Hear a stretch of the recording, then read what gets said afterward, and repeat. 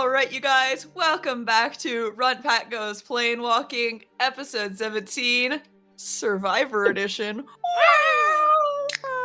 Let's get into it. So, as you will recall, last week we started off meeting with Vinny. It was Hire, Dulam, and Deimos, and Jaya, though Jaya left early. Went to see him, and discovered Vinny had succumbed to drugs, maybe, but mostly the evil god that we only know of as the seventh one thus far. He had a lot of illustrations on the walls, wanted to sacrifice 7 hearts, including us and himself. And he also had this sort of glowing red paint that was painted on the walls and himself that revealed some further spooky rhymes after we turned the lights out. Meanwhile, Malagus and Orpheus were building a door and being mean to each other. Then they decided to go see Vinny also. While Malagus and Orpheus were on their way, the others decided the best way to save Vinny from himself was to kidnap him by, I think, whole personing him and binding him up and carrying him out of the motel. Good call. Malagus and I sort of arrived. Orpheus walked past the kidnapping. Malagus wholeheartedly joined in on it. Meanwhile, Deimos had peeled off and stayed in Vinny's room, which is where Orpheus joined him.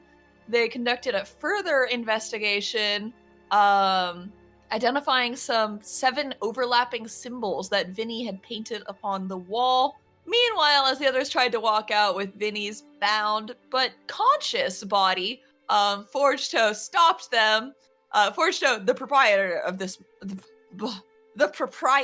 this motel, stopped them and inquired as to what they were doing.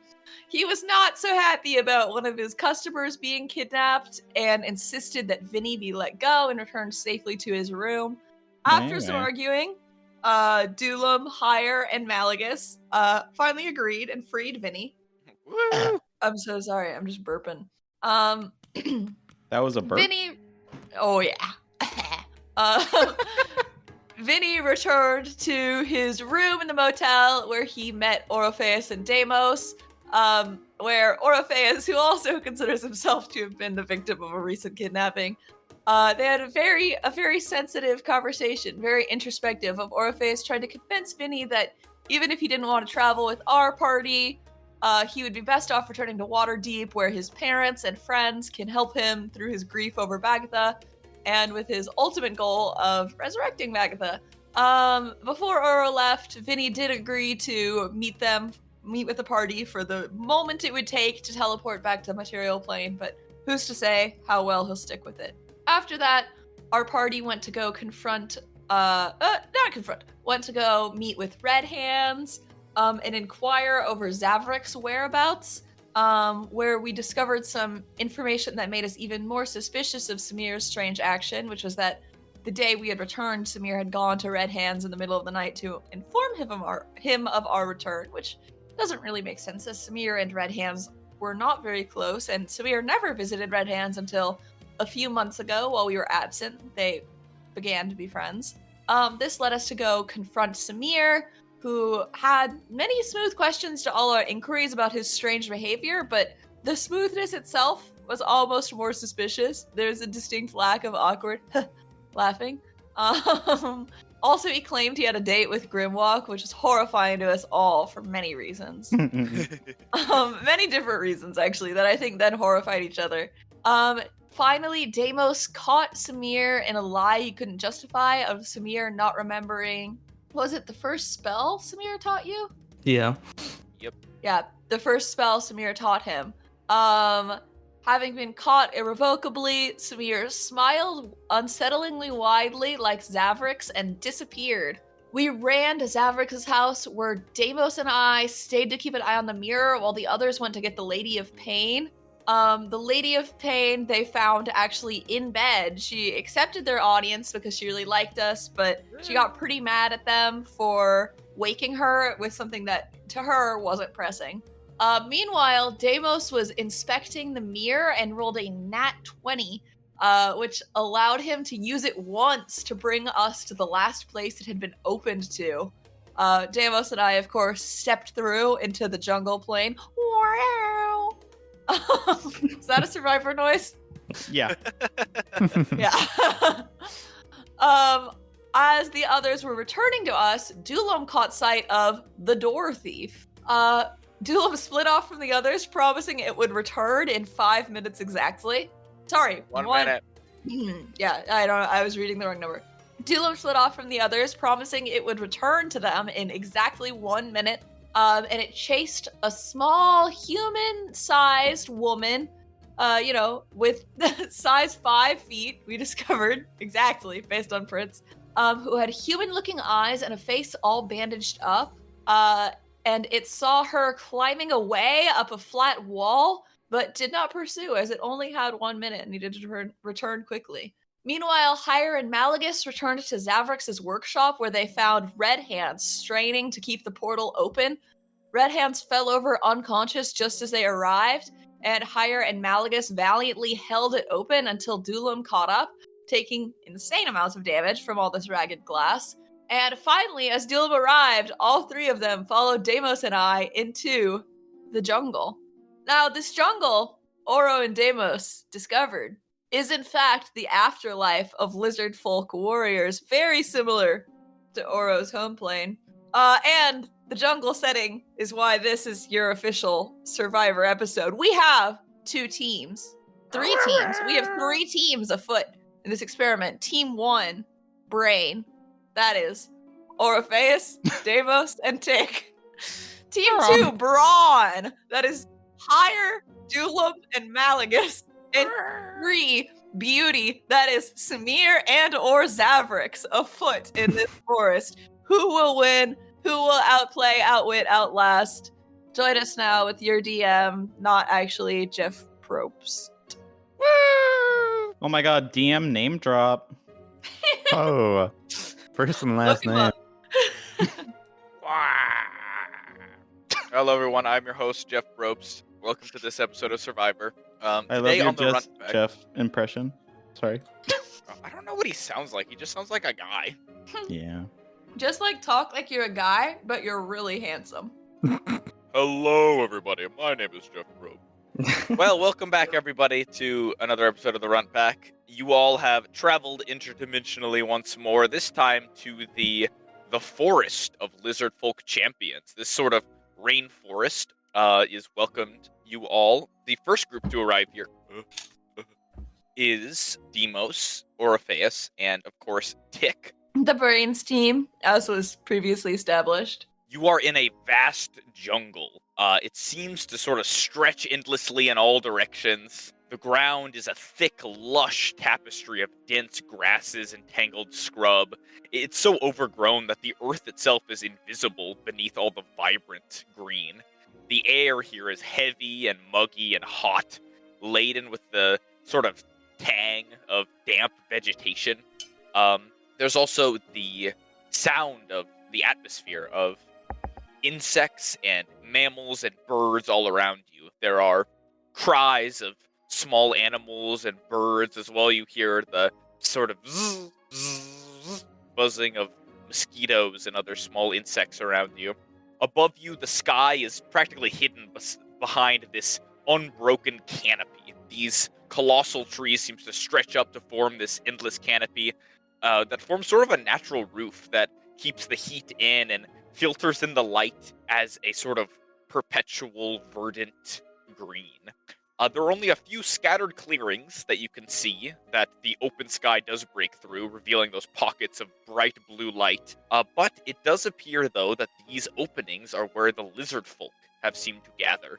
Specifically, Deimos and Orpheus, where we left off, you all had sort of trudged through the scrubland here in the brush to make your way to the top of sort of a hilly incline, looking down onto one of the open areas, the clearings, filled lizard folk champions. They are towering, they're muscular, they're adorned with ceremonial jewelry and all sorts of intricate, almost look like memorabilia from past fights or conquers that they've had.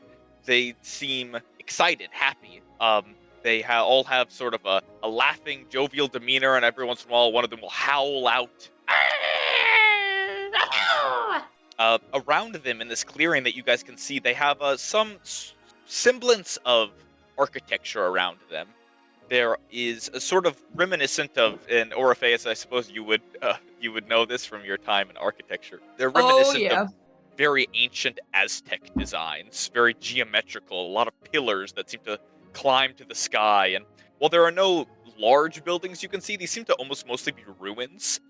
There are still a couple small stone structures built up, like hewn stone, basically, very rugged little settlements, almost like huts built around. You notice also that there are still some of these large towers that seem to penetrate the sky, one of which a huge green stone tower that looks to be green from moss, perhaps, on the outside, or maybe it's jade inlay. But from this distance, it glows green, and it seems to be the tallest building in this entire little clearing. Everything else is very low, slow to the ground. A lot of the sort of broken up rubble of towers seems to be around, but there is one unbroken, huge green tower in the center that seems to stretch up something like 60 feet. And this is what the two of you guys see, plus, of course, Tick, who's followed you through and seems quietly watching with you. What would you guys like to do? I would like to close my eyes, focus really hard, and try to make myself a couple inches taller. You sit, you focus all of your energy, you focus, and then you sort of look down, and it seems like it worked. You're a couple inches higher. Oh, that's better. Demos, you see Orpheus look down, concentrate really hard, and then just sigh. It's hard to tell the difference. Are you okay, Sir Orpheus? I don't... Oh, better than in a long time. It's good to be somewhere familiar. This is somewhat, I don't know, off-putting. Are the living even allowed in planes like these? I'm not sure. And it's strange because I guess I still have a body, so I'm still in a living body, technically. Yeah, I really don't know. I've never been in this situation before. Both of you guys are feel free to roll a religion or arcana check to sort of reminisce what you know about afterlife planes. Orpheus, you may do this with advantage considering you... Wow. 21. Very good. Demos? Only 19. Fuck. That's good enough. Both of you guys recall this from your studies or lived experiences, but and this is important to note for all of you guys, just as you enter it. You are in a plane of the dead. This is an afterlife plane, but you are not dead. However, if you die here, you will, of course, be dead, and there's no undoing that. The way it works in these afterlife planes is that basically each of these planes has some sort of guardian. Imagine, a Charon, your boatsman. There are, you could call them avatars or the supreme being, some sort of overseer of each afterlife plane that is tasked with keeping the living out and the dead in. And what this means is that in all of these different planes, there is likely some sort of overseer creature that is likely to try to remove you all from the plane. You, Orpheus, recall that there are some planes where, such as, the more evil, nefarious planes, where these overseers don't actually want to kick you out, but instead want to kill you and force you to stay. So there are a couple where it's pretty dangerous to be a living creature in a dead plane. Could be pretty dangerous. For you, I mean, and her, not a Tick. Could be dangerous. Yeah, I almost wonder if you were killed there, do you think you'd be trapped here too? You see my face turn white. They wouldn't do that. I'm not alive, so I hope not. They wouldn't do that. Thanks. Thank you, Dick. Dang. Well, I wonder where Samir would have went. Do you think he'd probably be friendly with the lizard folk, right? I think they'd like him. I mean, they're warriors. And he's not a warrior, but he has sort of the right disciplined mindset, Right. But I will say that giant glowing green tower, it's hard not to want to walk towards. It's a little ominous, for sure. Mm-hmm. I would have said alluring. Oh. Well. Alluring. You know, gosh, I mean, I don't think the rest of the party. I'm pretty sure the portal would have closed behind us. So. Oh yeah, there's no way they made it in time. I mean, I think you and I just got to be in and out real quick. All right. Should we head over? Do you think they're probably friendly, right? So I mean, that was a they're good time basically. to ask, who has the box for interplanar travel? Orpheus, right? I thought Or it was you me. Hold on to that? Okay. Yeah. Just double check. Obviously, if anyone else wants to carry it, I'm happy to. I think I was just the one who had it last. Just making sure. Good to know. You look down again into the clearing. You see these lizard folk seem to be stretching out now, almost like preparing for something. A couple of them have formed little stretch circles among themselves and seem to be rolling out their huge muscles. They look battle-hardened. I mean, these are truly champions, and they look pretty frightening from where you guys are. Do you think they speak, whatever it is we're speaking right now? Oh, I don't. That's a good point. I don't. What do lizard folk speak? Do they just hiss at each other?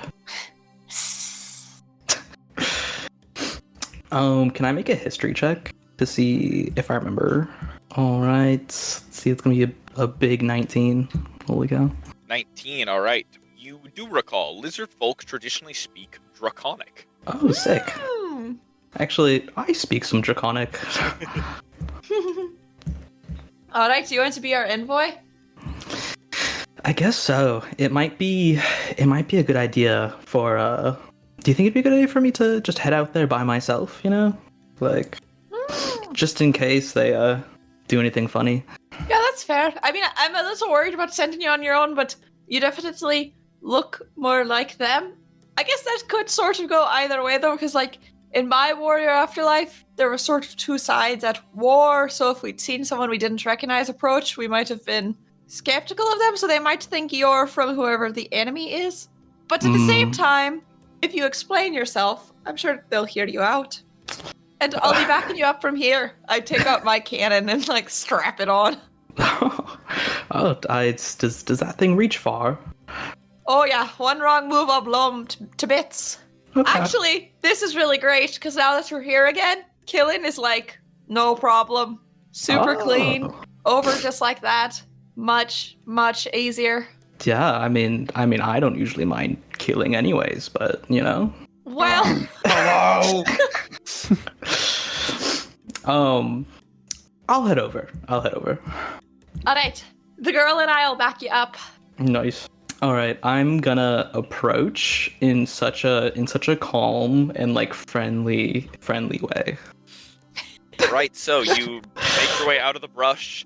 Orpheus, you stay back a bit. You notice over your shoulder that the swirling portal is still there from where you exited, but you don't see anyone come through it. It's still empty. Back out here, Demos, you step forward. You hear the lizard folk continue howling at one another, and it seems as if perhaps one of them has just told a hilarious joke, for they all begin laughing loudly. Almost completely pulled into whatever they're doing. And as you approach, some of them turn to see you, and you see one of them point out one of their huge muscled fingers and go, and a couple of them jump up. You see the ones that were on the ground doing a stretch seem to basically hop up at a very fast speed that you didn't quite expect from these very muscled individuals, and three more arm themselves with spears and swords that were laying on the ground. The one that pointed you out with their finger dashes over to you, running quickly, stopping just inches from your face, and screams out in Draconic. Do you speak Draconic? Yes, I do. They like sort of run up to you and stop just inches away from your face, shoving a huge lizard-like face into your own. This specific lizard folk is bright orange with bands of black paint wrapped around their body. They wear a huge white feather headdress on their head, and they look to have almost raptor-like claws wrapped around their hands and feet. The creature is sort of hunched over and bent, much shorter than you, but it has a long, curving tail that's adorned with gold jewelry. It tilts its head in front of your face and goes, "What brings beast up here?"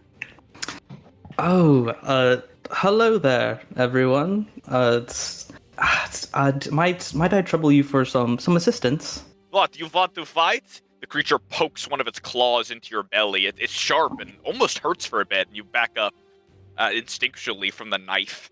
Oh, what is this? Are you sent as a challenge? No, oh no. There's been a bit of a misunderstanding. I'm not actually from around here, and I'm just here looking for a friend. And I was wondering if you had seen him actually. He's he's just this human looking man, has a very neutral smile, very polite. The friend? No, you're looking for battle. Arm yourself. Arm myself? Yes, and the creature gestures behind it. You see there's a weapon rack of wooden and stone tools behind it that seem to have been leaned up against one of the rocks that was open in this little clearing. The weapons are small, but gestures to them and goes, "Please arm yourself. Let us battle." I would totally be down to battle you after I get some information. From where I come from, that's how we do battle. Where do you come from? Wait, so you are not sent here by Tonoti?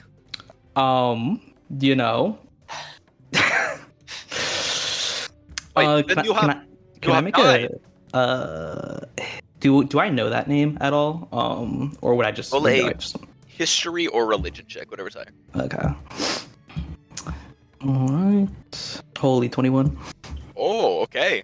The name does sort of ring a bell from times of the past that you've studied some literature. This name is a very minor, albeit memorable, demigod of lizard folk religion. The figure, you can barely remember what they're known for, though. This is already reaching pretty deep into your mind to remember, and the name just pops up as some sort of demigod you think involved in war, like an assistant to the actual god of war that lizard folk worship.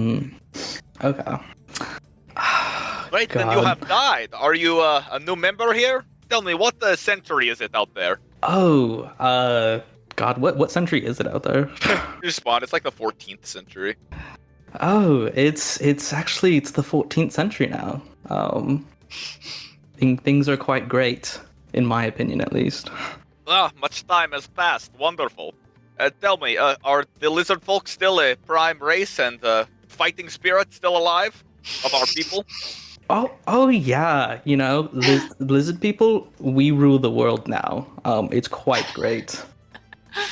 You don't look like full-blooded lizard folk, kid. The big sharp claw gets pushed into your belly again, and it sort of scares you. You are half-breed, looks like.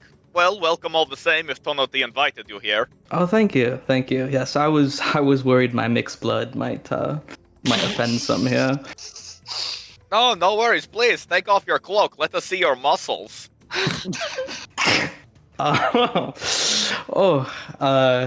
You see,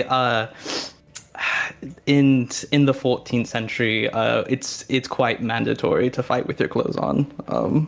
The figure looks at you sort of confused. You look down and see that the lizard folk in front of you has very little on in terms of outfit. We're talking like very tribal, like a scanty little loincloth over the over the genitals, and another loincloth over the midsection upper torso, and besides that, and of course the giant headdress. There's really nothing else going on. You look around too. Most of the lizard folk here are not wearing much. Demos is really focusing on making eye contact right now. So, during this conversation, you see another lizard folk approach. The entire group here seems to be completely transfixed on you. You look around, there aren't that many lizard folk here. No more than 30 or 40, so you imagine it's probably pretty rare they get somebody new. Another figure approaches. This lizard folk is tall and beefy, almost about as tall as you, and has a head quite literally like a crocodile, with this huge muscled neck, scaly and dense, with coiled rope muscle arms. He's wearing as little as a loincloth over his over his lower half, and that's about it. Sort of plops over to you with this huge scaly tail whipping back and forth and goes, you are new visitor. Please, make yourself at home. What weapon did you fight with in life? Oh, the spear, yes. An excellent choice. Please, we have many. If you were any good at carving, that would be wonderful too. don't have a lot of professional arms makers here. We do our best, though. The figure walks over to you, gives you a scaly grin as the mouth opens, and they sort of pat you on the back and start pulling you in, sort of like a hand on your back guiding you into the group kind of thing. And you see the orange, smaller lizard folk with the raptor-like arms kind of follows you and watches you and kind of, throws questions at you. So where did you come from? What tribe are you from? Anyone we know? Anybody here you recognize? No, surprisingly, in the 14th century, we've all kind of combined into one big tribe. So you probably wouldn't know it. Well, you must have been a powerful chieftain then. Oh, yes, yes, I was quite powerful. Yes. Wonderful. Well, please make yourself at home. We can make you a shelter soon. In the meantime, though, would you like to hunt? I'm sure you're raring to go. Oh, how could you tell? Actually, my favorite prey is about a human man. As I said, with especially with neutral smiles. So if you've seen one around, I'm just raring to go. Human man? No, there are great boars and great apes and great snakes here. And if we ever saw a human, of course we would kill them on sight. Oh. Yes, yes, quite. Okay. No neutral smiles here. No humans that we've seen. Though perhaps there could be one living in the pit of the beasts. Oh, right. I don't know if I'm familiar with the pit of the beasts. Oh, please let me show you. And the figure sort of drags you in, and you get pulled in here. During all this, Orpheus, you are watching this sort of go down. You really can't hear much from where you are, but you hear a lot of laughing and shouting as this whole group of people seems to be welcoming with open arms Demos. What do you want to be doing? Piece by piece, making a suit of armor, getting taller. Okay. It is slow going. You're not as familiar with this as you once were, of course, and especially in a different body, your sort of thinking patterns are different, but, you focus for like a minute, you get another inch taller. You focus really hard, you get another inch taller. Then you focus really hard, you can get like a couple plates of armor that you can put on your left foot, and then you slowly focus. Mostly focused on the helmet, I would say would be my helmet. first point of business. Yeah. Focus on the Getting helmet. a bobblehead? Takes a long And time. also, I am trying to make my skin into this suit of armor, so I like to think I just sort of have weird metal like scales appearing. Oh god. Oh yeah, it's hideous. Yeah. Tick is watching you and giving you this horrified look, and Tick goes, "They wouldn't do this to me." What? What? Check it out. Isn't this cool? Check it out, isn't? Oh, you don't like it? Don't like it? She shakes No, her this head. is what I look like, Tick. Well, not exactly this, but closer to this. Not exactly. It's good enough. She shakes her head again and goes, Here, look, Tick, what do you wish you had right now that you don't have? "Don't have." And she sort of looks at you and looks back at the portal and sort of outlines the shape of a small creature. Like squirrel small or like D&D size small? D&D size small. About her size. It's higher, isn't it? It's higher, isn't it? Perfect. I start imagining an exact replica of higher. That takes even longer. Yep. And I know it's gonna come out botched, but making animals is my specialty. True. Do you want to focus on the helmet first? So basically, what I'm getting from this is you're not worried about Demos at all. No, he seems fine. I don't speak the language. Great. Let me keep going on with Demos then. Demos, you get pulled into the group. A circle of lizard folk surround you. They're all different shape and size of lizard folk. You see towering lizard folk with deep blue scales. You see smaller, sort of greenish-skinned, sinewy lizard folk with fans down their back. You see lizard folk that sort of have these crocodilian proportions. Some with these big round bellies that look to be made of entirely muscle. And there even is a pale, ghostly white lizard folk here with deep red eyes, like an albino. They all surround you and, barrage you with questions. And they seem very excited to see you. So what are you doing here? Please, let us know. And have you met Tonoti yet? I assume he invited you here. You are coming at a wonderful time, actually. Tonoti has given us all another wonderful challenge, one of his great competitions. Oh, perfect. What's the challenge this time? I'm not sure. He said he would arrive very shortly to give us the competition. I imagine it has something to do with these pillars, though. They're new here. They gesture now to the broken pieces of pillar around and to the one huge green one in the center of this little campway. This green pillar looks to be made entirely out of jade. You look up close, it's beautiful. It's probably worth a fortune, too. Well, I guess that means we should probably go look at the pit really quickly then. Oh, yes, of before course. we You get mentioned there. the pit. Yes. Let me show you. And the lizard folk guides you to the edge of their little camp out here, back toward the forest area. You guys walk for a bit further away. Orpheus, this is in the opposite direction of you. You see Demos pass through the camp of lizard folk in the clearing and to the other side of where the forest is. I'll stalk him, staying in the tree, beyond the tree line. Give me a stealth check, please. Not my strongest suit. Awesome. And I'll give one for Tick as well. Great. They're not actively looking for you right now, so the DC is pretty low. But, okay, Tick got a 19. What'd you get? Oh, perfect. I got a 19. All right, you guys are Whoa. stealthily making your way through. Do you want to keep to the rim of the forest, or do you want to enter the clearing? Oh, definitely beyond, like, hidden beyond the tree line. I don't want anybody to see us. Okay, awesome. You creep around the tree line. It's bright, a beautiful day. In fact, the sky is blue here. It has been a long time since you've been somewhere where the sky is blue. Don't matter. It's Not a perfect white. cloudless day. I guess it doesn't matter for you. Yeah. As well, it also is very hot. It is extremely swelteringly hot. You form your body slowly into armor, and you feel like you're cooking within it. Even though, of course, it is like your shape, it still promotes the effect of this, like, convection oven. I like to think I don't get very far with the armor. It's just sort of like a continuation of my nail. So it's like on my forehead, I have a little, like, metal plate, and, like, my forearms, maybe metal plates. So it's like a helmet, 2 gloves, and that's it. Yeah, maybe some little metal plates forming on my fingertips. Nice, okay. They're forming. It looks bad. Tick is horrified. But you're going through it. Demos, you're led to the edge of the forest now, and stepping over the brush, you notice the lizard folk navigated with ease. For you, it was sort of difficult terrain to navigate the scrub here. The entire ground is made of these bushes, and there's no paths to be seen, so you sort of have to tread lightly or be at risk of catching yourself on a root. But the lizard folk here seem to know it like the back of their hand, and they navigate it quickly.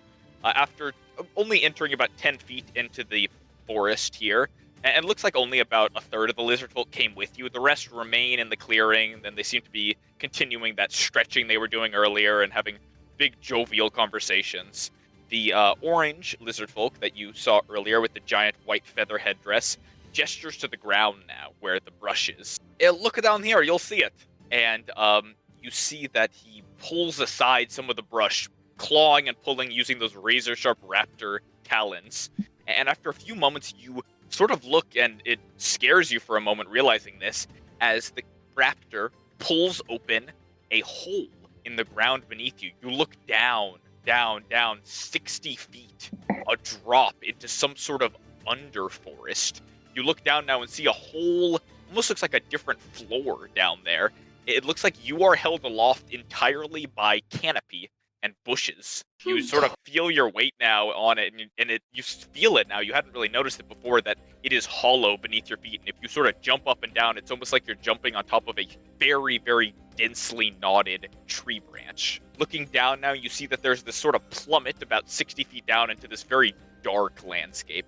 What little light could get into the forest already is even less so in this sort of underforest beneath you. And looking down there, you don't see anything, but the lizard folk points and goes, that is the pit of the beasts. You see, Tonoti and all of his wisdom sends us monsters down there for us to fight. Up here it is safe, we may operate freely, but monsters live down there, and they are very large. Oh, look, there goes one now! And he points, and you look down, and you see it, there's this giant snake coiling through the underbrush beneath you. You look down, the pit of beasts, as he calls it, is mostly dirt down there. Where you are now, you're standing on a lot of grass and tree branches, but down there it just looks to be packed dirt, surrounded by a couple columns of tree trunks that climb all the way up to you and then climb up further. Otherwise, though, it's very barren down there. You see a couple bushes and a couple small trees, but it's pretty easy to see some of the creatures down there, and that giant snake just sort of slithers far off in the distance and slithers closer. It doesn't seem to notice you guys so high up. But you see monsters. Ah, have you guys ever done battle with these monsters or with the Yes, snake? of course. Usually we try to do it at least once a day, to stave off the crazy. Besides, it keeps us in good shape. That is what Tonoti wants. He gives us these challenges such that we may challenge ourselves. You see? Ah, so do you guys find if you don't usually battle, you do start to go crazy? Well, yes, of course. This was our purpose in life, and so it is our purpose in death. It is what we wanted, to battle, to fight, to work out our muscles and to make ourselves stronger. It would be a waste of a life and an afterlife if we couldn't do so, no? Well, we spent all of our days in the material plane, working hard so that we would get this as a reward. This is our reward, he gestures down onto the snake. But we won't fight it yet, for there is a challenge today that Tonoti will give us, and we wait in his challenge. How exciting. Well, a quick question, Mason. Yes. Are there any women in this group, or is it just purely just like buff men? You look around now, sort of gauging it. Give me a perception check, please. Holy perception. Oh my god, he made a whole fucking plane of bears. That's literally what I was thinking. Perception. Holy -2.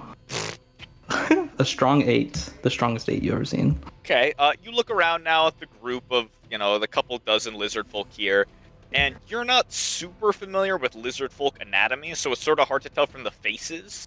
And a couple of the figures out here seem to have sort of loincloth bindings around their upper torso, which would They imply have tits? female. You're not sure, but otherwise it's just sort of hard to... Hello? Are you complaining about anatomy? They're reptiles. No, it's culture, man. The boob culture. Otherwise, it's sort of hard to tell exactly from here, but it seems like at least everyone you've talked to so far is masculine, and a lot of the people you've seen here are very much presenting masculine. But yeah, you'd have to discuss with each of them to figure out more. I'd have to ask them. Okay. Exactly, one by one. So that is the underbrush. That is the pit of the beasts down there, and you see the lizard folk covers it up back again with the brush, sort of patting it through. You best be careful where you walk. Oftentimes we dig holes to get down there, and we don't cover them up very good, so you might accidentally, fall through, Yes, that sounds quite painful and probably deadly. Yes. It is a nasty fall, but luckily we're dead, right? And then another jab to your stomach with this claw. So true. Let's head back. Yes, please settle in. What do you like to eat? Tonoti gives us anything we desire. Are you a rat man, or a mouse man, or perhaps a squirrel man? Oh wow. I've been known to devour a good squirrel before. Good. Yes, please come back. Let us. And they sort of. Again, this is very Band of Brothers vibe. They all throw arms around you and guide you back. Everyone's smiling at you, and they seem really excited you're here. Please, yes, welcome back. They guide you back, walking back through the forest. Or face, you see them double back and turn around. You're still not sure what they're saying. You've officially made progress, though, and you have a helmet sort of working out pretty good, and your left hand is almost covered. How's my hire coming? So are you really doing the hire before the armor? Yes, Fine if you want to. Well, when how you about- think can I about make- it, DM, she was already saying that the armor was like scales. Can I make Armor. Tick maybe a little higher plushie? Sure. Like a little, but not a plushie, obviously, but a little wood carving of hire. It takes 10 minutes. You're focusing on it. You're thinking hard. Takes a while. Tick is just watching you the whole time, looking confused. But you wrap your mind around the shape, and then it pops into existence, bright blue. Tick sort of squeals.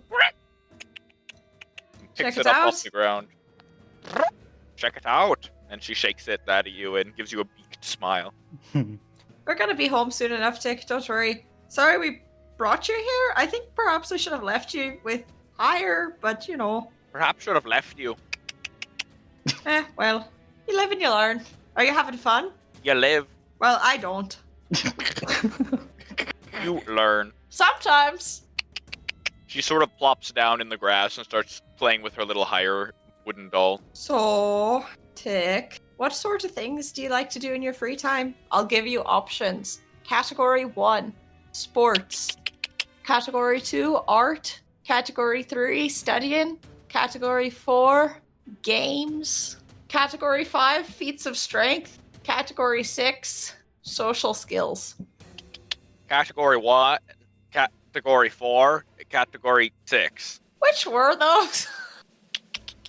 Orpheus. Sports, fun, and social skills. Yeah, those are good hobbies for a grown girl. She looks at you and sort of nods her head and goes back to the higher doll. Yeah, I'm not so good at talking to kids. Yeah, not so good. Yeah, we can be quiet now. She sort of looks behind you and then stands up and starts wandering into the forest. Hey, no wandering off. Wandering off. No. Certainly not allowed. Plant She throws yourself. throws her wings up and looks at you and gives you this look of confusion and then turns around and starts walking again. Hey, stop yourself, little lady. You're not going anywhere. Little lady, going. No, you need to stay with me, and we need to stay in visual sight of Deimos. This is dangerous. Deimos dangerous? No, Deimos could be in danger. We stick together. Deimos could be in danger. And then she points at you and then points at what you're doing and then points at Deimos. I'm watching Deimos. You're walking off into the fucking woods, little lady. It's different. Watching Sit down and Deimos? focus. Yes, I'm watching Deimos. Focus! I'm focusing well enough. Nothing's happened. You're just yapping with the other lizard, and then they went and looked in the hole. She throws the higher doll at you. Focus! What? We can't return yet. She sits down in a huff and crosses her wings. Good. You need to learn patience if you're going to get anywhere. Getting anywhere. All right. You look back now. Deimos has fully been invited into the group. You are given a squirrel that is freshly killed, Deimos. It is raw and bloody in your hands. They also give you a bowl of meaty stew, and you're handed a huge wooden, almost not quite a barrel, but it's like a gallon jug of what looks like clear, crystal clear water as well, which goes down quite easy in this heavy heat. Boy dinner. A squirrel and water. Sustenance.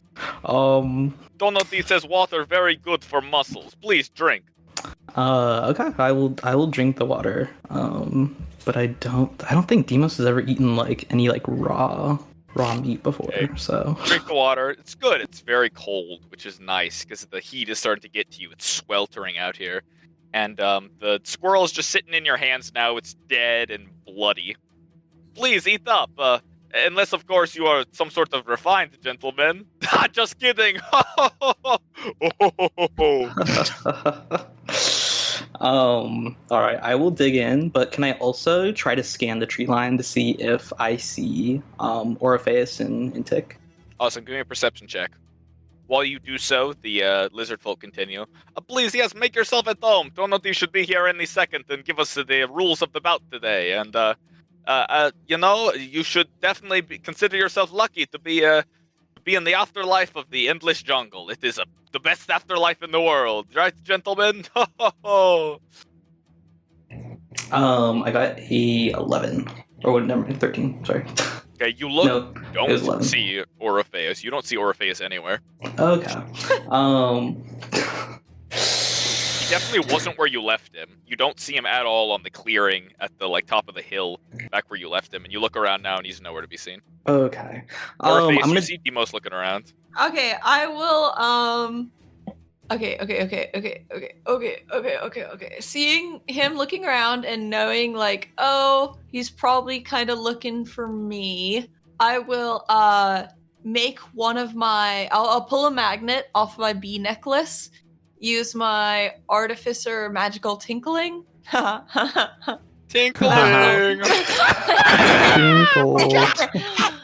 Magical tinkering. I will make it glow yellow and throw it away from me further into the, to the side from where, perpendicular to Deimos. I want to just throw it out to my right. Okay, you'd huck it. What's the goal here? Light flare, a brief flash of light that might signal to Deimos that I'm here. And that's why it's yellow light. But I guess Deimos doesn't associate me with the color yellow, but that is what I would choose. Sure. Demos, you look out and you do see there's sort of a pop, like a firework of yellow that pops out. A bit further away, you see it go pop and disappear. Okay. How far is the tree to that point from me? You look out, it's probably 80 feet or so. Okay. As I dig in, I think I'll ask the group. How do you guys feel about magic? Good, bad, lame? They all laugh. Oh, that is a joke, right? This is the plane of champions and warriors, of strength and valor. We do not speak of magic here. That is a joke. Oh, good. I was making sure I was sent to the right afterlife. Thank you. Yes, of course. No, the Tonoti would not approve of it. It is practically forbidden. Right. I was thinking the same thing. Yes, don't worry yourself with that. We all know we're better than it, right? Right, gentlemen? Hey! I think I'm gonna dig in. I'm gonna remember where that flash of light was, and I feel like I have to, and I'm gonna, God, I'm gonna just wait, I guess, until their god shows up. Okay, so you're hanging out, eating this thing. It's pretty nasty. You're not enjoying it. And Orpheus, you are hanging out on the outskirts. It is at this time that I would like to have Hire and Dulam. You guys appear in the jungle plane. Better known as Team Brawn. More like Team Bronze. Oh. Do we Third want to be bronze? It's the color of my medal. Oh, true. Hire, you and... So I guess Dulam, actually, you sort of stepped through first, having dragged both Hire and Malagus with you behind. You look back now and see both Hire and Malagus are cut up and scratched by, looks like, death by 1,000 cuts type beat. There are thousands of little glass shards and chunks sticking out of them. Malagus is bleeding profusely. Hire is bleeding. Both of them look pretty nasty, having been holding open that portal for exactly 1 minute, as long as you had been gone. And now you look around and find yourself in a jungle. The heat is oppressive. You feel it already heating up your internal circuits and your temperature gauge.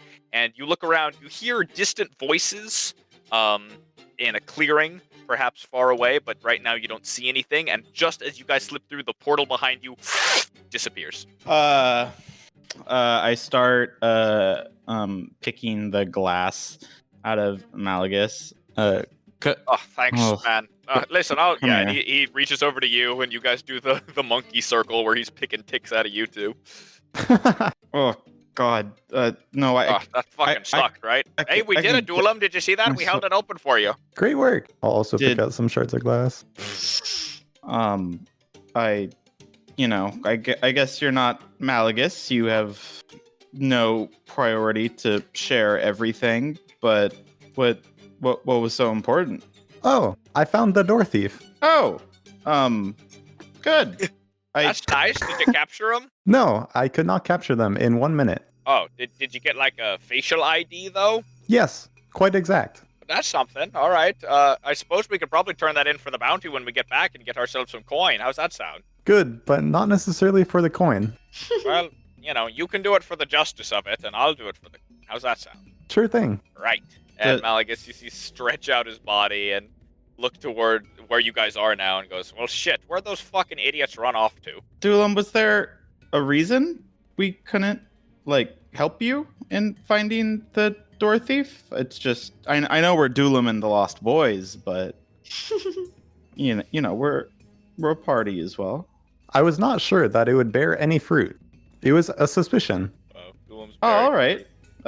Well, we're here for you in the party when suspicions, happen to... Sorry, just really focusing on healing Malagus, and then I'll heal him for... Oh, good roll. 16. Wow. You see glass chunks get shoved out of Malagus as you successfully heal him. He groans. Oh, that feels so much better. Thank you, Hire. Jesus fucking Christ. All right, no problem, buddy. He looks at you and gives you a nod. Thanks, Hire. I really mean it. I'm sorry I can't heal you back. I feel bad. Listen, it's okay. I have the slots. Yeah, maybe, I could wrap some bandages around you if you'd prefer that. It's okay. That's what the what the armor's for. Righto. He looks to you now, Dulam goes, listen, you promised you'd be gone for a minute, and it felt like about a minute you were gone, so I don't have any complaints, but, if you ever need any help with that kind of shit, just let us know, alright? We can help you track them down. Thank you. I will do that next time. Yeah, no problem, buddy. Listen, now that we're here, I suppose I should be asking, what's our goal here exactly? Because I'm not seeing anyone yet, and this place feels gross and sort of muggy, and he puts his hand through the air as if he's, like, floating it through water. It's real fucking hot, too, and that sucks. Well, I assume the party thought they had some sort of lead on Samir or Zavrix. I think we should find them. I don't know. I'm kind of concerned about getting voted out of the party. If we could maybe find maybe an immunity idol while we were here. I might appreciate that. We could form an alliance. Just so weird you have that urge. You don't have that like anxious feeling in the back of your head that your party members are going to vote you out? Maybe I should, huh? Yeah, probably. I'd start making alliances. All right, well, I hear some voices over there, so maybe we check it out, and hopefully they've got Samir around here somewhere. He lumbers to his feet, and you guys sort of have to maneuver through it. This is also difficult terrain for you guys, this heavy, thick brush. It's sort of spongy the way you walk on it. It bounces back, and it's just so thick with knotted wood and leaves all over the place. You have to bushwhack your way just to the top of the hill nearby. And as you do so, you're met with the same sight described earlier, this big clearing with lots of lizard folk that look to be heavily muscled and all different sort of muscled body types and shapes and scales, and they all look like champions. You see among them, pretty obvious to catch, for you guys are pretty close with them now, you see Demos herded into the lizard folk. He looks like he's practically held within them all. A couple have their arms on his back as if they're leading him, and they're sort of laughing jovially around him. Otherwise, you don't see Orpheus anywhere, and Demos looks to be looking off to the tree line sort of anxiously. Well, shit, looks like Demos was taken prisoner. We're gonna have to kill some people now. I think Demos can handle himself. He looks fine. Oh, God, what is he doing to that squirrel? I was really fucking going to town on it, huh? Oh, God, I thought he was noble. Yeah, that's not very, regal. Didn't he work in a court or something? Whatever. Oh, well, I don't know. Should we try to find the rest of them? Why are they not together? Why do we keep where's Tick? splitting the party? Go here somewhere? Can we make a perk check? Perception. You look around for Orpheus. Orpheus, give me another stealth check as you're hiding on the outskirts of this little area. You're so boned. I'm gonna find you. You're not gonna find me. You're not gonna find me. 19. 9. Uh-oh. Plus You 5. look at the, you look at the tree line now, and sure enough, you do spot on one of the edges, looking over, watching Demos with Tick at his side, Orpheus is situated on one of the other embankments. Just to sort of describe it to you, this little clearing in here is surrounded on all sides by this thick forest, and the forest, being as thick as it is, sort of comes up about 10 or 15 or so feet in a slow hill, and that's where Orpheus is, as well as you guys on a different side of the bowl. I don't know if Orpheus is just getting used to this form, but we gotta work on that stealth. Oh, you see Orpheus looks to be wearing some sort of like hat. It's weird, like a helmet. Oh, and so tall. we should go to them, right? Sure. Alright, it takes a couple paces making your way around the edge to get there. Could I get a stealth check from both of you guys as you so? I just assume you want to hide from the lizard. I mean, can we take like a really long way around? I'm just clanking all over the place. That's true. You have armor. Okay, yeah, I accept. Duelam, as long as you're willing to take a long way too. I'm so willing to roll, but yeah. If you take a long way, you're good. It's like the better part of 15 minutes of just sort of bushwhacking through the scrub. As you guys walk, though, I would like both of you to make me a dexterity saving. Yes, sir. I'd rather do that than intentionally hide. Attaboy. As you're rolling that and making your way around, I'll jump back to Demos real quick. Demos, as they're all situated around you, you're eating this squirrel. It's unpleasant. You don't think you're gonna get sick from it, but it's just like you're eating this animal raw, and it's like chewy in the wrong way. There's sort of a texture issue that really makes you uncomfortable, and it's just sort of like it's it's not at all what you're used to. You see one of the lizard. Did they at least take the fur off, or? No, it is like this is just a dead squirrel, like roadkill, you know. Oh, perfect. Yeah, it's real Hairball. nasty. The hair is real nasty going down. You notice one of the lizard folk, the big sort of crocodilian one, notices you're not exactly eating this like ferociously and goes, "Oh, what seems to be problem, new friend? You're not enjoying squirrel? Not a good catch? I got that this morning. Perhaps, oh, I get it, gentleman. He wants to catch one of his own, huh?" They all laugh. And he smacks you on the back hard. It like almost knocks the wind out of you from the strength. And he goes, "No, I get it. When I arrived here first, I was upset that the other fellows here wanted to feed me, but I wanted my own. I understand. Tell me, friend, what is your name?" Oh, my name is God. Can I think of like a traditional like lizard folk name? Give me a history check. Go. Okay. Holy cow. 7. Oh, a strong 9. A 9. Yes. Yes. Whatever comes to mind. It just comes to you a lot of hard syllables and X's and Z's they really like. So throw me out a name with those. Zelantra Dessert. Cilantro. Yes. That is Yes. nice. Is that the family name? I don't think I know that one. Cilantro. Oh, yes. It's, when I told you all of the tribes, like combined, they wanted to make a, like patch them all together to make a one big name just for me. So, yes. That is nice. We should have you discuss with our friend Connacht over here. Where is Connacht? Connacht also arrived here recently. I believe from the same century as you. Perhaps you guys can, know each other or something. Maybe you came from the same village. Oh, Where is yes, Connacht? that's a great idea. I'm just raring to get out into the jungle, honestly.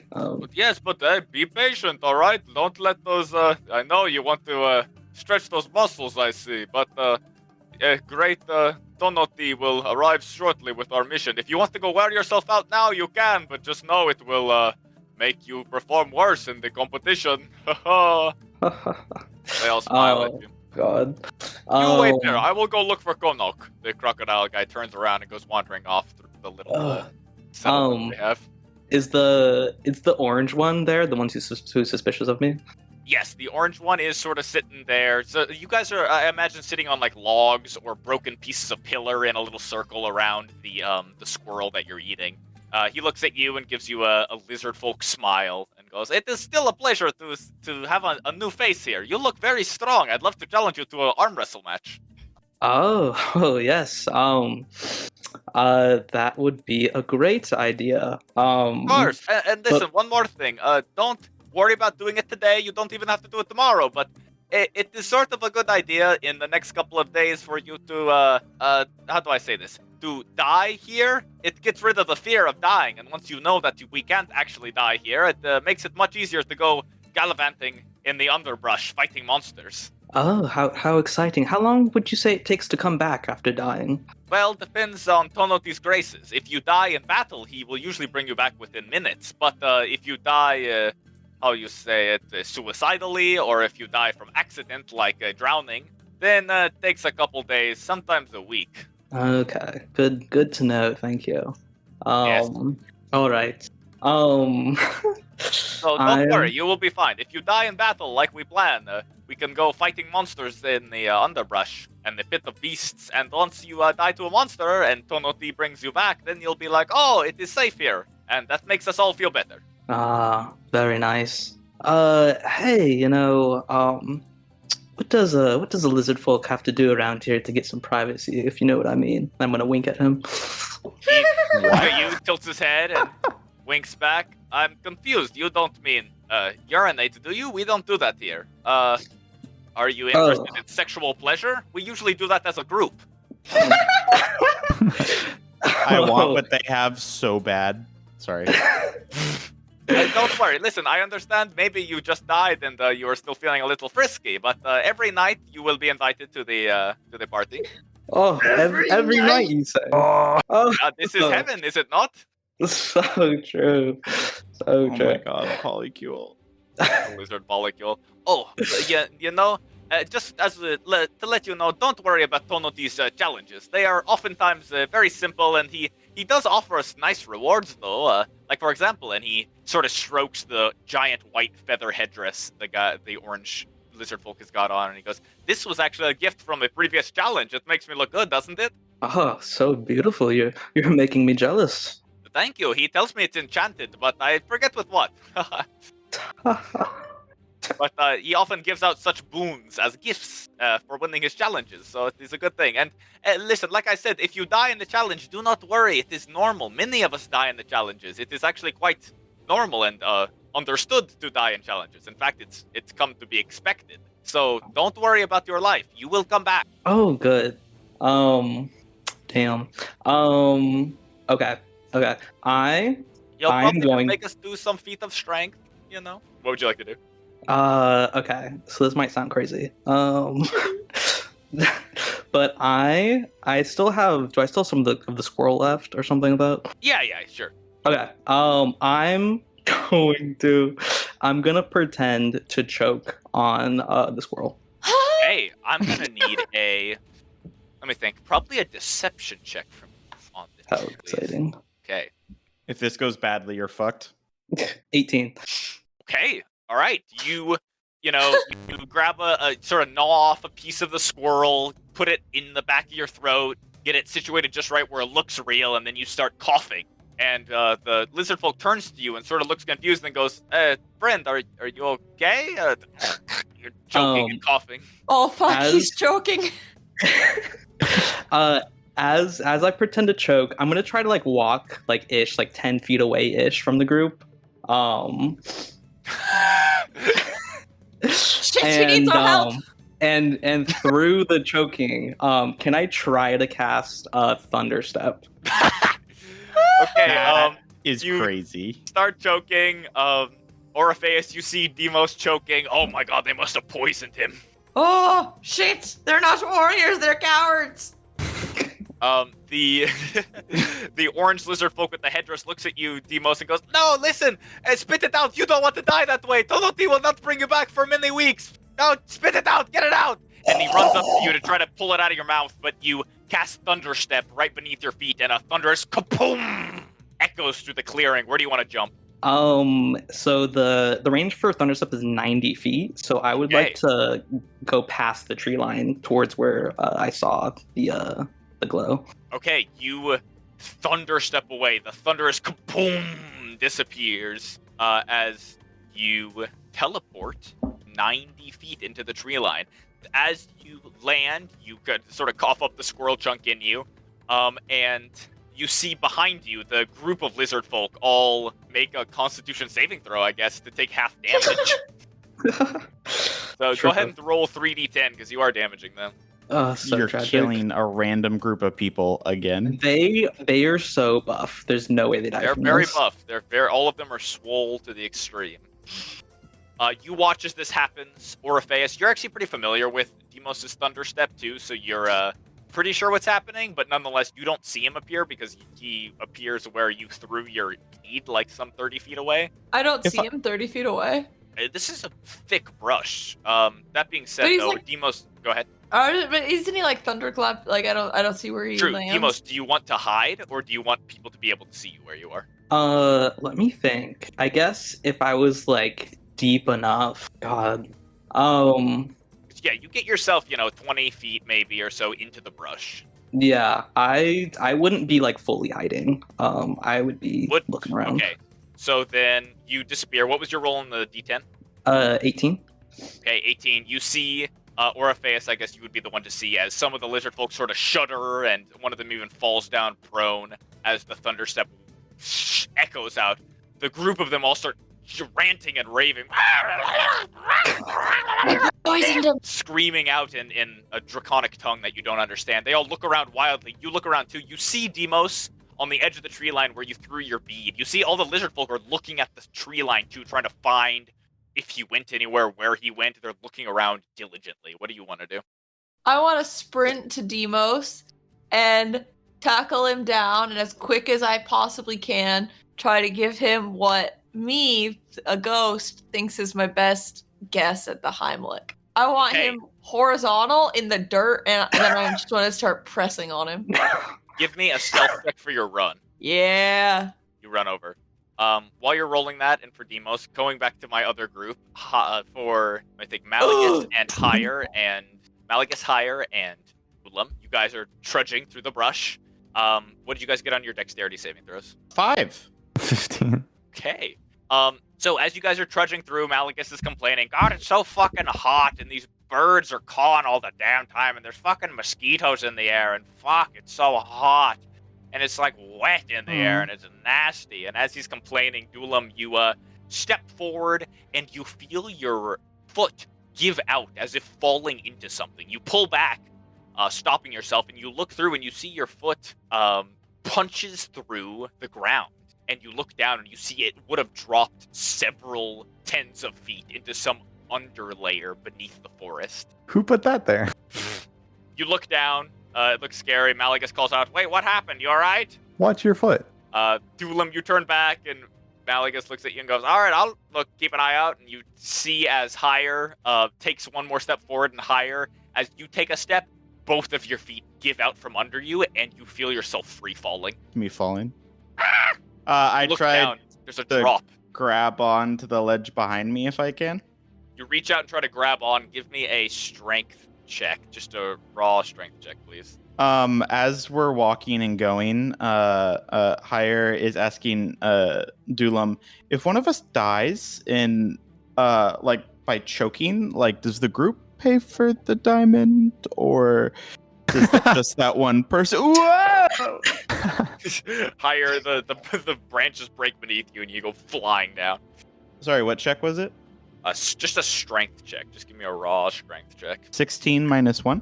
Okay, 15. You reach out and you grab onto one of the branches as you go down, just barely holding on. You see it get pulled down with you, dragging down a couple 10, 20 feet as the branch gets pulled further and further, and all of a sudden it stops, and you're hanging. You look down, you're hanging 50 feet up beneath some dark, dimly lit underbrush, some sort of underforest beneath where you were stepping. What you imagined was the forest floor above. You look up now and you just see the thickest tree canopy that you've ever seen. It looks like you were walking basically atop a tree that was pushed down flat. Malagus looks over the hole and goes, "Shit, Higher, you all right?" You're sort of hanging on by a vine. I feel like I'm in the pit. Help! I'm Getting a rope out. I'm not gonna climb it, please. All right, you get a rope out. Duelam, give me a sleight of hand check just to lower it. 13. 13, pretty good. So you lower the rope down higher, you grab onto it and use it as leverage, pulling yourself up, and you're able to slowly pull yourself out of the hole that you're in. Thank you. Of course. We should be careful. Maybe we should have just taken the straight path. Shit, How man, close that are we was to fucking them? Scary. That was fucking horrifying. Yeah. You look around. You're still a pretty decent ways off. And again, this whole walkabout was going to be a 15 extra minutes just to move about. And again, you're moving at half speed, so I guess it is taking a while. I guess can I remember from being in there how far the pit extended and where? Yeah, you look down. It filled it was like a cavern. It went out in every direction. It was basically like a whole nother forest beneath you. The drop was going to be about 70 feet or so, and you saw that basically every tree around you doesn't actually anchor at ground level, or so you thought it drops deeper, that 70 feet, to anchor in the dirt beneath you. It seems like you are basically on top of some canopy. The entire underlayer is mostly empty, save for a few bushes and some sparse scrub, and while you were only down there for a few moments hanging onto that vine, your brief time there, you saw a lot of large things moving around in the darkness. Jesus, sorry. Let me take that again. Ether, did they already cross this to get over? How did they get? I mean, if we have to go save them, but I'd rather not deal with the monsters that appear to be down there. There are There's monsters? fucking monsters? Alright, Jinx. I don't know, big creatures. We don't know what's on this plane. We don't even know what plane this is. Big things are usually monsters. Maybe those are the people we have to talk to. Yeah, I think usually the nice people come as like small creatures. At least in my Oh, experience. every Just small kidding, person just kidding, I know has just been kidding. a fucking asshole. Oh, That was a fucking joke hire, Jesus. it was a good one, buddy. Hip-hop. Does does anyone have an idea across, or do we need to start climbing the trees? I mean, I didn't fall, so maybe if we just keep watching our steps, we'll be okay. You do have that heavy fucking armor on. I don't know. I don't know if I trust this dirt. Malaga sort of pokes his head over the hole that you fell in and sort of looks down into it. It's still there. It's just like this higher-sized hole in the ground, and goes, "Yeah, it looks like we're not even walking on dirt. It's some sort of grass or like tree. That's weird." I don't know. Can I almost do like a check, like if the way the tree is seems natural, or if it was like purposefully like gardened to like hide a pit?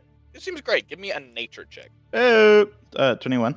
It's a good roll. Okay, 21. You look at it. You sort of poke your head in the same hole, looking down. You and Malagus sort of go noggin to noggin, and you determine that you don't think this was natural. Yeah, this was definitely cultivated. All these trees in this forest look to have been cultivated with the intent purpose of creating two different zones. A lower zone down in the dirt, and this upper zone where you guys are walking. Jesus Christ, is that hell down there? I feel like we should go talk with the creatures down there, you know? Maybe they're the smart one. Where are we? I don't like talking. We've done a lot of that today. Fine, just walk in fucking silence then, Jesus. I think we can talk. I meant with like outside party members. Oh, I guess I don't know. I guess Vinny isn't an outside party member, but you felt like it. Whatever, man. I don't care. So we are climbing though, right? I still don't think we should be walking. Dulam, can you conduct some like risk assessment sort of thing? Is that a thing you do? Sure. Can I look at the floor with like an insight check and see how dangerous I think it would be? Perfect. Insight or survival. That's a 17. Okay, you look at it. If you guys are walking carefully, I'll put it at like a C8 dexterity saving throw to not fall in. It seems very doable if we watch our step. All right, and I guess we can just extend the rope again. We can tie everyone together, you know, so then if one person goes in, we could drag them out. I'm afraid I'll sink like a rock and carry you both with me. I don't know. I could just grab onto like one of these branches or bushes or something and leopard myself. And, you know, even though Dulam is made of metal, he's probably pretty heavy, right, Dulam? Yes, I am quite light. Oh, well, yeah. So if Dulam falls in, we're great. Okay, you should try picking the little guy up sometime. Then you would know. Seems weird. He's that's a person right there. I mean, Orpheus did it first. Yeah, I disapprove of that. Seems fucking weird to just pick people up. Oh, sorry, I thought it was normal, I guess. Well, I mean, if he was like a child, maybe. But, you know. Dulam, do you consider yourself like a child in any way? No. Should I? Yes. No, I don't know, just making sure. No, this interests me now. Do you consider yourself a child? No. I do Right. not consider myself at all with age. That's even more almost hard to understand than the first thing. I mean, I guess why? Why not define yourself by age? I've never thought of a way to do so otherwise. Well, I'm not a living creature. Yeah, but you still have an expiration date like the rest of us. That is true. But typically, our course can just be replaced. Lucky, I guess. Well, listen, as a member of Dulam and the Lost Boys, it's pivotal that you have an age because it's important. Because, I don't know, Hire said so. So, how old are you? Currently, I think I'm in my 30s. There we go. Look at that. Not a child at all. Excellent. Well, I mean, considering the lifespan of these creatures, wouldn't that be like the child era? Malagus looks at you and he sort of rolls his eyes back, thinking about the last person who hurt Doolum. Oh, guess not. Interesting. Well, I should have only lived about 4% of my life. Shit. Yeah. Oh, well, I don't think any of us would hurt Doolum. Oh, of course not. But maybe. But you remember, though, I made some sort of deal where I have to, like, chop off the hand of the first person that hurts a child. You remember that hire? Yeah. There must be some sort of objective answer somewhere. We should, I don't know, potentially research this, but I think the whole party should be there. Yeah, so let's just keep moving, right? Aye. All right, you guys make you gotta move on here. Pushing forward in the scrub brush. I won't make you roll again, and you eventually turn a corner and finally make your way over to Demos and Orpheus. Oro, what was your roll on that stealth check earlier? It was 24. It's an excellent fucking roll. Beautiful. Very well done. All right, so you situate yourself over Demos and you attempt the Heimlich. Right as you do so, Demos, you see Orpheus trying to squeeze your torso as hard as he can. Oh, yeah. Orpheus, what are you doing? You need to throw up! No, get it off me, Orpheus. It's poison! I'm not interested. I'm never interested. Can I try to get Orpheus off me? Or Okay, I mean, do you wanna... Yeah, sure. should we just wrestle right now? Fight it out. Whoa, just wrestle it. Mm. He just said he wasn't interested in wrestling. Oh no, Orpheus is always interested in wrestling. I mean, I meant, like that type of wrestling, but...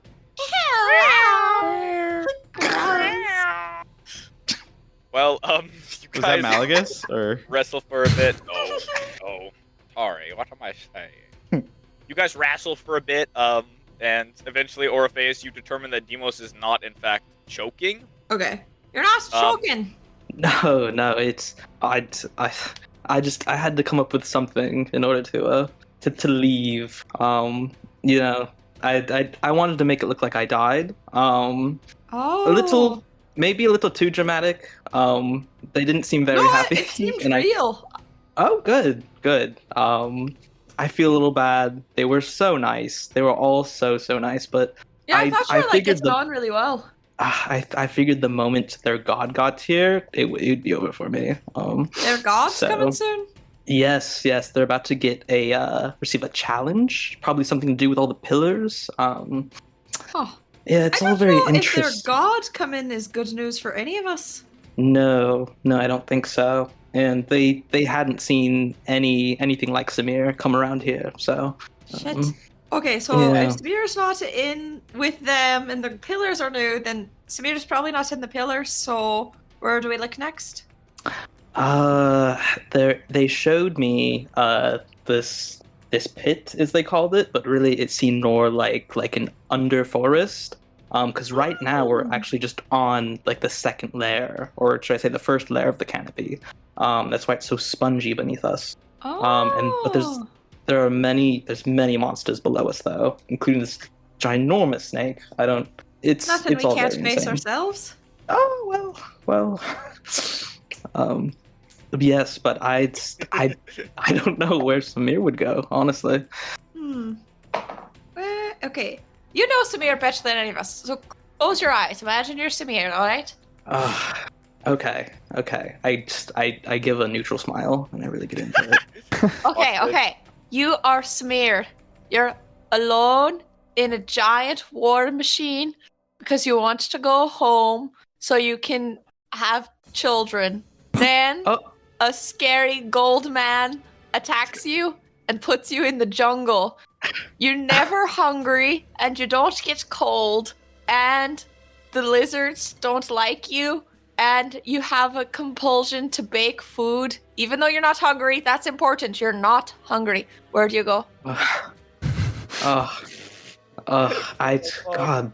Oh, and your girlfriend left you for the afterlife, but on purpose. But she didn't kill herself.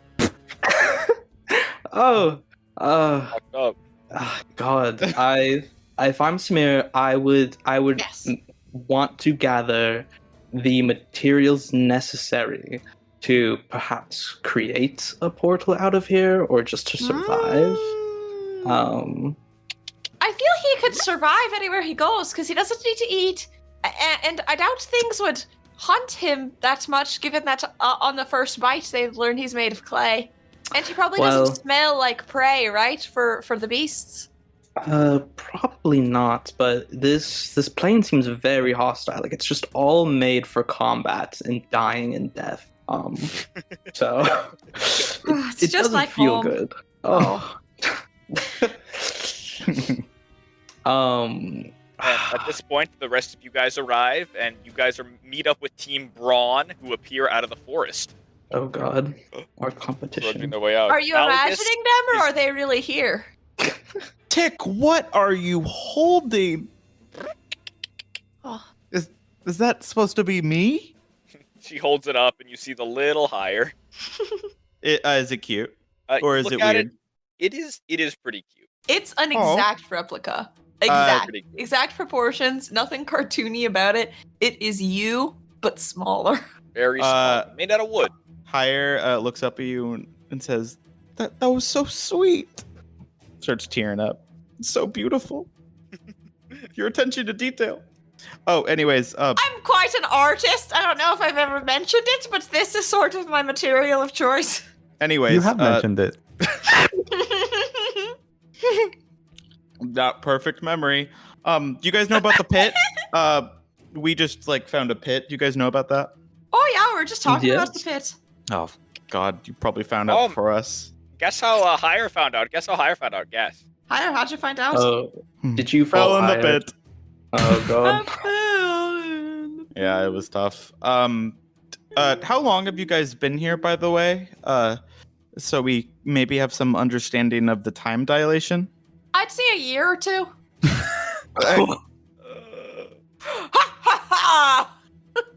No, it's just a few minutes. Maybe you half guys an have hour. been here a while. You've been here probably like 2 hours. My life just Maybe flashed half before an my hour. eyes, Orpheus. Oh. Everyone thinks they're funny today. What's our game plan?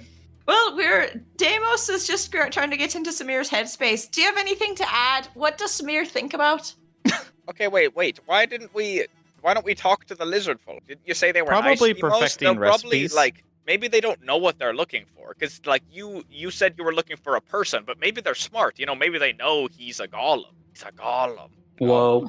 I mean, they all seem to be from ancient in a way. So I guess I'm not Okay. sure how old golems are, but That's a good I don't know. They point. said they didn't see anything human-like, so not quite sure. Well, if Samir was here, he'd probably be whisked away by the deity that oversees this place, right?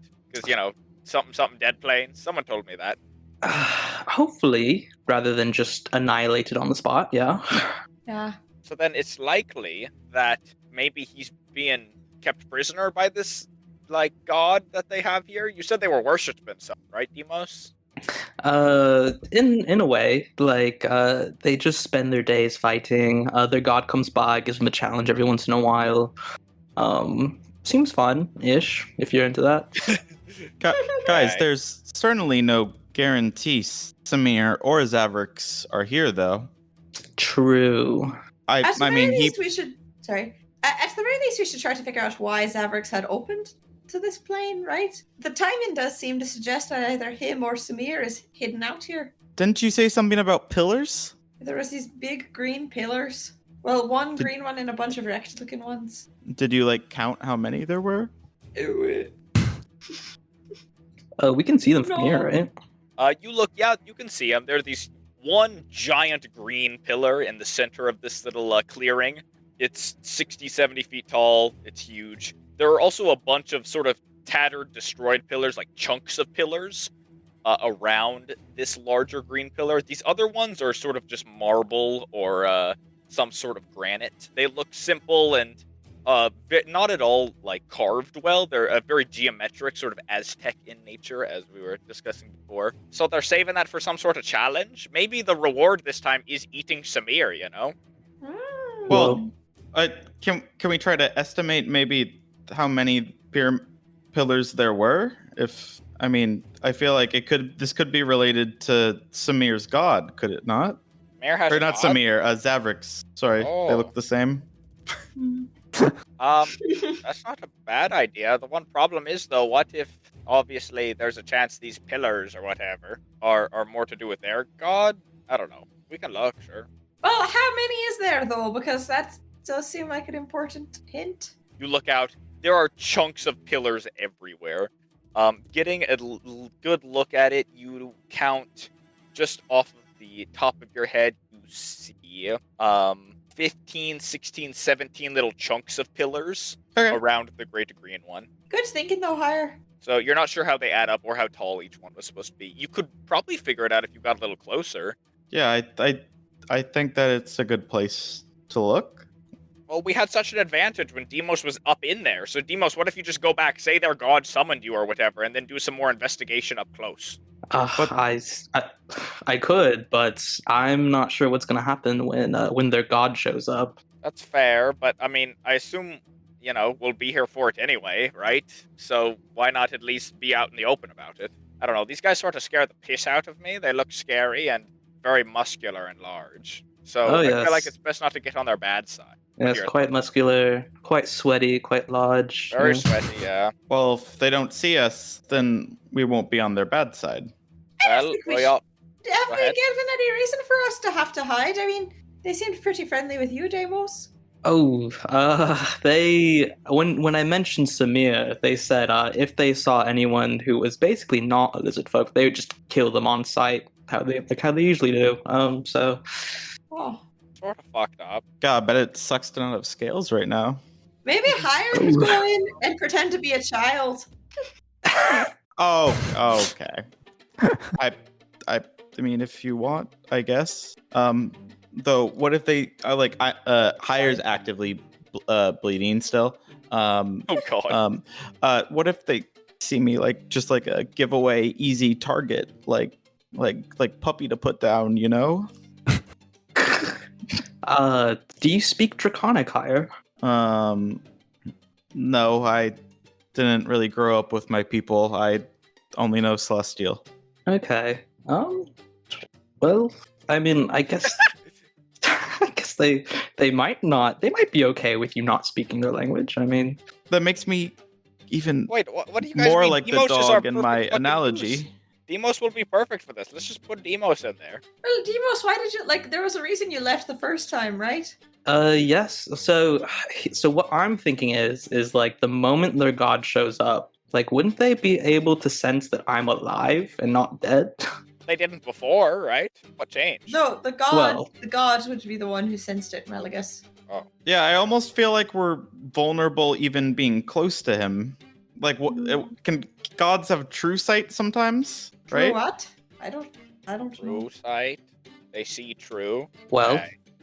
I can go back, honestly. I don't mind. I have a good way of getting out, as you saw. If things get dicey, I don't know if you can do that again. I'll It's a just one-time thing.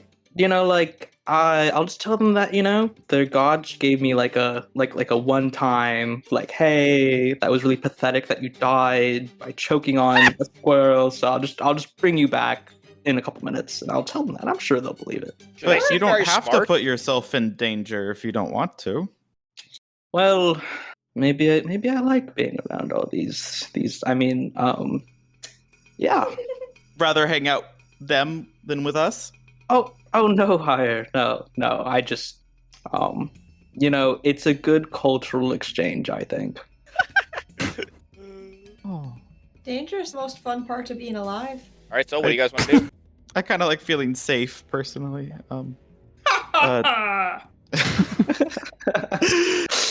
So, Deimos, you going in? It's up to you guys. If you guys want me to go in, I'll do it. I don't mind. I think it's a good idea. That's my thought. That's just the Malagus. I don't really understand. I think yes. Dulam, can you do your risk assessment thing? Maybe as your vote? I say no. Well, I haven't met the lizard people, but I do know that lying is unfair.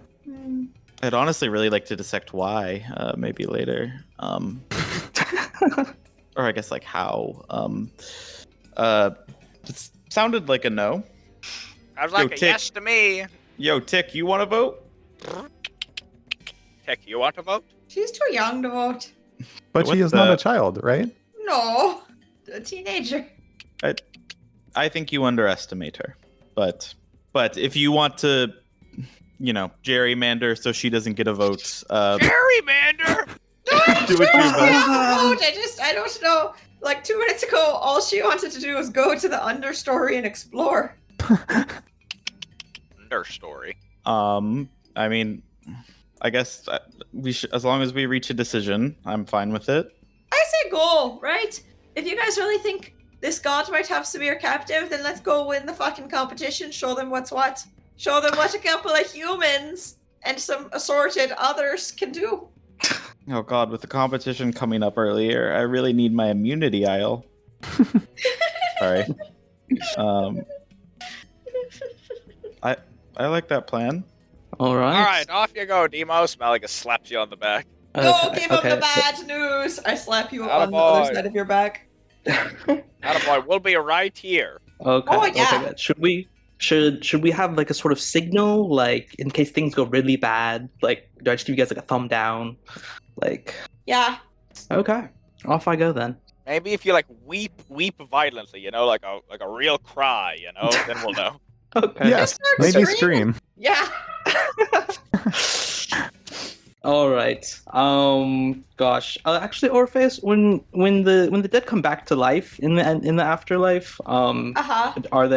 do they have like a pip in their step, or is it like, are they like sad about it? They're like, oh, I don't know if I understand the question. okay, I'm going. It's sort of just like Oh. waking up. Usually you wake up in the place that makes you the happiest. Oh, Or that feels like home, if that makes sense. okay. Good to know. All right. I'm just gonna walk out there. All right, you walk back out. Demos strutting out. It takes a couple moments for the lizard folk to notice you, but they sort of do, and you see a big group of them point to you, and they all sort of whoop and holler, shouting at you in Draconic. They shout out, "Nah, look who came back! Hey, we thought you Oh, died. Oh, I I've did. never seen that before. Was that magic? What happened?" Oh, I had a stern talking to, actually. Oh, you did choke to death. That's what we were considering. Yes, it was all quite embarrassing. Quite pathetic of me. I feel so ashamed.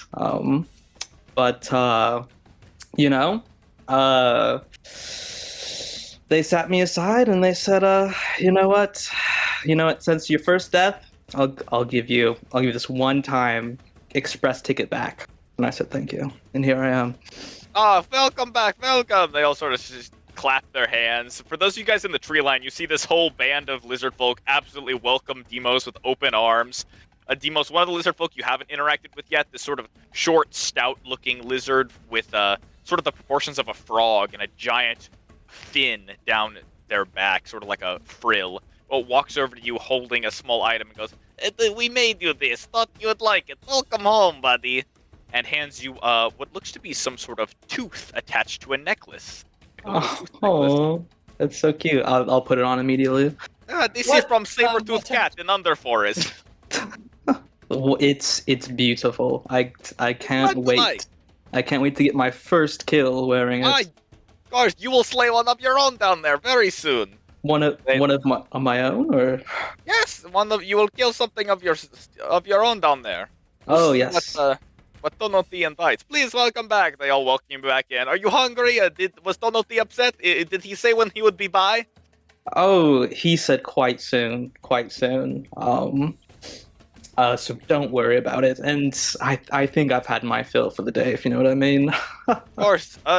Did he mention anything about what we would be fighting today? We were all talking and we were wondering if maybe you would tell him that we don't really want to fight the giant wooden monster in the underbrush? Because that one is very scary. Oh, he said to be excited about today, be very excited. So, Okay, so that mostly means monkeys and snakes, right? We just really, the wooden one is scary. oh, I mean, not to critique you all, but I thought we were a band of warriors, were we not? Oh, yes, of course. They slap you on the back a couple times. Yes, it's just, many of us have died to the wooden monster. And we just think Tonoti was being a bit unfair by sending us that one because it doesn't bleed. So our swords and spears do not work very well against it. And that seems unfair. I see. Is this wooden monster a new addition, could you say? Yes, it's quite new. It only appeared within the last couple years or so. It is, how you say, a wooden golem. Ah, very, very interesting. Okay. Honestly, guys, we might be going after the wooden golem again. Fuck! Excuse me. Oh, yes, a band of adventurers we are, right? Champions. We will fight it, yes. And if we die, that's okay. We'll just come back. It just hurts a lot. Exactly. I have a good feeling. With me on your side, I think we got this. Yes, of course. And, listen, just so you know, Tonoti oftentimes likes to do team events. So, do you have any preference for your team here? You may have the first pick, being the new one here. We can line up dodgeball style, and you can pick if you'd like. Holy cow. I will point to the orange one. The orange one? Yeah. The orange one sort of steps forward and goes, "Oh, that is very kind of you. Yes, I will happily go with you." And sort of the figure stretches out their shoulders and plumps up the white feather headdress that he's got on. A couple solemn moments go by as you see all the lizard folk sort of, again, cramming in to discuss with you. It seems like they don't really get a lot of news here, and the only news they get about the material world is from people who died. So they just sort of ask you, like, random shit, like, do you know who the current Lord of Waterdeep is? And you probably don't know that. Waterdeep was actually destroyed recently. Entirely. Is that true? Everyone died. It was quite tragic. You see them all go to one specific lizard folk, one of the frog-shaped ones with their trail, and they sort of like console him. Sorry, friend, you're home. I didn't know what happened. They said it would live 1,000 years. Wouldn't that also mean they didn't go to the afterlife? Not the good afterlife. Yikes. Well, that is sad, but no matter. How about the tribes to the north? In the word of the great Gruthu, lizard folk tribe to the north? Yes, actually. They've been doing quite well. Good, and do you know who the current chieftain is? They were having quite the power struggle last time I checked. Really? Yes, lots of lizards vying for the role of chief. So, who even knows? I can't believe the Gex family gave it up so quickly. Write that down. I think it's their newest heir. He wasn't exactly living up to the family standard. So. Oh yeah, that. Well, thank you for the updates, and it really means a lot to hear about the outside world. We don't get a lot about it. And if it's just between us, we wish we had more people here. We've heard word of these other afterlives. They talk about some of the other great champion afterlives, and how come only lizard folk go here? I wish we all went to the same one. Then we could battle as brethren. It's just not a lot of competition here. Of course, Tonoti knows best, and perhaps we should not be saying such things. That's funny that you should say that. When I was alive, I think I knew someone who might agree with you. Really? Yes, they were. Have you ever heard of the plane of Valhalla, the afterlife? Valhalla. Yes, they always talk of Valhalla. Oh, the great plane of humans. They all go there. Yes, I know Valhalla. Oh, good. And would that be fun, do you think? Fighting against or alongside them, for funsies? Yes, it would be a delight. Do you know how few lizard folk there are in total that are good enough to deserve here? And yet humans die by the fucking thousands in wars all the damn time. They probably have so many people in Valhalla. Yes. Probably a very low standard. And we heard in Valhalla they didn't even have one Tonoti, they have a whole group of Tonotis. How confusing. I know! Your Chaw stat is huge. But it is no matter. We are here and Valhalla is there, and we will not see them and they will not see us, and that is that. It is fine. Tonoti bless us. And at least we get this fine, beautiful, lush jungle, right? In Valhalla, they probably only get, rocks and maybe some castles? Boring. Exactly. Anyways. For those of you guys in the forest, do you guys want to be doing anything at this point? Can you mend my armor? Oh yeah, let me at it. Oh, mend Hire's armor. You see, you guys see now, Orpheus is quite a bit taller than you remember.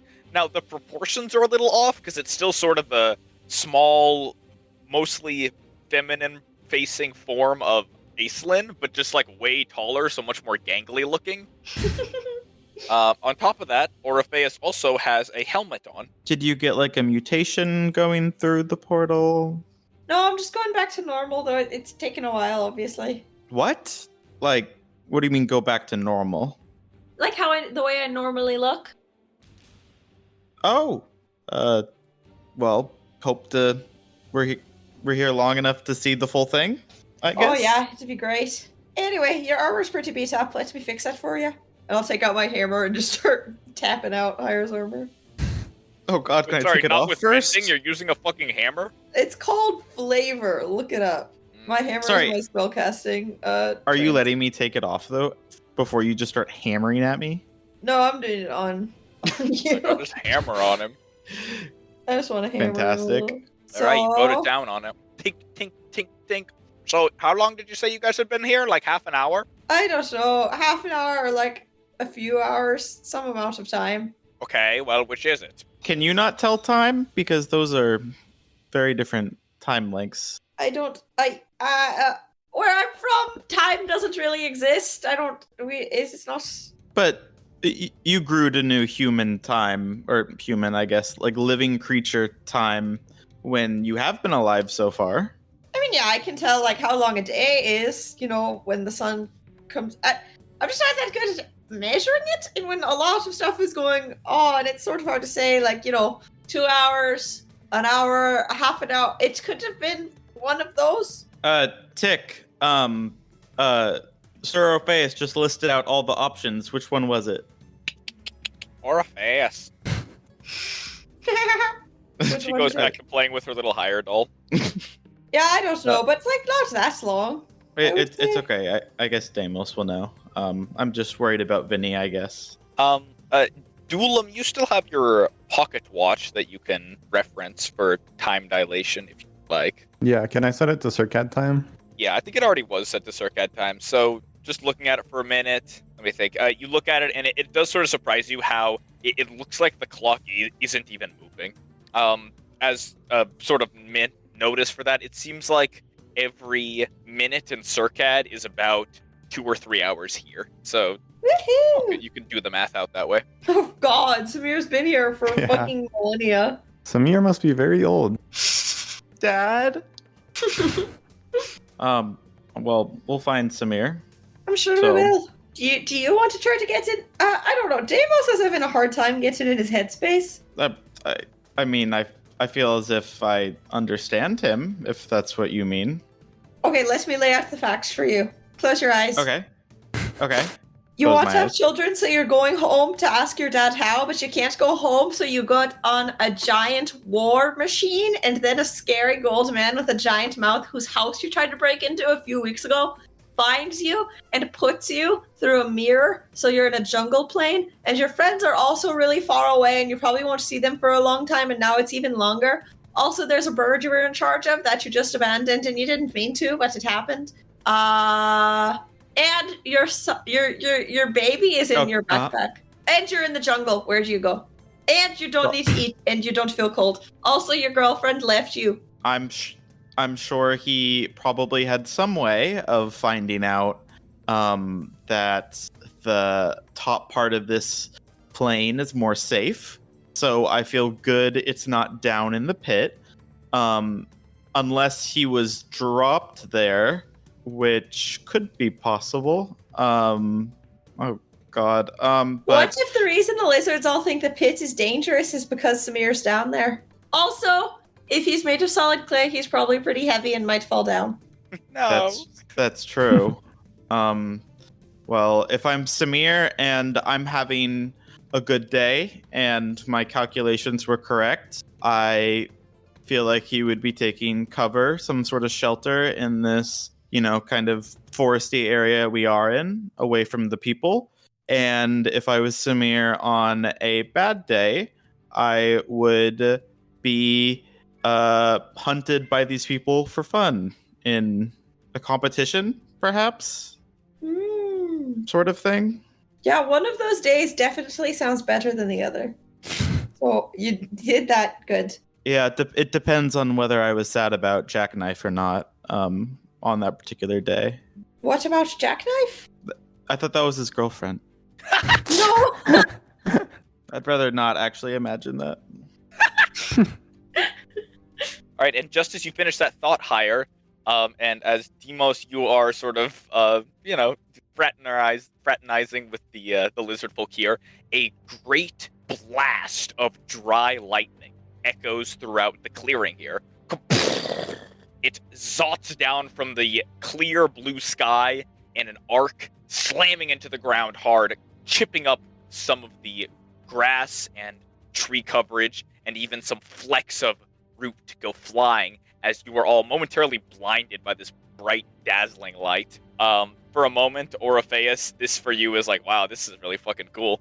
Yeah, nice.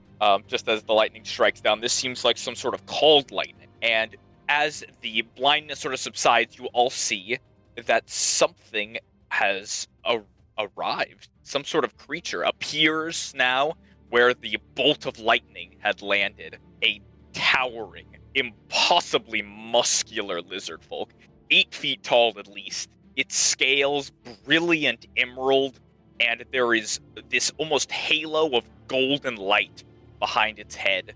You see huge, beautiful gold jewelry adorning this creature, and what seem to be glowing green runes etched into many of them.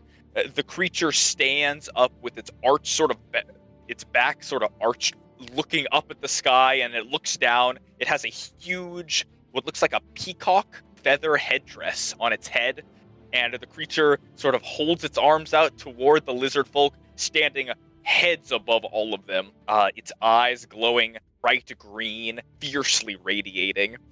You guys all sort of get a moment as you look at this creature, realizing that this is definitely beyond just normal humanoids. Something about this is celestial, you can tell. Its jaw stretches into a grin as the creature looks over the assembled champions in the clearing here, including you, Demos, as you are looked upon by this great being. Can I try to be sort of in the middle of the group, not in the front, not in the back, but just totally. Holy smash! Oh my god. He's so dripped. So, dressed the rest of the lizard folk, a lot of gold jewelry, and then otherwise sort of loincloths, and scantily clad otherwise.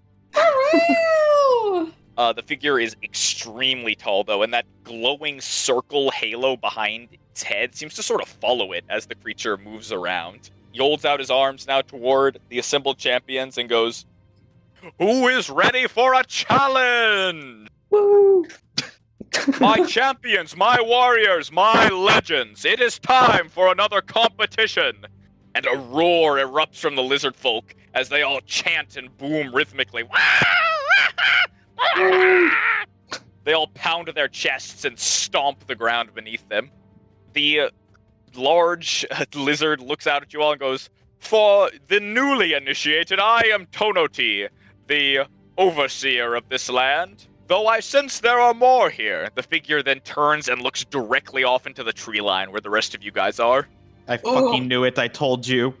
I snap Oh, wait. upright and I snap off a crisp salute.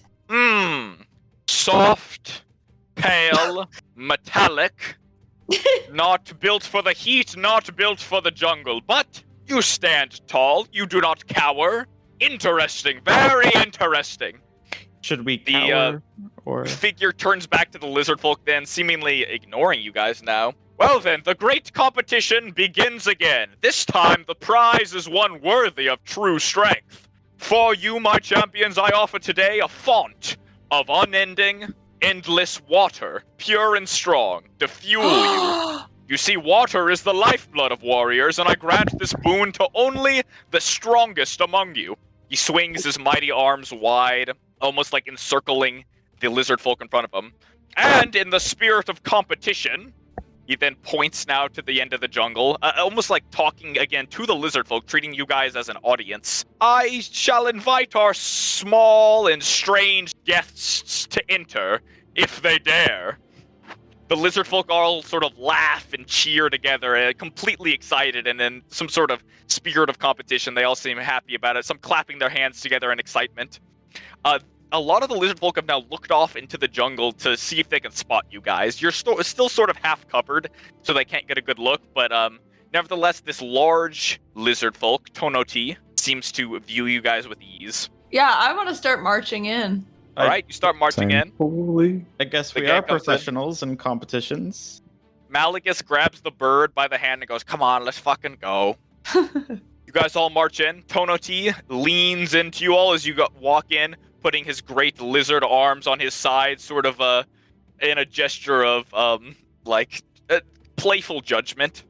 His massive, glowing green eyes lock on you all as you make your way in, and with a sort of tone of amusement, he goes, "But you may only be here for the games. This is no place for your kind, the living. Once this challenge is done, win or lose, you will leave. Understood?" Aye.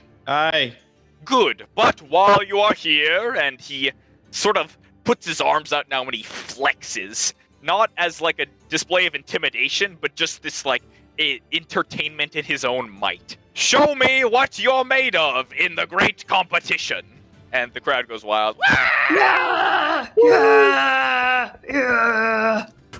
I will remain to, of course, appreciate the games and watch them, as well commentate where I can. But why don't you all step into line? Please join your associates here. And the giant golden god, the giant glowing lizard, gestures to you all who just made your way in. You see the lizard folk are a bit hesitant of you all. They seem not frightened, but at least they're suspicious of you. But it seems their leader, Tonoti, accepts you in. So they sort of create a bit of an area for you to enter into the clearing. March in. As long as we're not killing these people. They all sort of fighting the whisper and monsters.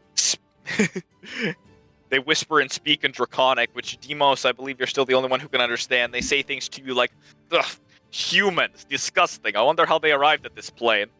So Maybe plane gross. hoppers, we get those every once in a while, but they do not last long here, of course. Either the beasts below get them or we do. But if Tonoti invites them, then for now we shall remain peaceful. But we'll see how the games go, right? And they start elbowing you, Demos. You notice now that there's a distinct separation of groups where you are in the lizard group, and then there's a gap, and then there is the rest of the Dulam's Lost Boys. Yeah. It's Quite Dulam and gross. the Lost and Found. Oh, that's so true. That's my bad. It's okay. Banger name, of course. How come no one put the gay flag for my guy? Oh, we did. We Oh knew. wait, did mine not go? Wait, I fucked up. I meant We to. knew. I almost said out loud, you've officially made the campaign gay. Mhm. With a character like this, oh my god. This one's for my scalies. Any scalies in chat on Spotify, let us know.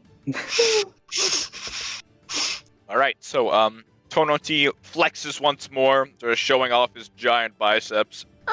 And goes, "Well, you are all welcome here for now. This is a great place of camaraderie, and I consider myself a very kind and very generous overseer of an afterlife plane. Count yourselves lucky. There are many, many like me who would not take such pity or such graciousness on you." Thank you, And kind Tonoti.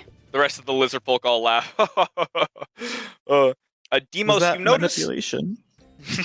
Demos, you notice this sort of odd thing now where Tonoti is speaking in common that you can hear, but you also, having also speaking Draconic, can kind of catch that he seems to also be speaking Draconic as well as some sort of overlay of different languages at once, where to the lizard folk, they can hear him speaking Draconic, but to the rest of your friends, he's speaking common, and you sort of get a bit of, like, feedback where you get both at the same time.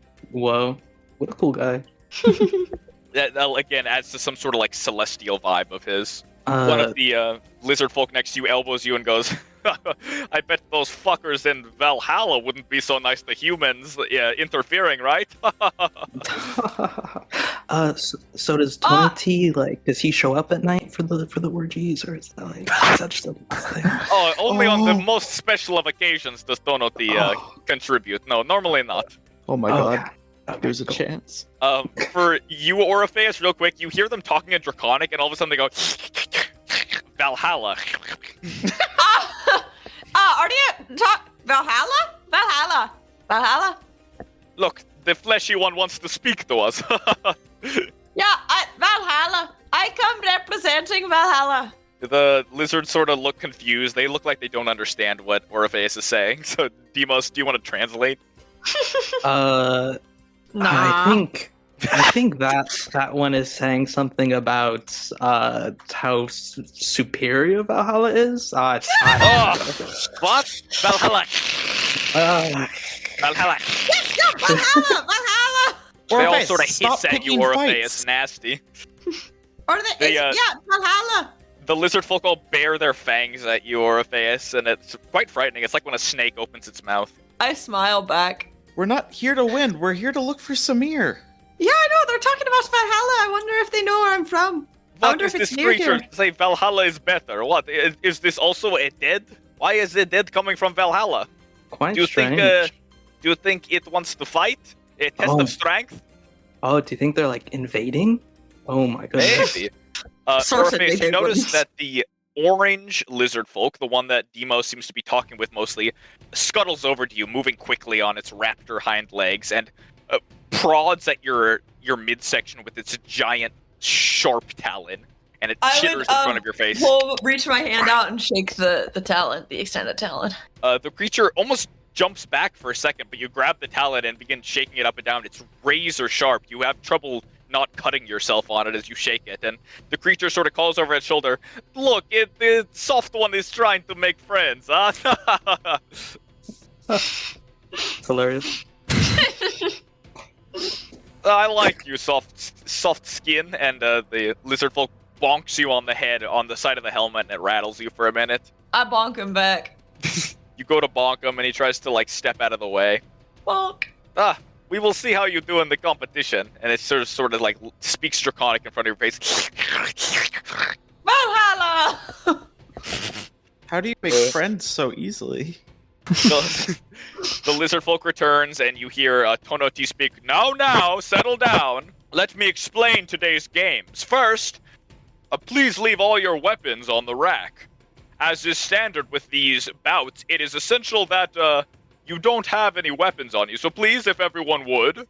And you see all the lizard folks groan, they go, and they all disarm themselves from the many curved blades and daggers and spears they all have and drop them on a weapon rack nearby. I drop all my weapons just on the ground around me. Okay.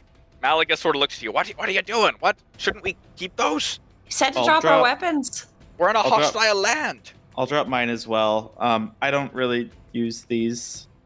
Maybe keep them for yourself if you want to, though. No, They're warriors, But, Why or should no, they have a you'll be sense of honor? you'll be punished by him. If We're you- basically at the behest of this fucking god. If we don't have our weapons, we've got nothing. This place No, is we scary have- as is. we have magic. I And friendship. don't. Yes, you do, Malagus. You have shocking grasp. I have like one a day. That's all I've got in me. Well, that's why we're here to protect you, right, gang? Tired means Okay, you're stunting, Nelly. All you have to do is touch him, and then we'll beat them while you hold him down. Oh, that's not bad. I could try that. Yeah. Easily done. The monsters, right?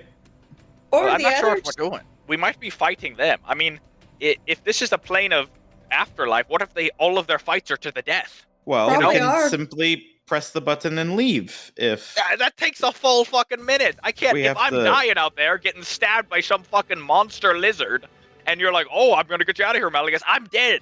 I'm dead. I died. Yeah, you did once, but you won't again. I don't know. These guys seem pretty fucking scary. I think in a fist fight, I won't win. He points now at the lizard folk. They are all rippling with muscles. I will, don't worry. Malagus, we have magic. We can beat muscles. I don't know. I think I'm on Team Brawn. Oh, yeah, Correct. you are. Okay, well, And again, we're not fighting them. So we don't know that yet. We don't know that. Tonoti No, speaks but- up. Now, settle down, please. I have not explained the bouts of the rule. Now, has everyone dropped their weapons? And Malagus sighs, and he drops his 2 daggers to the ground and holds his hands up like he's empty-handed. Fine, good enough. Like he's Put in my all of hammer them. down. The hammer clonks to the ground hard, smacking the roots in the trees. This clearing that you guys are in specifically, the ground seems much more packed in than the outside. It seems like it's much safer to operate around here. You're not exactly sure, but perhaps because the lizard folk live here, they've packed in the roots much tighter, so you can't just fall through as much. So you can sort of jump around and drop heavy things on it, and it doesn't seem to fall through. Right, well, for this bout, it comes in 2 stages. First, a round for an advantage, and second, a round for victory. Woo! Clang, clang, clang.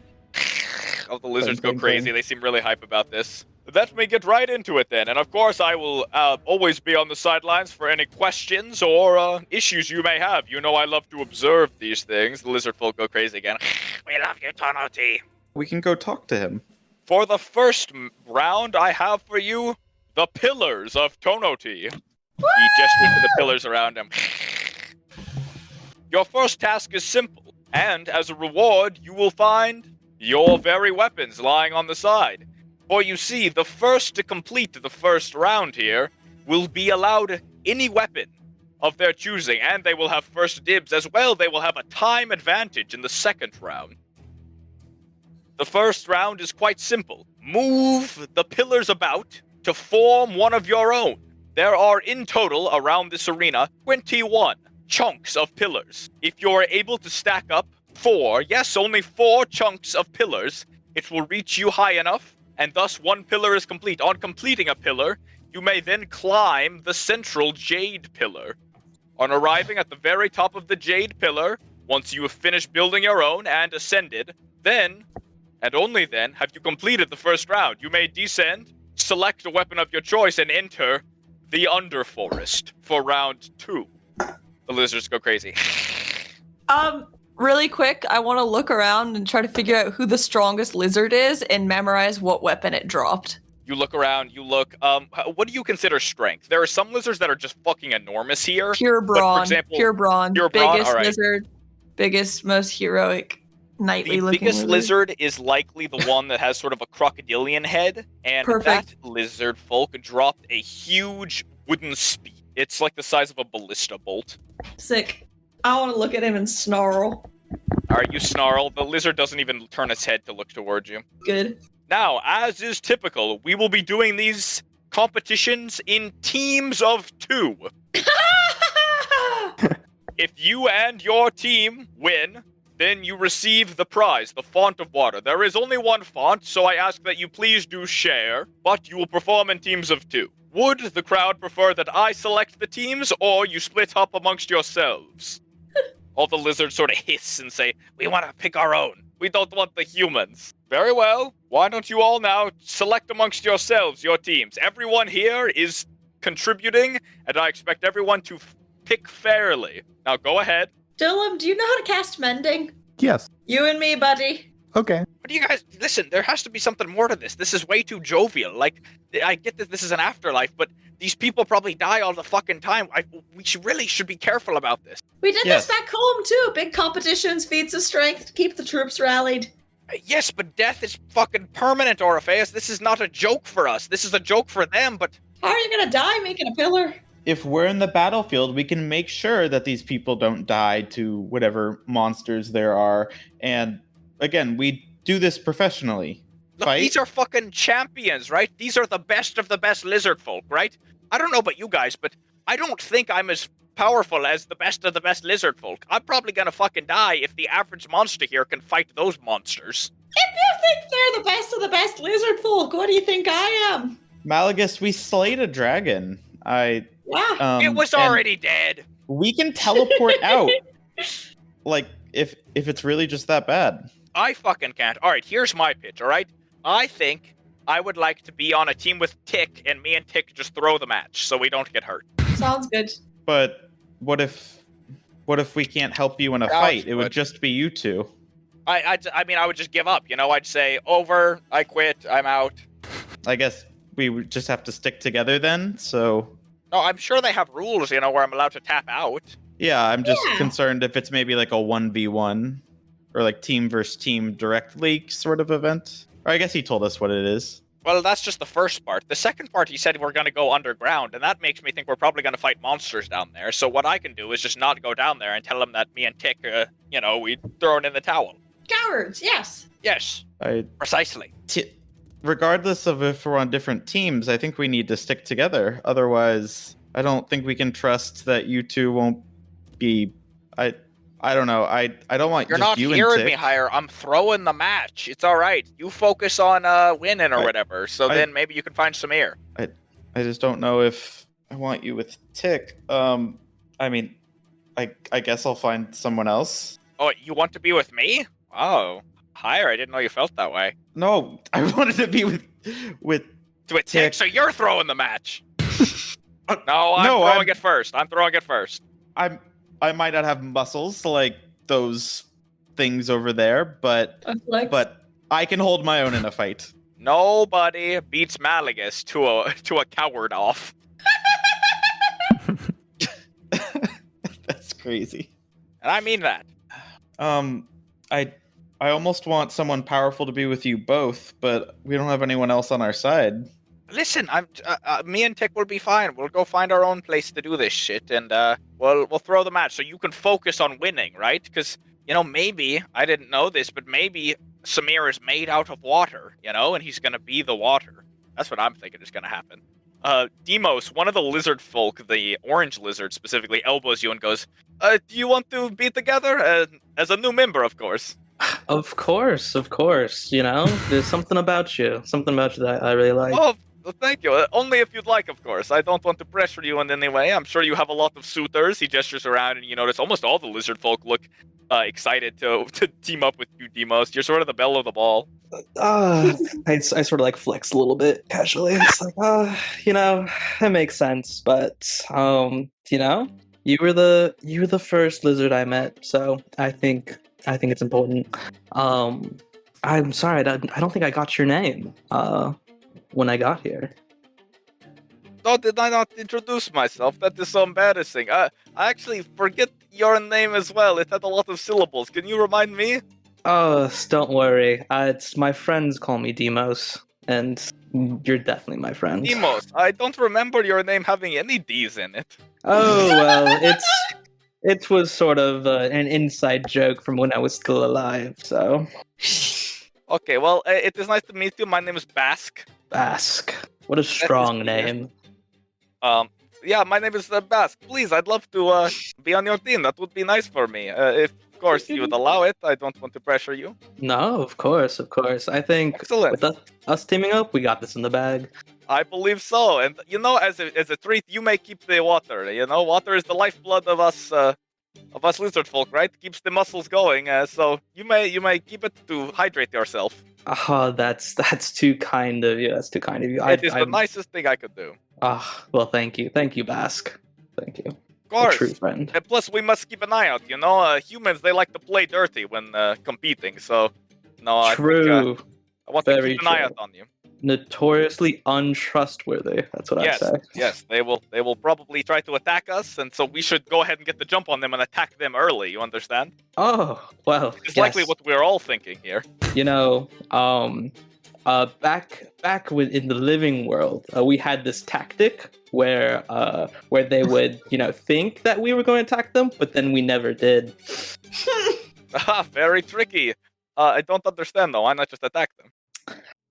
You see, there's a nuance to it. It's okay. The new one, dude. Oh my god, mansplain. Don't worry. Just follow my lead. We got this. Understood. Yes, let us do it. So, how would the rest of you guys like to split up? Me and Doolin, baby. Our team name: Destroy, Build, Destroy. Heyo. That's great. I love it. I love you.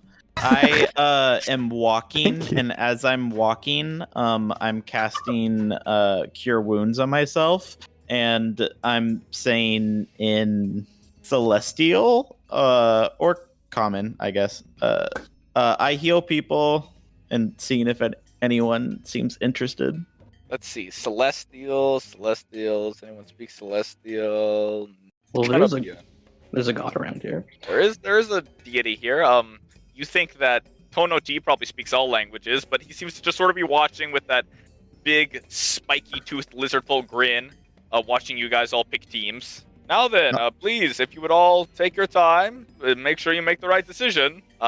You sort of move around higher. All the lizards seem frightened of you. In fact, you look over and you see Demos looks like is trying to make a deal with another lizard, and it sort of goes through your head like, well, you look back at your friends and you realize that all of you guys coming in had an even number. Yeah, no, I realized this a while ago and was sad, but realized it was either Malagus or me. So So sorry. got picked last in dodgeball. Oh. And you did say they were lining up like dodgeball. Oh, Hire's sadly healing himself. But if truly no one goes up to him, he's gonna wait it out to see who doesn't have. You're gonna wait for the scraps? Yeah, and Oh god. yeah. All right, you wait it out. Demos, you see Hire sadly standing in the middle of the field here. Nobody's approaching Hire out of fear for people they don't understand. Can I go up to maybe like a beefy lizard folk that hasn't paired up yet? Okay, you look around a bit. You find a lizard folk that hasn't paired up yet, one of the beefier looking ones. What do you want to say? Hey, looks like that pipsqueak over there hasn't found a partner yet, and Oh, yes, much too small. Definitely not going to be useful in battle. yes, I was thinking, it would make sense if you partnered with him, right? Listen, stay with me, and if you can carry him all the way up to the finals, the semifinals, then we can make sure that you throw the game afterwards, and that make sure that the lizard folk win, because we don't want any of them to actually win. But Can you give me a persuasion check, please? holy persuasion. Very interesting pitch. Let's see. Holy +5 saved my life. Oh, so do you consider the number 12 strong? Please say yes. Okay, 12. Yeah, you roll a 12. Okay. The lizard folk sort of ponders it, scratching at his big, heavy, scaly neck, and looks at you and goes, "Yes, this makes sense, but why can't the humans partner with each other? Look, this bird thing, that might as well be dinner. Why can't they just disclude that and do something else?" In my time living, you'll find that they're all very dumb, they just don't know how to do things. So that's why I think, they need your guidance. And you trust me, right? You trust me. You wouldn't say you wouldn't trust me. It does seem nice, and I suppose that creature does look somewhat lizardy, so maybe... It's a cousin, yes. Cousin, yes, and I suppose you are also sort of like my cousin with your goat legs. True, quite true. How about this? You do this for me, and I'll make it worth your while. And I give him a wink. Oh god, he looks at you confused. Very concerned as to what the fuck that could mean. Only one thing, baby. Heyo, tonight. Tonight I'm locking eyes with you across the bar. It's not an orgy tonight. It's just me and you. Oh my god! Oh my god! Oh my god. All right. So you're convincing this lizard folk. You see, it's taken him some time. He's warming up to the idea. As this happens, Malagus sort of shuffles over to you higher and goes, "Hey, listen, I noticed you're sort of getting picked last for dodgeball, and yikes, I wouldn't want that to be me. But if you really want the out, maybe you go be with you can be with Tick, and you can throw the match, and I can team up with one of these lizards. Maybe I can kill them before the match starts and like get them disqualified or something. What if you just do a really bad job on purpose? Oh, and I can sink them. What do you think? What do you think? Higher, could that Maybe work? all Sink. 3 of you just find someone else and sink them. There's a lot of people here, though it looks like not all of them are competing. You sort of look around. You do notice out of the, 30 or 40 lizard folk here, only about a dozen have actually stepped up to play in these competitions. The rest seem to just be sort of sitting back, watching as an audience might. That's 3 teams sunk. I don't want to sink these people. It's Yeah, not but- like you're going to hurt them higher. First off, even if you were going to kill them, everyone comes back to life here. But that's not even what I'm suggesting. I'm just saying, Socket build in the tower so that Dolam and I can build a tower quicker. I feel like Tick should be with someone. She doesn't understand their language. All right, well, Malagus, you should sink. Well, I guess none of us do, but... All right, I'll go sink someone. You go be with Tick, right? Maybe you just try to do it and, get Tick to help you, whatever. Really makes me think about Tick's performance group. Anyone else thinking that? Yeah, but not in the negative way you are, more in a passive consideration. Yeah, get that. Yeah. Yeah, that. I... All right, swap out. Malagus sort of shoves you to the side higher, replacing you in the middle of the area here. He looks... What? Thank you, Malagus. We'll stay together. Yeah, don't worry about it. It just looked really embarrassing being in the middle all alone. Don't worry. I don't blame it on you. We're gonna have a talk with Demos about loyalty to the party after this. It's fine. I'm sure it's tactical. I want to give him a pat on the shoulder, as I pass by him. You pat Malagus? Like a not like a pat on the head, like a manly thanks bro sort of move, really. Like tap on the side. He sort of That's slinks away from it, arching his body to try to avoid the tap, but you sort of get him a little bit anyway. And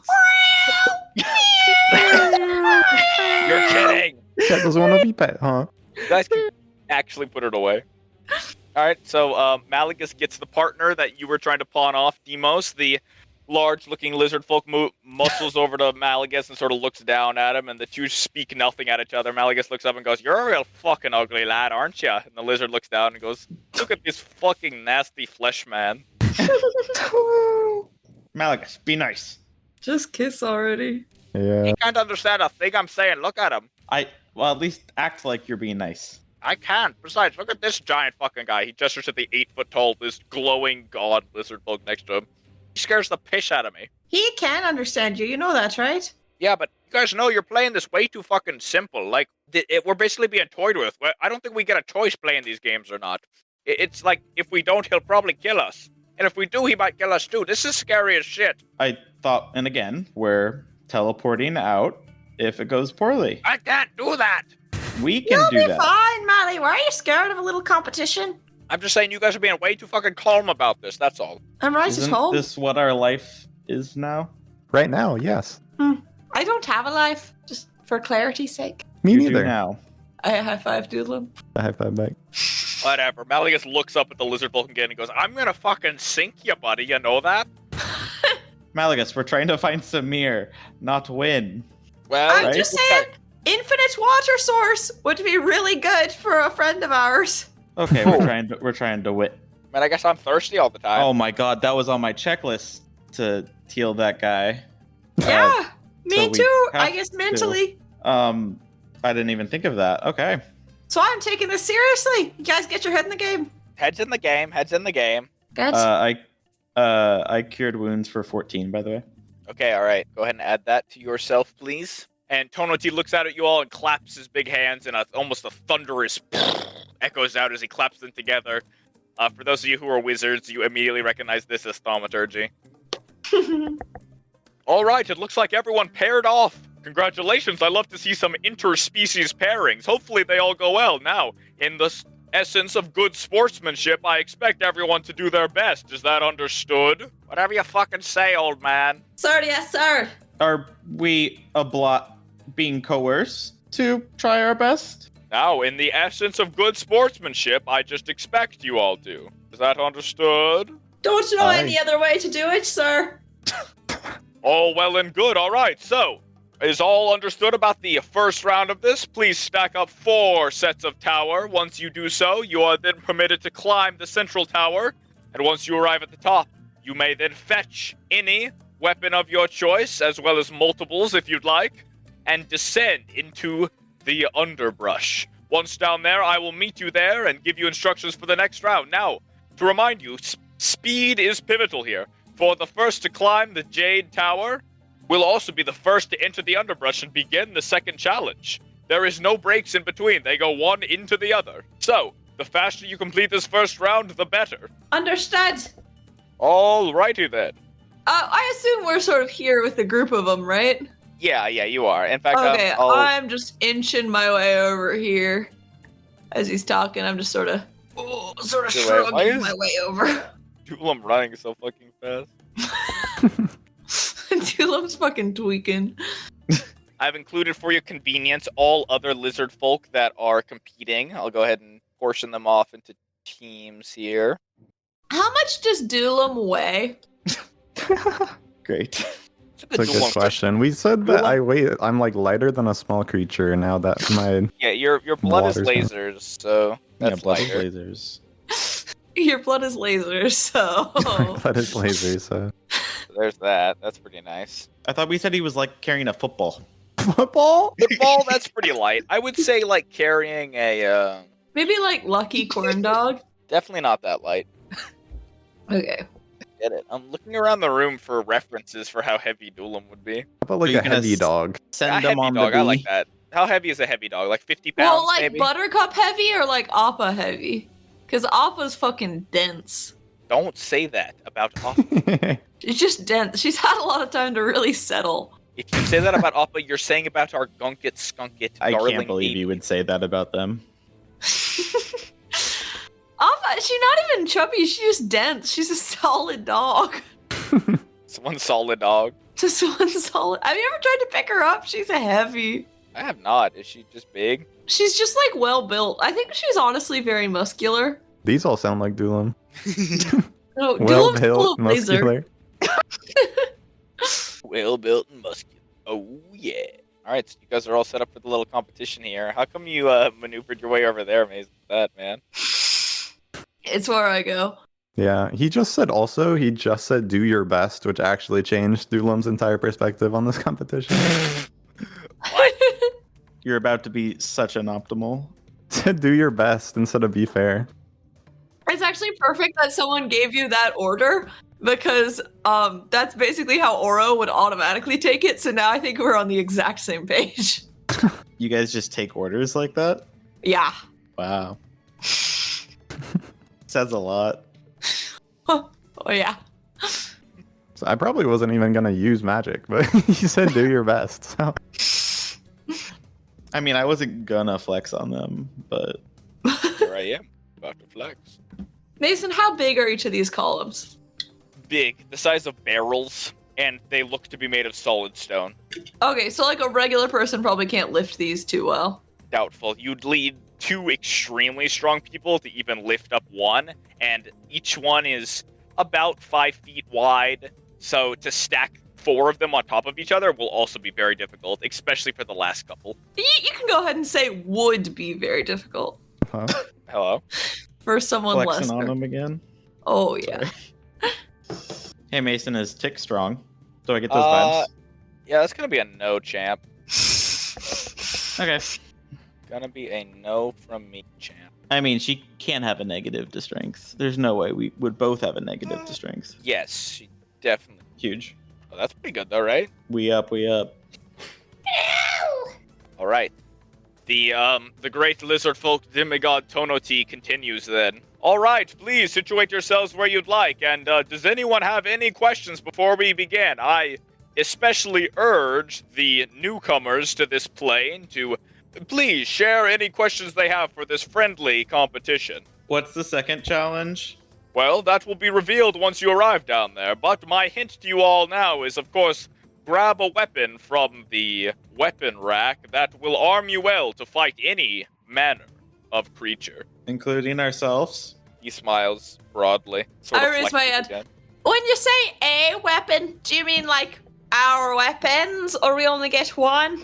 Well, you may select as many as necessary. For example, if you wield 2 daggers, you may select those, or if you need a bundle of throwing spears, you may select those as well.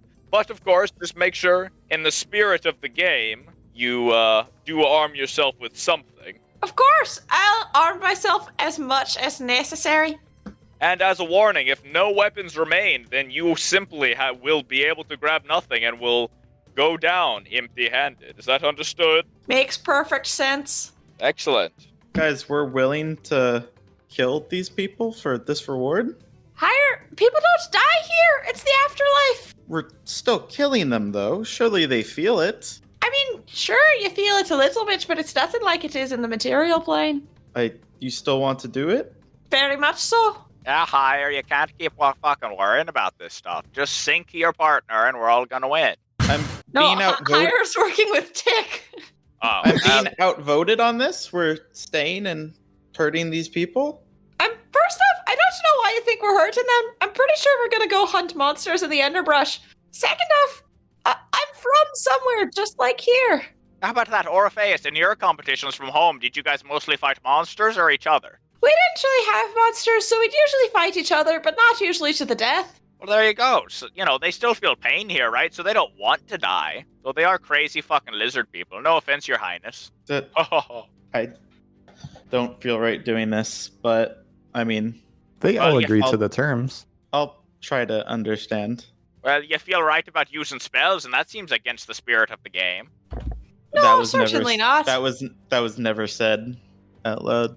Well, yeah, but no one asked yet, right? Didn't somebody say something? Demos, Okay. did you tell me? Isn't this literally the time we're asking questions? You can ask now. I know I don't cast spells, so I'm not asking. I'll yell Let's out. just get on with it. Are there any rules or restrictions? Well, as is typical, in the spirit of the game, I ask that you all play nicely with each other and fairly, of course. Please, in the spirit of the game, understand that these are competitions of strength and dexterity. You, of course, may use your wit to solve any problems using creative or unique solutions. But at the end of the day, please stick to the spirit of the game. Which is to do our best, right? To perform your best in these competitions of strength and vigor. And wit. Right?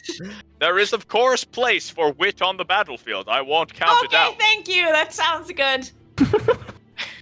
Feel like you're just convincing Dulam's programming. No, I sit comfortably in the place where wit sits on the battlefield. Oh, in the back? Ew. All right, and again, in the final rule and restriction I have for you is that while you are in teams, I ask that you try to perform your best, and of course, as is typical with these games, you may not kill any other of your participants. Woohoo!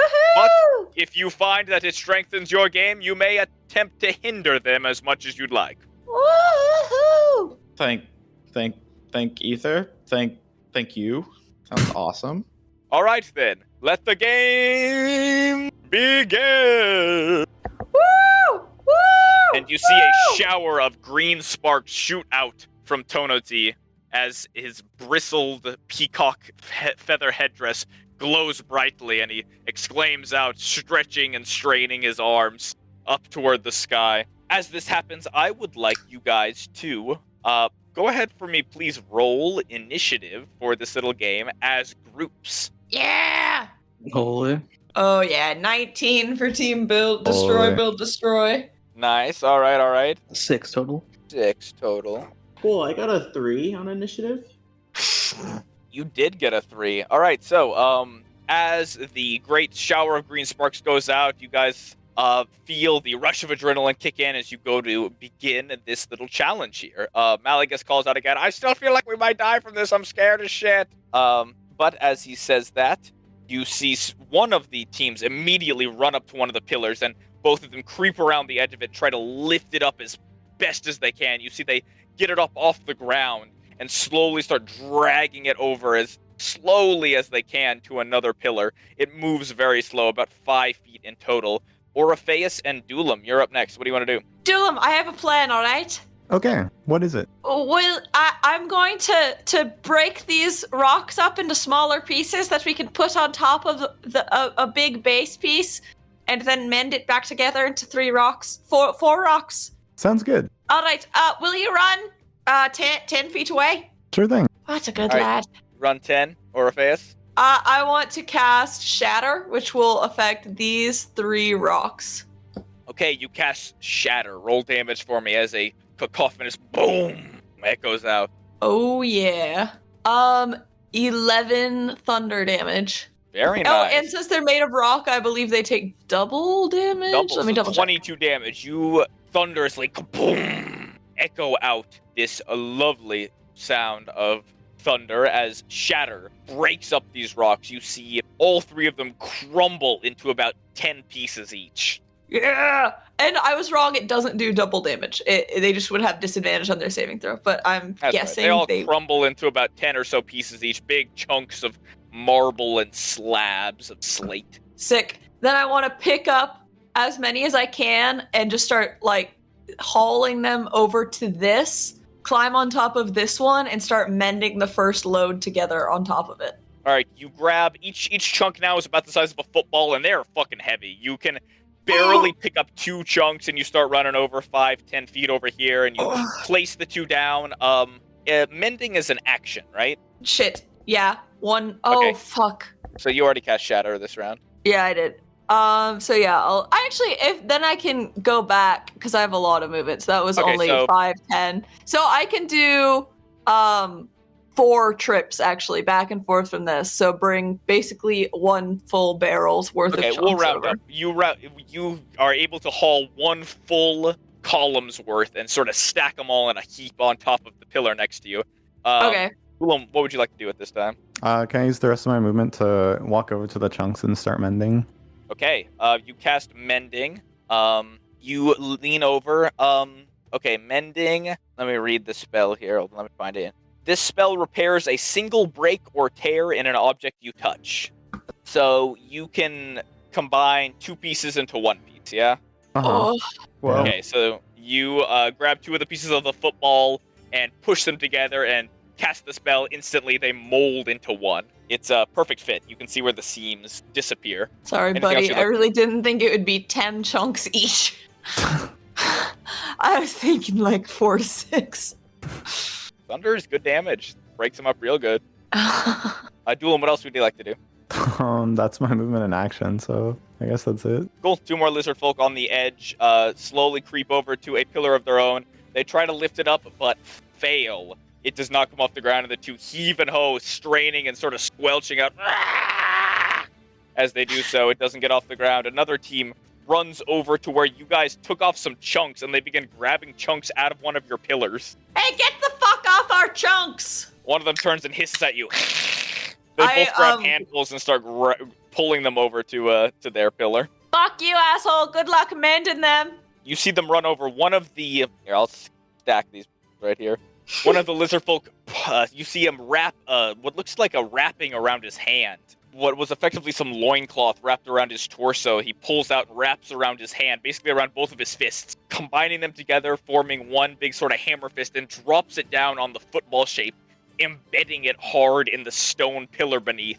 You see it doesn't quite crack, it almost just sort of like shunts in, like an arrow sticking out of it, but instead it's this football-shaped piece of marble sticking out of the top of the pillar.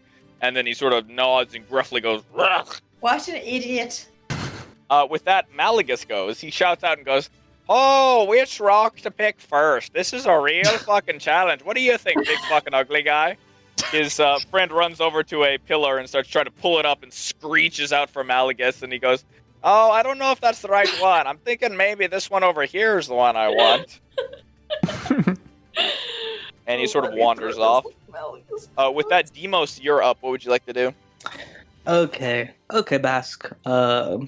We got this. Let's just go for the nearest pillar.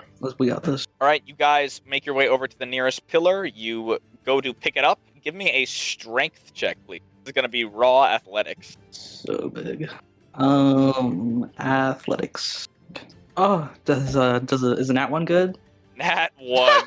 You go to pick it up, Demos, and your hands reach under. You get it up. You see Bask straining with all of his might to try to pick it up from his end, and it comes off the ground a little bit, and you slowly hobble it over about 5 feet, and your fingers slip, and the thing drops right on top of your toes. You screech out in pain as you take 2 points of bludgeoning damage as it slams down hard. Oh, I'm so sorry, Bask. You know, I just came back to life again, and whole thing. He sort of squeaks, don't worry about it. Is your foot okay? Do you need me to tend to it? Oh, Whoa. well. Oh my It's okay, look, we're doing fine. Look at those idiots back there. They broke up their rock. How will they put it back together? Or at least make a tower out of it? It will be too hard. Silly humans. What are they even doing? You see Malagus standing near you guys, just sort of stretching out and goes, oh, hey there, Deimos. Just picking which rock I want. I give him a look. Like, don't talk to me, please. But that's not very nice. I hiss. All right, now it's to Hire. Hire, you and your bird companion, Tick, look at each other. Tick has wide eyes and sort of like looks down at her floppy, sad little wings. You help me pick up this pillar. Yes? No? No. Oh god. Then I don't know what else we have. What else we have? To be honest, I think we need to make our best effort. All right, what do you want to do? Yeah, I want to start trying to pick up that boulder or part of the pillar. All right, you go to lift it up. Give me a strength check, please, to do so. I'm really owed a nat 20 right now, so 3. Yeah, you go to lift it up with Tick, and you barely get it off the ground, and you look over and you see Tick has not gotten it off the ground at all. She's straining and pulling, and she sort of squawks out, and nothing's happening. Mm-hmm. Now, and would you say that's a bonus action or like an action? I'll call it a bonus action. Oh, you're so kind to me. Can I cast Bless on Deimos, Orpheus, and Malagus? Okay, you cast Bless on them. Nice. Oh. It goes out successfully, so that's an I'm not added winning, for to boys. everything, right? And yeah, that's my turn. All right, excellent turn. Okay, that very well. That wraps us back around to the top of initiative, and I've decided I'm gonna pivot and pull us out of initiative because this is gonna take too long. So I'm just gonna do no more initiative, and we're gonna do it sort of raw. Woohoo. So what I mean by that is I'm going to return now to each team and just sort of walk you guys through how you're doing this over a period of longer time. So, Duelam and Orpheus, you guys are up next. You're looking around now, and you see a couple of the lizards have very difficultly pulled one pillar on top of another, making a stack of 2. Nobody's gotten higher than a stack of 2 yet, and you guys are still sort of holding pieces of rock over the stone here and merging them together one by one with the spell Mel. Can I try to Mel, remember? what do you want to do? Can I try to remember his instructions, whether or not he said we had to make a column as high as 4 barrels, or whether we actually had to stack 4 barrels? The figure, Tonoti, is sort of standing off to the side watching you guys along with the rest of the lizard folk. You could call out and ask, or you can roll me a history check. I'll just ask, hey, Tonati, do we literally have to stack 4 of these, or can we just get it as high as 4? It must be as high and as wide as 4 would have been. Does it have to be solid? I'm confused by the question. You know, like, say if I made sort of a plus sign, but that was stacked vertically, like, like if you imagine if you took out all but 4 branches pointed in every direction on a pine tree, it'd still be as wide and as tall as a pine tree, but there'd be a lot less tree in the middle. Well, then I will dictate that at the very top it must be as tall and as wide as 4 towers would have. Is that fair? You beautiful, beautiful man. All right, Right Dylan, up. pivot. We just need to... I can start trying to connect it to the barrel below at the bottom, and we just need to put them in a straight line up and then do a complete cap. Sure thing. Okay. Are you stronger or am I stronger? This unit has above average strength. Alright, this unit does not. Would you ferry over some more chunks while I start trying to connect this to the bottom piece? Sure thing. I'll Good go back lad. and with the perfect memory, I want to get exactly the pieces Oro needs. All right, perfect memory. You remember where each of them broke up from. Again, each of these are like football size. You start grabbing them and carrying them over.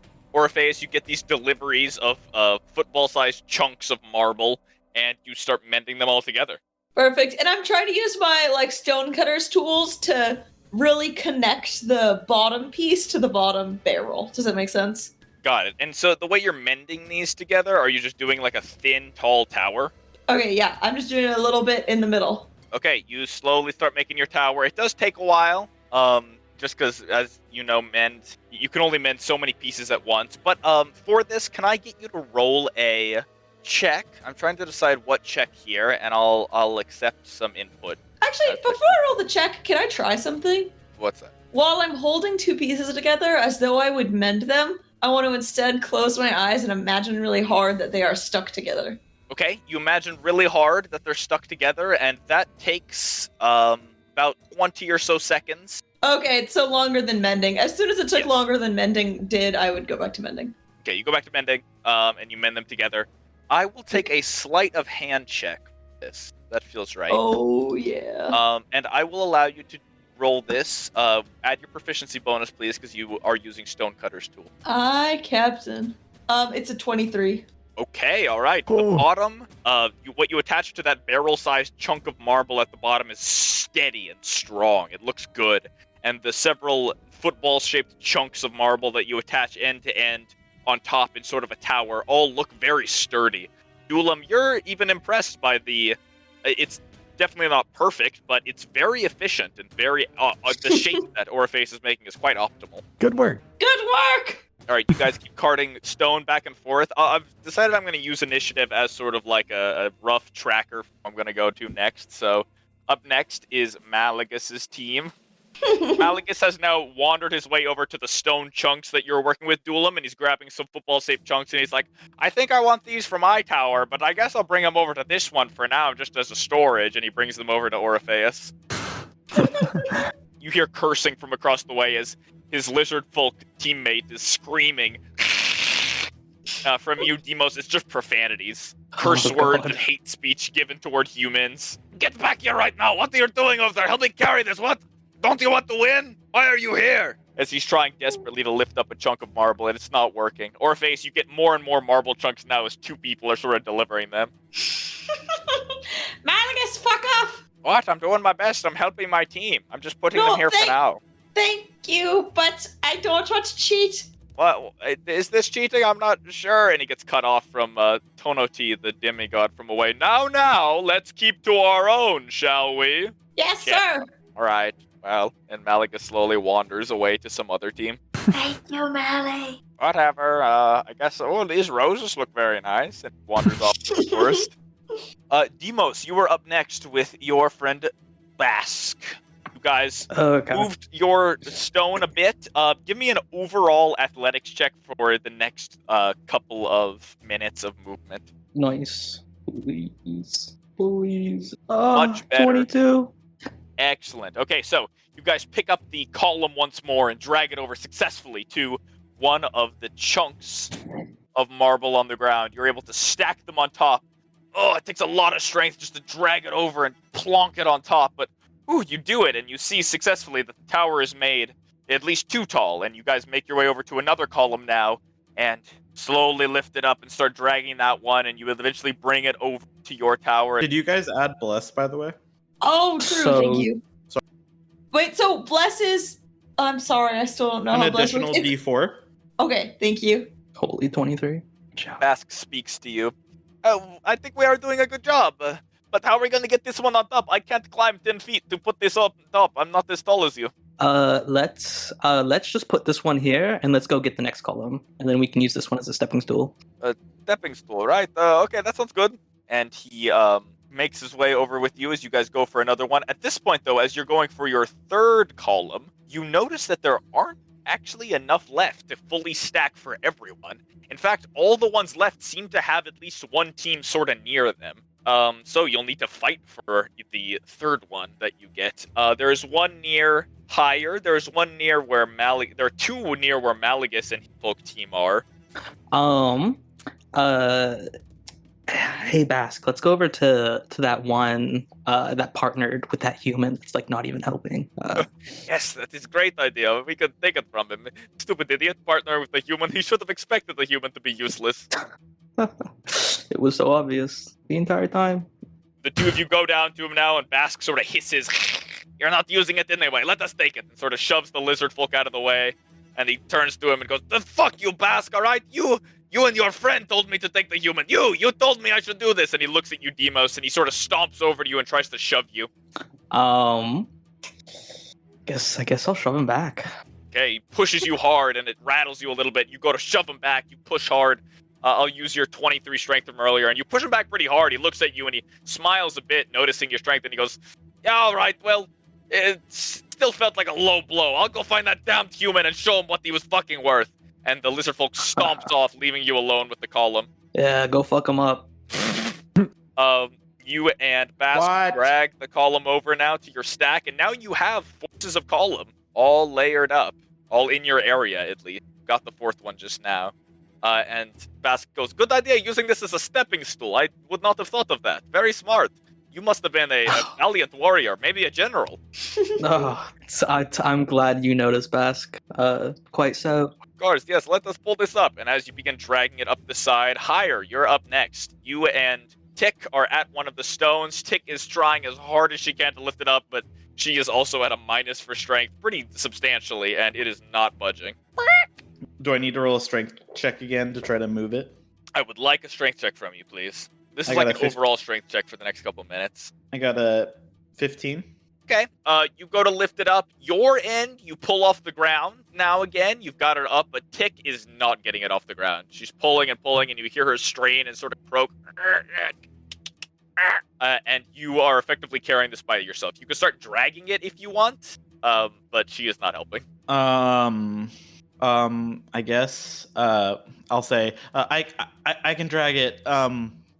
You watch everyone else. Make sure they're okay, and no one approaches us for our pillar. Watch everyone else. She continues trying to pull on it as hard as she can, and then drops it to the ground. And she looks at you with sort of sad eyes. I try to laugh, but it comes out more as a strained grunt. Is that yeah, exactly. Yeah, and then I'll make it as far as I can get. Okay, you start dragging it and pulling. It's moving at half speed because you don't have anyone to help. You slowly drag it over to one of the other columns. As you do so, you drag it over to another one. As you do so, you realize you will not be able to pull it up the 5 feet to get it on top by yourself. You're pulling pretty strong, and you're able to drag it by yourself. You even see the chunk of wood and leaves you're pulling up just by dragging it through the ground, but you're not sure you're going to be able to lift it on you. What would you like to do? I guess I got to start breaking it apart. Okay, how do you want to do that? My unarmed strike is 0. Interesting. Okay, what if I told you I casted a really intentional magic missile? I'd accept it. You'll have to roll damage. Roll damage. Gonna be a fat 2. Okay, you shoot a magic missile into it, and you see a sort of sizzles in, the force burrowing a bit, but that being the lowest damage you can do with magic missile, it embeds itself and no chunks seem to break. And then I rolled a 5 and a 4. The second one comes out, third one, bam, bam, you see as a small chunk of stone crumbles off the side as you're able to knock it off. It looks like about a fifth or so of the barrel-shaped piece of marble just fell off from the force damage that you did. You're able to lift it up and drag it if you want. Great. Do I want to keep going with magic missile? I don't think so. You're running out of spells. Oh, I can't cast Sacred Flame because it has to be on a creature. That's crazy. Yeah, saving throw. Okay, while you consider your move, I'm going to move on next. Okay. Consider what you're going to do next. As you do so, Orpheus and Gulam, you guys now have a weird, janky, thin tower that you've built, but it's solid, strong. You look around now, you see you seem to be more or less ahead in terms of height. Two yes. groups of lizard folk have already stacked theirs 2 high, and they're working on their 3rd. There's one group that has it 3 high, and it looks like Demos and Bask are about to stack on their 4th once they get up their little tower. Otherwise, though, you guys are more or less in the lead. One group looks to be completely out of it, this being the one with Malleus, and as well, there's one other group that is having a lot of trouble moving their first brick of marble. And there's a kobold magic missiling the barrels. There is also a kobold that seems to be, like, looking down at his hands, not knowing what to do, and he keeps shooting bullets at it. You got this higher by Aether's glory. I suck. So, You don't you suck. guys now have built it pretty tall. You look around, and it looks like about as tall as 4 stacks of marble would have gotten, but it's very thin. About as thin as, like we were saying, the thinness of a football-shaped barrel oval. Dylan, did you get all the pieces of the top? Sure thing. Alrighty, up on my shoulders. You can mend them together. I'll hold you up. Okay. Try to climb Moro. Climb up the side of up there. Orpheus. I won't make you roll for it. It seems easy enough just to climb up Oro. Oro, from your side, you get this the glowing body of Duelam right up in your face. Lighter than expected, but sort of hot to the touch. It might just be the sweltering heat out here. Luckily, you guys didn't have to do a lot of heavy lifting, but carrying all those little chunks of marble, you're building up quite a sweat. It's very uncomfortable. Good pump. I just want to start hauling pieces up to Duelam for it to mend. All right, you haul pieces up. Duelam, what are you doing up here? Getting ready to mend the top, I guess. How do you want to mend it? I mean, I assume we just get the parts that connect upwards, right? Okay, That's it's what I about as figured. tall as you want to make it taller than or tall. It's about as tall as you need it to be. No, At this we're point, making you it make wide now. Then yeah, wide barrel. Wide barrel. All right, so you're making like the letter T, capital T. Yeah, but round. at the Yeah. top. Sort of like a screw, like a big screw. Big screw. I like it. Yeah. All right, you grab the chunks and slowly start mending it. It takes a minute, and you work at it for a couple minutes here. As you do so, can I also get a sleight of hand check from you for Yes, just sir. like general shape? Remember Shape. bless, and also can I give Duelam advantage? You are using your hands theoretically to stabilize Duelam. Yeah, but just I thought by standing up, right? stabilizing it, I could give it advantage. I think by stabilizing it, you're going to give Duelam a straight roll, Okay, but you can encourage Duelam. You Got a got dirty this, little 20. buddy.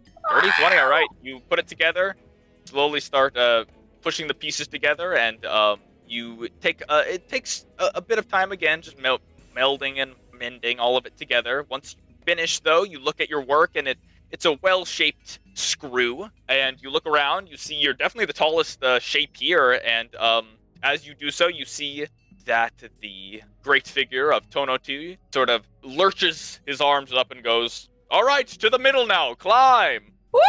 All right, start bolting. All right, Yep, the two of you Bolton. bolt. Swapping over now to Malleus. Malleus walks over to you, Hire. You hear him talk behind you. "Oh, you're doing great there, Hire. You know, if you keep going, you might finish it in like 3 hours or so." Fuck you, Malagus. I've decided. Sorry.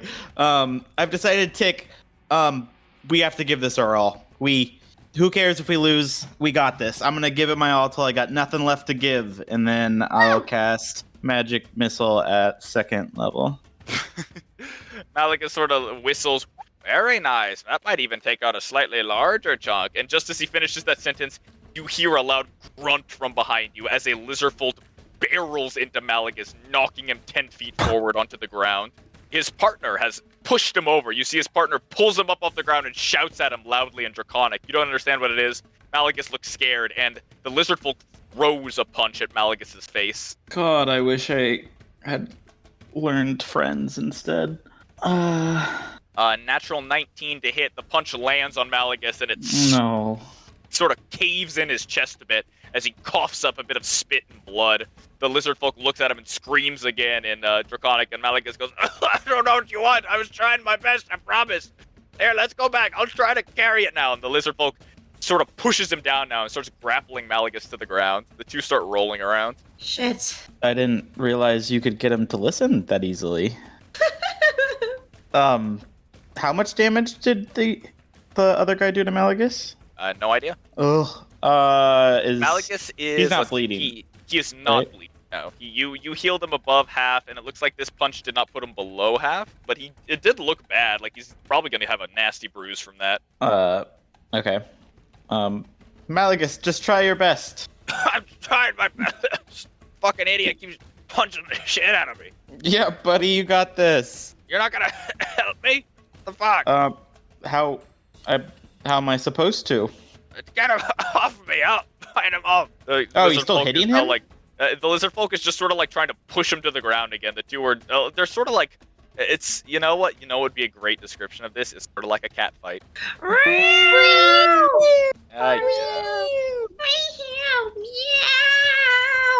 There's a lot of like hands pushing in each other's faces. You don't see a lot of damage being dealt, but the lizard folk does look like he's throwing punches. Cool. I'm gonna go, like, you know how like in like when people are fighting at a bar and someone has to hold them back? Yeah. I'm trying to go behind this guy and hold him back. All right, you try to get behind him and hold him back. Grapple him, I guess. Give me a strength check to grapple him. This is a competing strength check. Did I got that magic missile out, right? At the rock? Yeah. We're going out of initiative here, but sure, yeah. You threw some chunks at it. How much damage was it? 12. 12, Or okay. 13. You take a much bigger chunk out now. Like half of the rock comes crumbling on down in a couple big, chunky stone pieces. Okay, and then obviously I go to help Malagus. Okay, what was your strength check? My strength check, of course, was... only trying to beat a 13. Not bad. Oh, my 75% chance You're chilling. of not rolling above that. Oh. 3? Yeah, all right. You pull on him as much as you can. It is not budging. This lizard folk looks already pretty tired from scrapping with Malagus, but he is big and bulky, much bigger sized person than you are and much more muscled than you are. I mean, it looks like he works out every day. You try to pull him off and all you do is pull on scales and nothing seems to happen. Tick sort of chirps at you. We're gonna do this. Put all your effort into it. Win or lose. Mimicking your voice. Can I, obviously this is gonna take some time, which is okay. I wanna, like, draconic cry right in his ear. Like, I'm trying to throw him off guard, but that gives me, advantage on attack rolls against him. So if I can try, like, a strength throw again.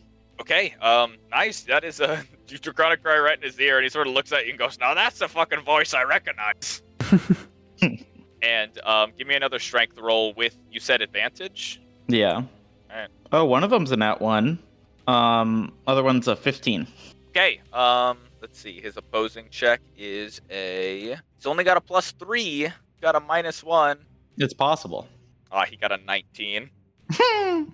Just not budging. It seems like strength is not winning this battle against these people who went to heaven for being strong. You cry in his ear, and you definitely think that deafened him for a moment, but the struggle is not working as you're trying to pull him off. Nothing seems to be happening, and now you've just sort of joined in the little cat fight of rolling around in the brush, trying to pull people off of people, and it's getting hot and muggy, and your breath is hot in front of your face. It's Great. unpleasant. Can I attack him with an unarmed strike for 0?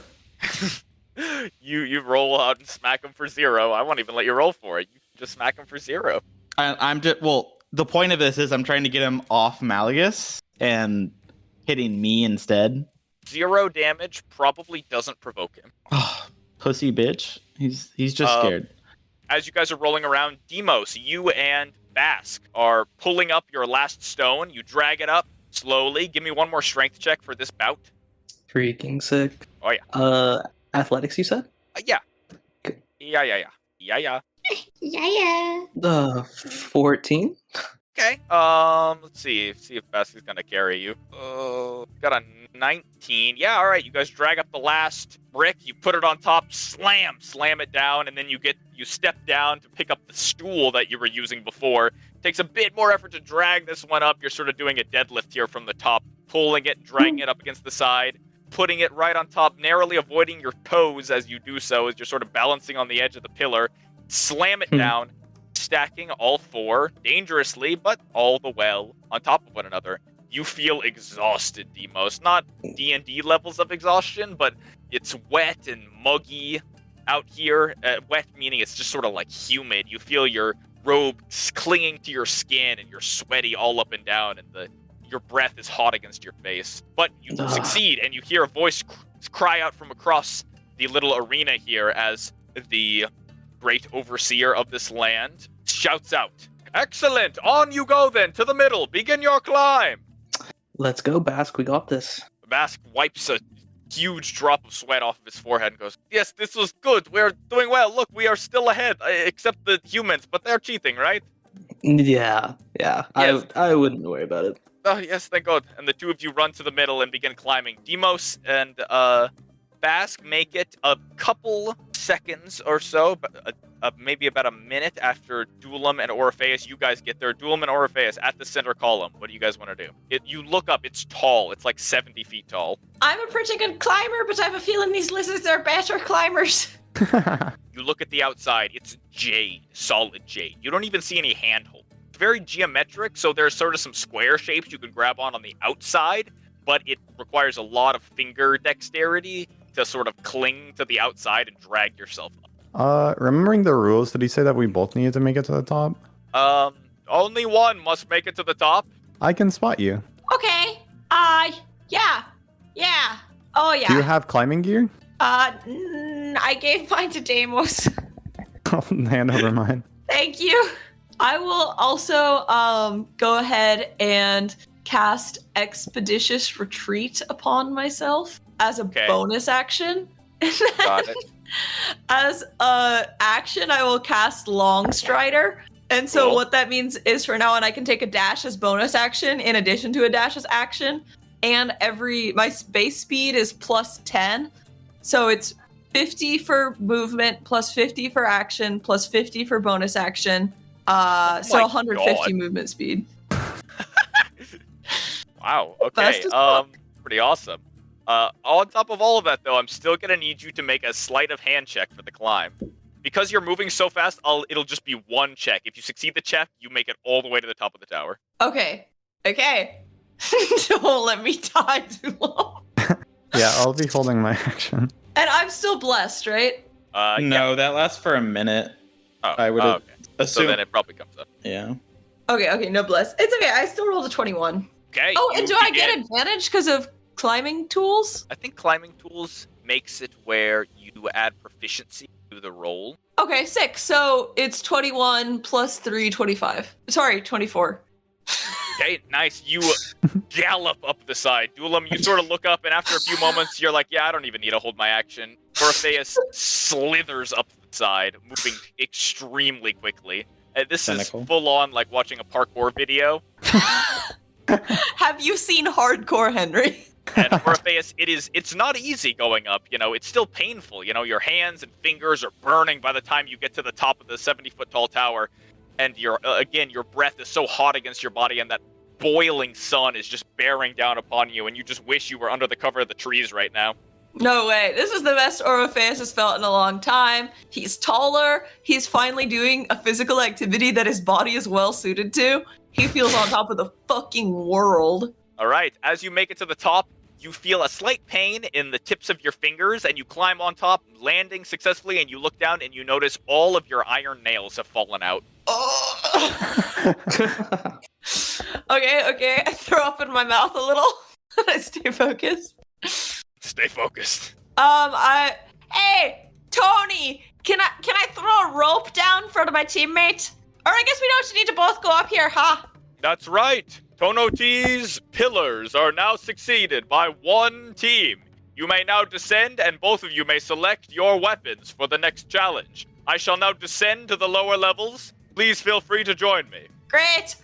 Is there anything I could loop a rope around up here? You look around up here. There is nothing up here. It is solid and simple. Okay, so having seen Iceland twice fly herself upwards at a constant velocity with Lettermore, do I feel confident in my ability to do a controlled descent with Lettermore? You may certainly try. Yeah, done.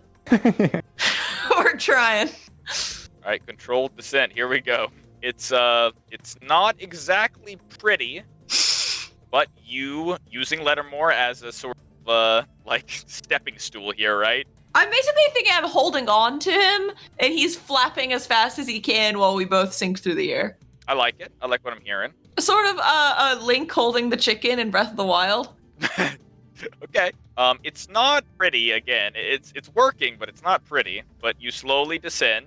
As you do so, can I have a sleight of hand check for just holding on to Lip, please? Yeah, baby. 9. Okay. Yeah. Yeah. 9. 9. You descend slowly. Dulam, you look up and watch, and right at about 20 feet off the ground, Orpheus, you thump, slip off. And you go tumbling down. Ah! Dulam, you want to do our infamous take half damage for the faller? You don't have to take half damage for me. I'll do my infamous with my held action. I'll vortex warp him to the ground. Oh! Holy! You grab Orpheus out of the air. Orpheus, I assume you, accept it. Yeah. I've got pride, but not that much pride. You accept it? You snatch Orpheus out of the air, teleporting him right up next to you, and Orpheus, you screech on the way down, and all of a sudden, whoomp, you're right up next to Dulam. Great climbing. I wanna pick Dulam up, spin it around. Destroy, Bills, destroy! Is that an order? I want to kiss your shiny head. To the understory! Let's go get Samir! That's what we're doing, right? The fan fictions will be speaking about this. Let's go. Wow!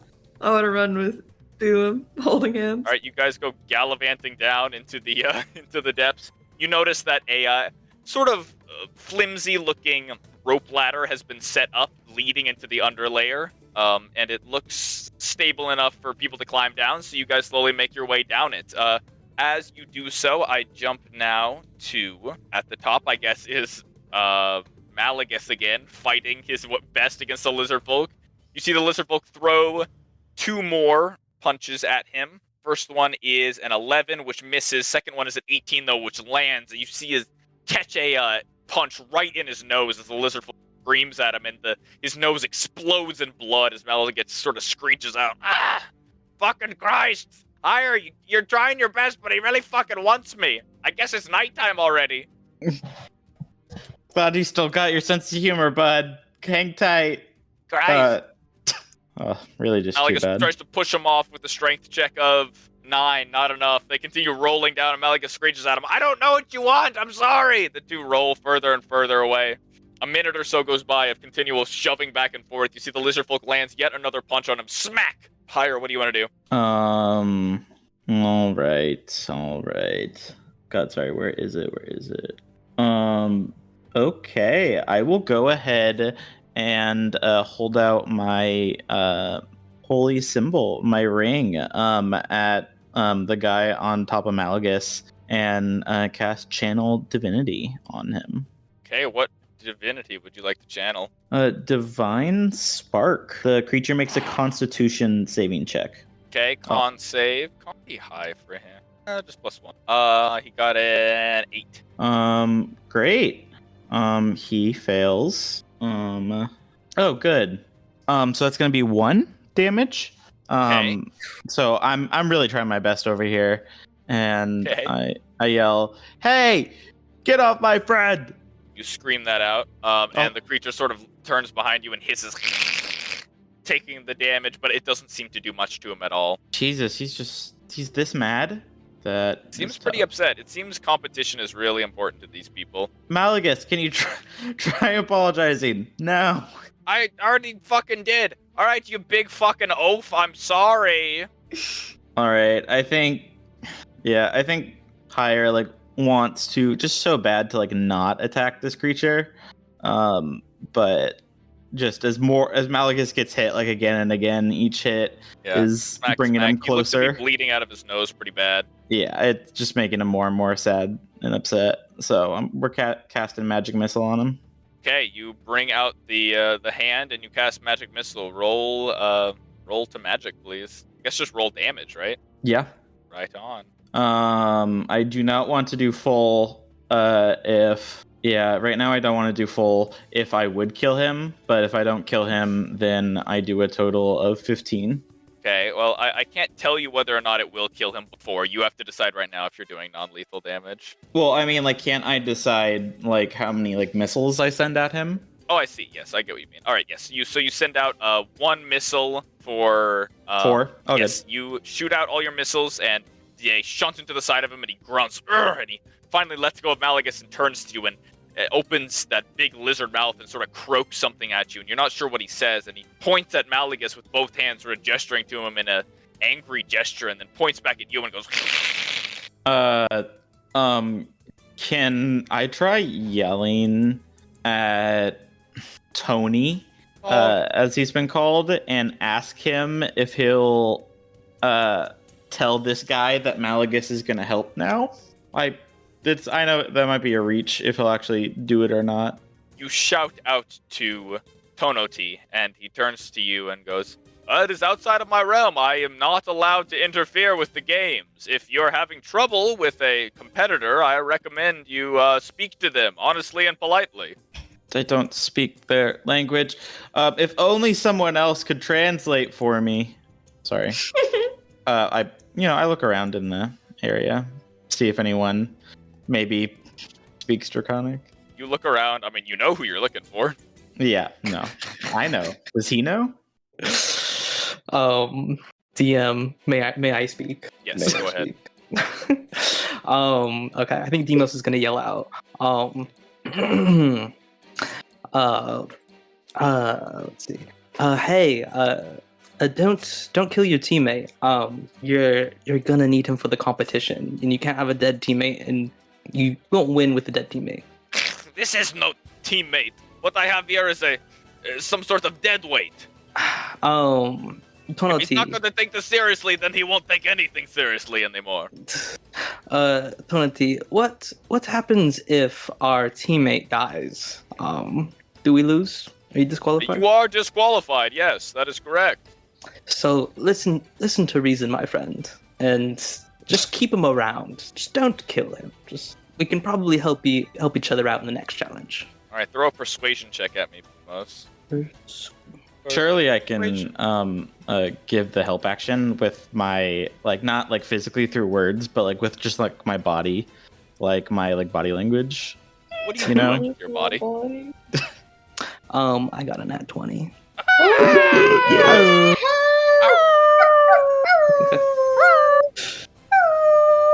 Crazy. All right, the figure throws Malagus to the ground roughly and goes, "Ugh, fine, you can stick around. You must help me with the stupid fucking marbles barrier now, though."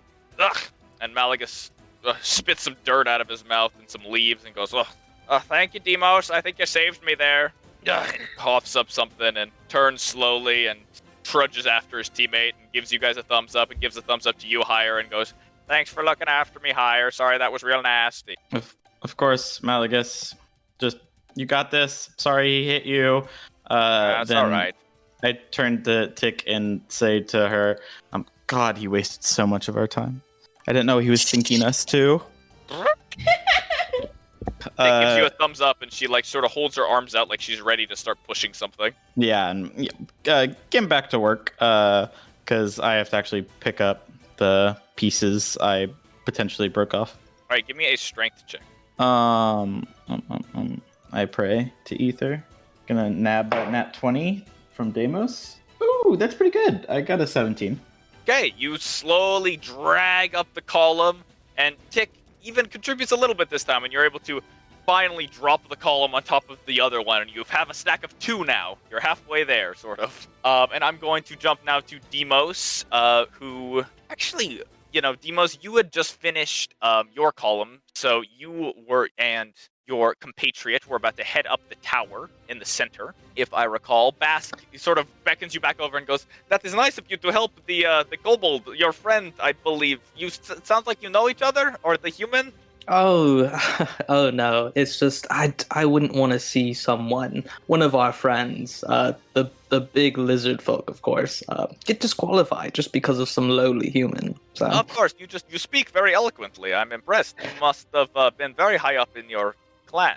Oh, a leader must be able to speak many tongues. So. Yes, of course. He looks at you, sort of eyes you a little bit, and then goes, "All right, if you can help boost me up, I can climb the rest of the way. I'm a very good climber." Perfect. I will help him. All right. I'm gonna roll give me a strength check just to sort of push him up. Right. Strength check. Give me a strength check. 13. Give me a strength check. Free my Just soul. 13. 13. That is a good roll. All right, you launch this guy upward. You see the figure go flying upward up the side of the Jade Tower, and he quickly latches on with those talons into the Jade. You even see chunks of Jade sort of spill out of the side as he begins climbing up. Quickly now, upwards and upwards. You see he doesn't falter as he makes it all the way to the top, and a couple seconds go by, and then you hear a shout from across the arena here as Tono2 goes, "All right, that's another team. Please descend into the underbrush. You have completed the first task. Grab a weapon and make your way down." Nice. I recommend grabbing at least one weapon. It seems the first team didn't. We were running towards the weapons, I thought. You guys were? Okay, all right. I thought you guys said you were We- going down. No, that would be ridiculous. I mean, we said to each other, like, yeah, let's go down. All right, it's your up then. What would you like to do? Pick up my weapons. Pick up the hammer. You grab the hammer, Orpheus, you grab your stuff as well. Takes but a moment to acquire all of your goods and services, and after you do so, is all you're grabbing your own stuff? Yeah, I've been thinking about it a lot. Maisie really wants to fuck with that strong-looking guy, but Oro probably wouldn't do. Yeah, I'm only picking up my hammer. Okay, you guys pick up your stuff as is, pocket it away. You can, add that back to your inventory now. And looking around, it seems like you guys are in the lead, though Demos is close behind with his partner, which is good because that means you've at least got some skin in the game there too. So Oh, yeah. you guys are in a good spot. So you guys descend the rope ladder now, dropping into the underbrush of this area. The underbrush here is very quiet. As the upper levels, basically the level you guys were at just before the top of the brush, was loud, filled with the sounds of bird noises and insects and sort of the hum of just the general forest. As you descend, it gets much cooler all of a sudden, which is a welcome relief. The shade down here is dark and cool and pleasant, and it's still pretty muggy, kind of fairly humid, but at least it's a cold humidity, like a cape.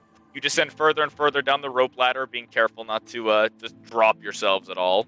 And eventually you find yourselves on the bottom floor, solid, good dirt. Actually, as you land here, Ulam, you recognize with one of your mutations that the ground here is slightly magnetic. You feel it a little bit against the bottom of your feet as well. You're sort of pulled to the ground just a little bit more than you normally would be. Look around and all the dirt here, just fairly magnetic. My gravity.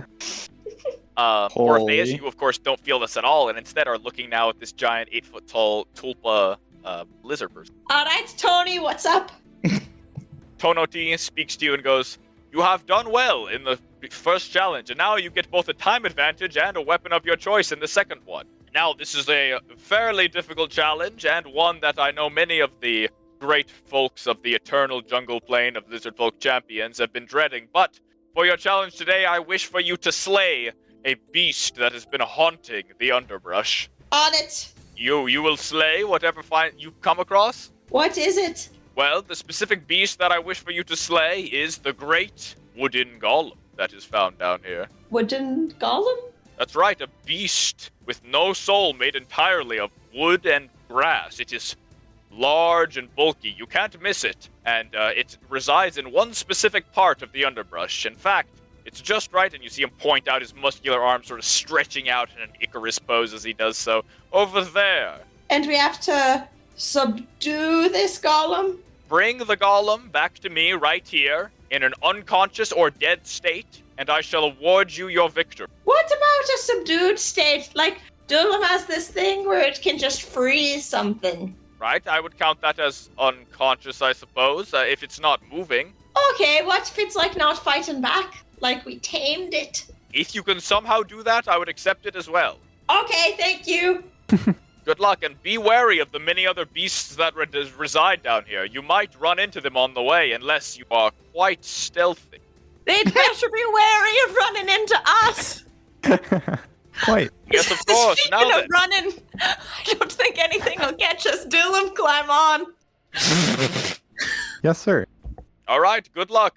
Slay the beast and bring it back to me, and then I shall reward you. You have done well so far, outsiders, and I welcome your company. Well done. Thank you. Thank you. Travel for exactly 0.7 of a mile in that direction, and you should find it. It tends to what you might call a sentinel around a group of trees. All right. I'm calculating with Google how many seconds I can run 0.7 of a mile in. 1 second. 24 seconds. That feels like a long time for someone running really fast. I don't know, 24 seconds to run almost a mile? That's like, think of it this way, right? 60 miles an hour, a car, is a mile a minute. And you are going faster than a mile a minute. You are almost a car. I'm faster than a car. Oh I'm my running God. 120 miles an hour. That's real fucking fast. With Duelam, you'll be moving half speed because you're carrying somebody. No worries. So it'll be, 24 seconds times 2? So about 50 seconds run to that specific spot. Still Yeah. like 54 miles an hour. You're like a car. Yeah. That's like a freeway. That's faster Was this than what the it felt tollway. like to swim as Bloodhound? Yeah. Are these new spells? How come you have never done this before? I never thought to combine them. I don't know why. I guess I before sort of thought that let me check. I thought I thought Long Strider was also concentration, but it's not. Yeah. Huh. I swear to God, I did not take these in a power gaming way. It just worked out like that. I like that. That's pretty impressive.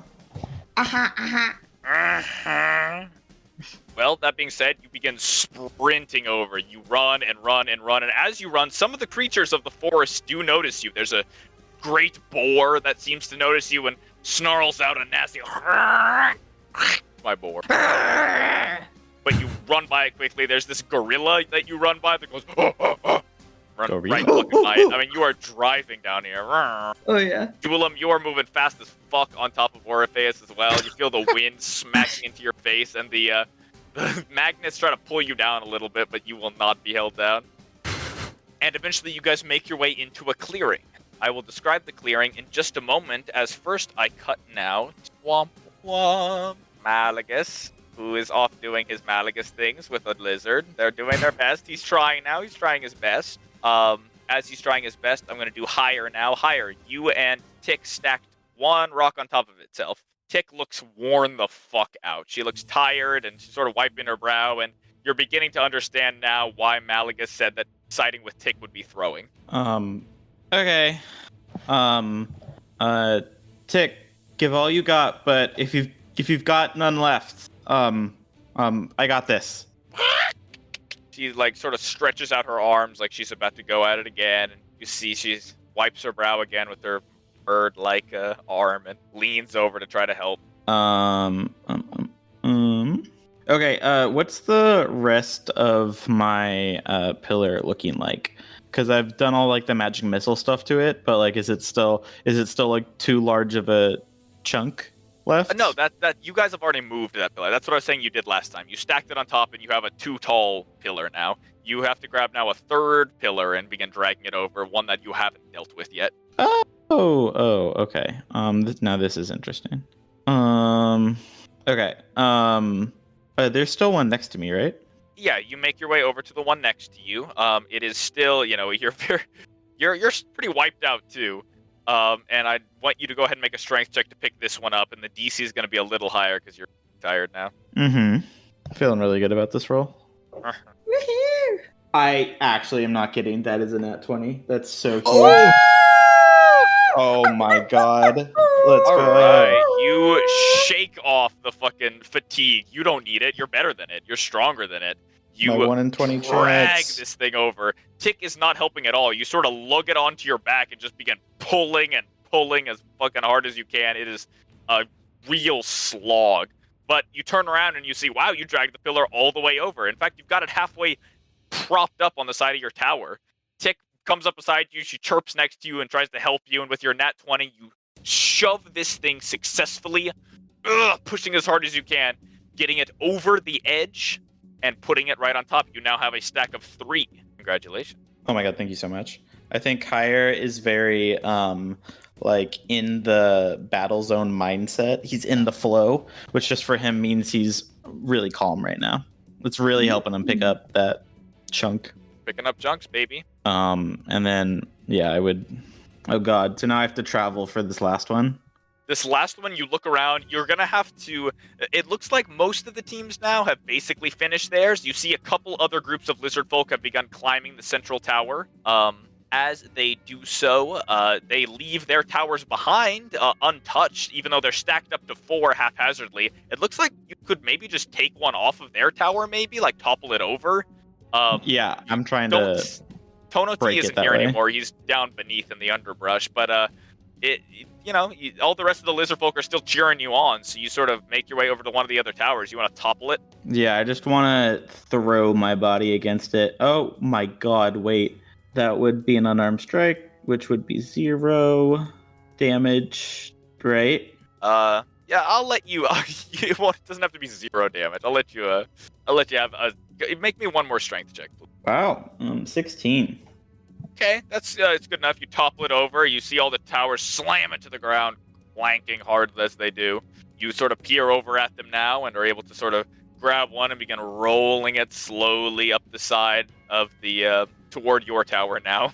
It's slow going, and you sort of see Tick is completely wiped out now on the side, puffing and puffing. She looks like she needs some water, and she goes over to you and chirps, and then sort of leans back, and it goes sort of like a dog. I think this is the strongest Hire has ever been, and he is kind of staying in the zone of it and kind of just putting full focus into chugging on ahead. Right, you dig deep, reach down, grab the edge of this thing here, and begin just pulling as hard as you can up, dragging it up the side slowly. You look up now, though, and you have to drag this thing 15 feet up to get it on the top of the tower. How do you want to do that? No, please don't make me stack. I'll never get there. How do you want to do it? I think that is the best I got. Okay, I'll let you think about your next move. As you do so, the rest of the lizard folk begin climbing the central pillar. They look to also be excited and thrilled about this, and not too far behind Demos and your companion, Bask. Demos, you look down now at the rope ladder, which seems to descend. You see, just as Orpheus and Dulam begin sprinting off into the darkness as you're descending down, you're met with that same cooling feeling as you descend, which sort of reinvigorates you to continue this little challenge, and you descend meeting Tonoti, who gives you the same pitch as for Orpheus. Go off that way.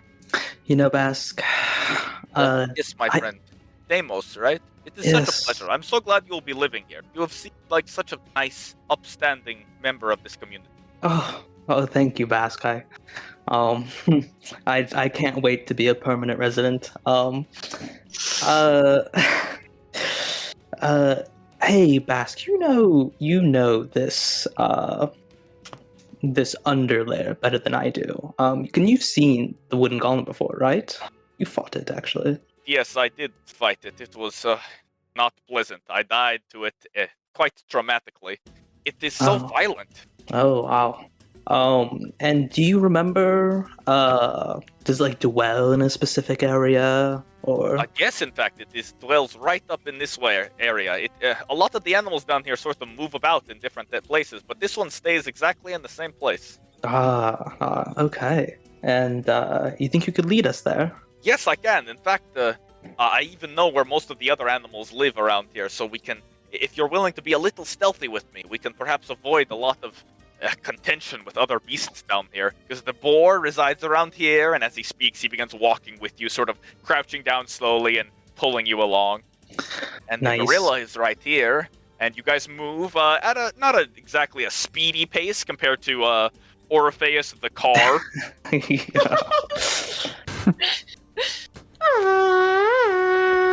Okay, thank you. That's right, you guys. I built the character just so I could make that noise. He built that wall. He built that wall. He built it wall. Orpheus is running fucking ahead, but Demos, you're keeping up. You're moving at your normal running speed of 60 feet per round with your friend Bask. Bask is pointing out certain animals as you guys move, and you guys sort of take a, not exactly meandering, but sort of a Slytherin-like, Whoa. a serpentine path in your way toward the wooden golem. Nice. Jumping to the top again, I bring you back, Dulam and Orpheus. I pulled you now to a different scene that you might find here Ooh. on Yeah. bt.com. In the underbrush, the ground here is heavy dirt with some patches of grass, and there's some sparse trees and bushes around you that are very low to the ground, nothing above 10 feet tall. There's also a bit of running water down here. You now come to a stream in front of you and a small 5-foot drop. As you are sprinting down, Orpheus, you're able to clear the drop, jumping right over the water as you do so. And Dulam, it clicks in your head that you've traveled exactly 0.7 miles now. It should be here. Smeared! You Smeared! plant your heels in the dirt to slow down, and you look around. You No, don't see I'm anything. not slowing down. I'm running circles. You're Smeared! running. Hey, Smeared! you've been running. How long does Smeared! the spell last? Good question. Meow. Expeditious retreat lasts 10 minutes and long strider lasts 1 hour. Oh my god. You simply can't be that broken. Fucking with me. How is this not a power gaming strategy I've ever heard of? This is broken. You are running around here, Orpheus, just sprinting around in the grass. You see a couple sparse trees with a bit of branches that stick out in the underbrush here, but there isn't a lot of overhead foliage here, considering most of it is far, far above you in the dark canopy above you. It's dim light down here. You've got your goggles on, so you're able to see I think it's 30 feet. Is that your range, or is it 60? I believe we just said it gives me dark vision. I don't know if we decided on the feet, but I would have assumed 60 because I think that's the Okay. standard.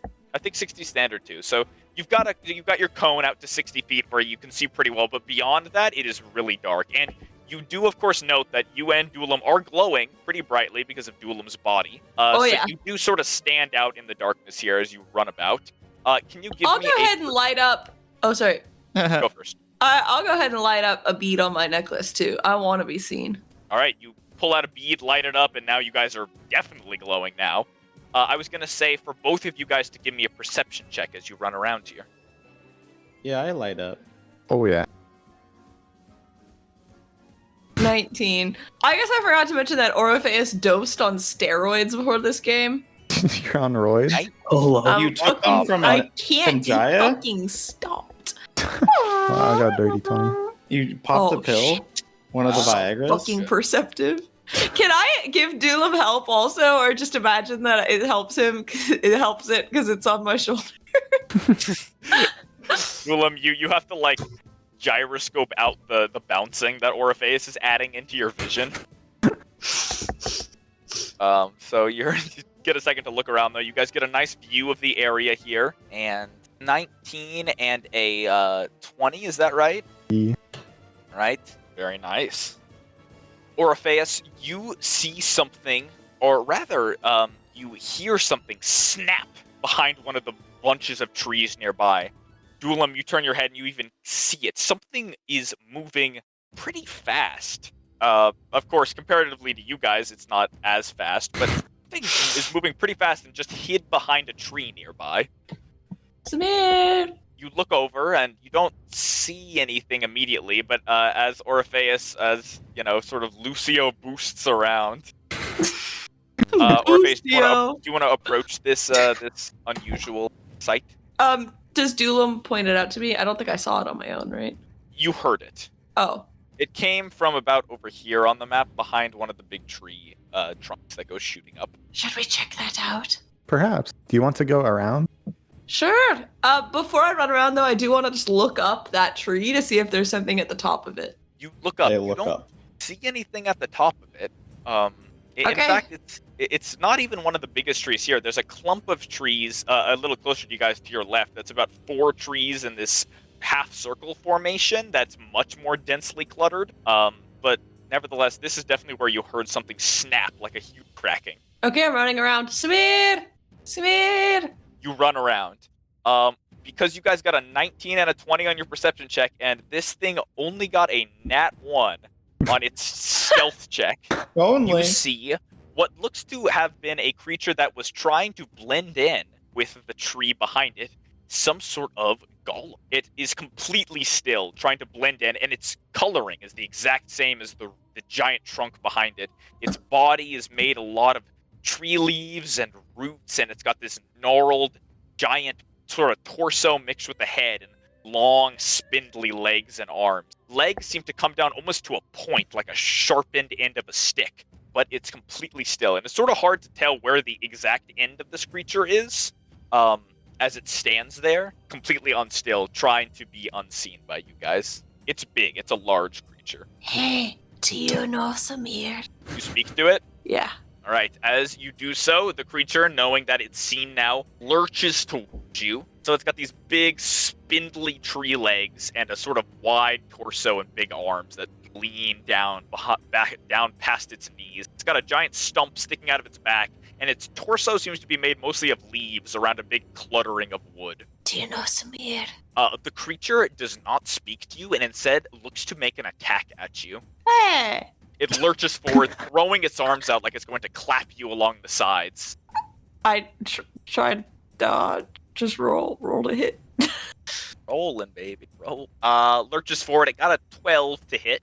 Fucking barely misses. All right, you skitter out of the way. Dulam, that is way too close for comfort as these two heavy, almost tree trunk-like arms slam together like a slap. The sound is loud and very dense. Boom! And the creature skitters towards you. What would the two of you guys like to do? You make note, it has no mouth that you can see on it. You don't even see any eyes. Talk to it. Can I try messaging it? Okay, you try messaging it. What would you like to say? Hello, we do not mean you harm. We are looking for a friend that is also a golem named Samir. Get a response that you recognize. It bounces off as this creature doesn't seem to be intelligent enough to respond. I don't think that this is Samir, unless if he got dumber over the years. I think that happens to some people. I agree with you that this isn't Samir, though, but I do think Samir probably built it, which means it might be his child. Possible. Can't keep Because just like the last time I found a really lame, little construct thing, it was his baby, and I felt bad about selling it. Don't say that about Deimos. What? Sorry. I don't know, we could hobble it? How would you like to hobble it? Well, the knees look pretty hurtable. But I don't really want to hurt it. Maybe... Mason, do I see anywhere it looks damaged? You look at it. Give me a perception check. Okay. 16? Alright, you look at it. It is a tree, so it's sort of gnarled already, but you look closer and yeah, it does look like you see some scratches and some small bits of damage along its upper side, its large, heavy torso, sort of oversized upper half. They look to be small cuts, as if it was attacked by bladed weapons, but the blades looked to have gotten nary half an inch deep in the wood before getting stuck. Okay, I want to lower Dulam off my shoulders, rub its head, and then I want to run in and try to lay my hands on this thing's legs. Oh. Lay your hands on. Yeah, I'm going in for mending, but mending's a touch spell, so. Touching that thing? Okay, you go in. Dulam, is there anything you'd like to do as Orpheus does this shit? Don't know how really to help, so I guess I'll hold my action. Okay, you hold your action. Real good. Orpheus, you go in, and it looks angry. It looks like it's trying to attack you. You get right up next to its feet. In sort of a vague initiative, it is still your turn, so you're able to put out a mending. Yeah, baby. Okay, you go to mend them, and as you do so, you see the legs slowly spindle up and get a little knottier. Slightly stronger, less spindly. Nice.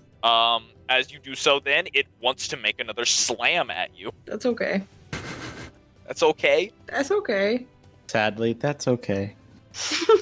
12 plus 18. 12 Plus 18? Sorry. 12 plus 6 is a total of 18. Also, Oh, yeah, for that orbs.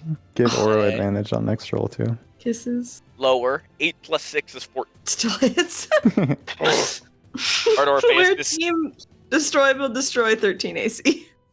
We're building right now.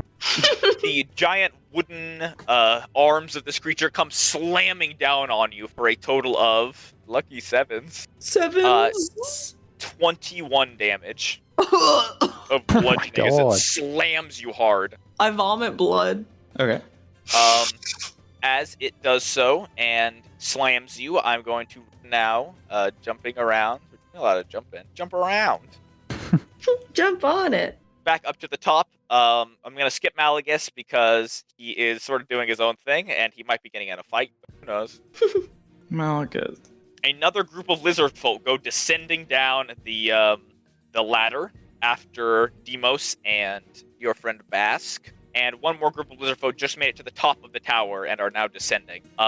Higher, you are looking up the impossible task of dragging a huge chunk of marble 15 feet straight up. How do you want to do it? I'm really going to drag another boulder. Okay, you already have the boulder at the base of your tower. You just have to drag it up the side of it. You're making a tower, right? So you have 3 pieces stacked up 15 feet high. You need to drag this one up the 15 feet to put it at the top, making it a full 4 stack. So how do you want to do that? Yeah, can I go get a...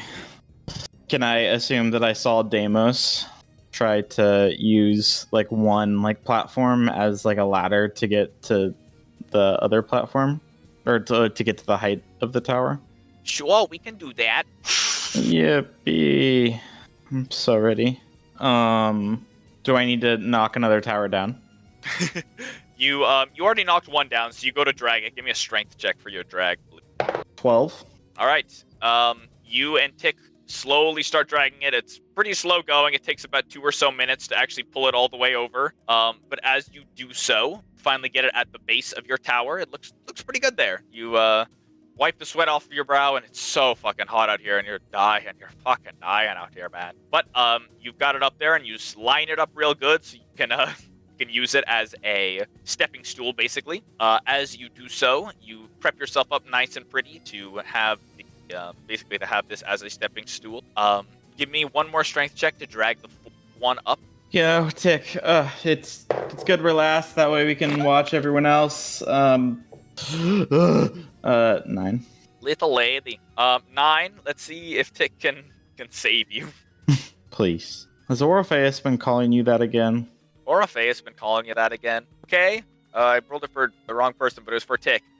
Tick got a 15, which is not bad. So you guys drag it up slowly. It's very slow going. A couple more minutes go by. The next group of lizard folk go racing down, and eventually you get it up there.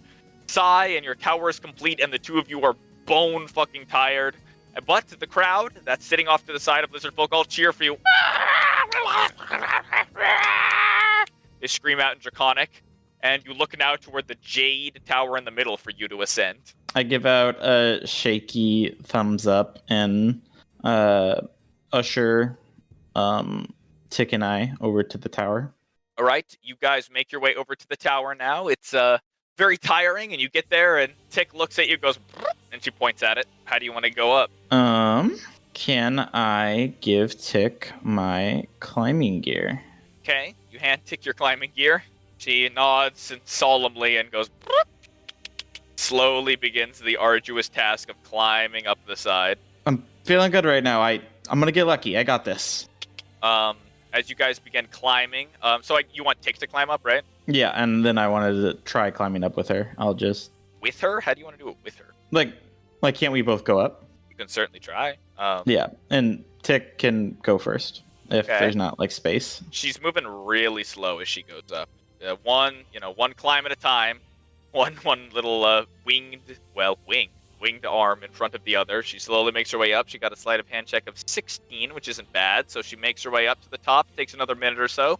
But the two of you guys arrive at the top, yet again exhausted. You had a couple slips and spills on the way, but you made it up. With the climbing gear, she was able to get up all right. You think you probably have better odds, despite being full of metal armor. It's at least not so bad now that a couple of groups have gone up. They've sort of torn it up a bit where there are more handholds along the side of the tower. So the two of you make it to the top. You hear another cheer from the bottom. Woo! Now go down! One of them screeches out in broken common. I give the crowd a shaky thumbs up. Another shaky thumbs up. Oh yeah, I'm running it back. Cool. And then I'll try to keep chugging along. All right, keep chugging along. Get everyone else. Very nice, very cool. As you slowly start descending, I'm going to cut now to Demos. Demos, you and your friend Bask have made it pretty far now in the jungle here. It's taken a couple minutes to make it this far, but you now are sort of on the verge of where Orpheus and Dulam are. You guys have been here for a bit, sort of running around in circles for a while, trying to find what you're looking for. But now I bring most to this map that I have. Whoa, sexy is that. Whoa. Demos, you arrive here, and as you do so, you and Bask make it, and Bask goes, I think it's just up there, off to the left a little bit. It's just behind that group of trees, and as he says that, you hear a loud kaboom as something thunderous slams into something else, and you hear a wet squish and a distant sort of of Orpheus. It's more of a Oh. Oh, very, very masculine. Ooh. Very masculine. Sure, Oh. sure it is. Ooh. Oh, this sounds like someone beat us to it, Bask. Well, I guess we make our way in. It might be hard to kill the beast if we have this, your friend in the way. Not to be rude, but how are we supposed to get around? Gosh. Let's see, Bask. Do we maybe try to fight them away? Bask. What do you How about let's help them until we're all about to win, and then we can just take them out real quick. Easy Oh, peasy. very devious. You have good ideas, you know that? Thank you, Bask. Thank you. He gives you sort of a little devilish grin and goes, all right, let's get in there, yeah? And the two of you Yeah. make your way in now. I'm going to combine your groups now because this is sort of the final area here. So you're basically in the same little spot here. So Orpheus and Dulam, you guys are up next in the golem fight. And you hear what sounds like people behind you sort of splashing through the water. You remember there being a stream a ways away. And they're splashing through now. And you guys are face to face with this wood golem that seems somewhat unintelligent. Dulam, should we just kill this thing for real? I mean, it's not responding. No, I just really feel like Samir built it, but I don't know. Is there any way we can track Samir with it? Not that I know of. I wish it would just talk to us, but From your history with constructs, Dulam, I'll let you roll a history check on this. Ole. It's my Ole, history ole. +2, dirty 20. oh my god. You look at this thing as it's sort of slamming Orpheus and standing very close to this tree, and you are met with the memory of the sort of most standard programming that a lot of, at least, creatures from Mechanus have. The robots and cyborgs and any sort of mechanical creature from Mechanus is oftentimes as sort of an introductory course tasked with just basically defending a point, protecting something, keeping it and holding on to it. It could be just a box or some sort of person, perhaps, like an entourage. It could even be a large area, where you patrol the outside. But basically, at the most basic level a robot can do is like sentry. You know this, you're pretty familiar with it, and you think that that's what this creature is. I think Samir built it to protect him. He could be nearby. Okay. And it always stays by this tree? I think so. It seems pretty close up next to this tree right now. You look at it, the So tree Samir's- is pretty boring looking, but otherwise, yeah. In the tree, or under the tree, or Samir hid something important to him in the tree or under the tree. Most likely. I want to look up at the branches of this tree. Do I still not see anything? You look up, it's just solid wood all the way. You might need to get closer to really investigate the tree. I mean, it's got this giant creature right in front of it. But there's no leaves you can see, no sort of hidden canopy up above. And the trunk looks pretty solid, at least from this angle. It's, again, pretty hard to see though because of the giant creature in the way. I'll just go ahead and around the base of the tree, look from all angles. All right, you scoot around. I like your noises that you make.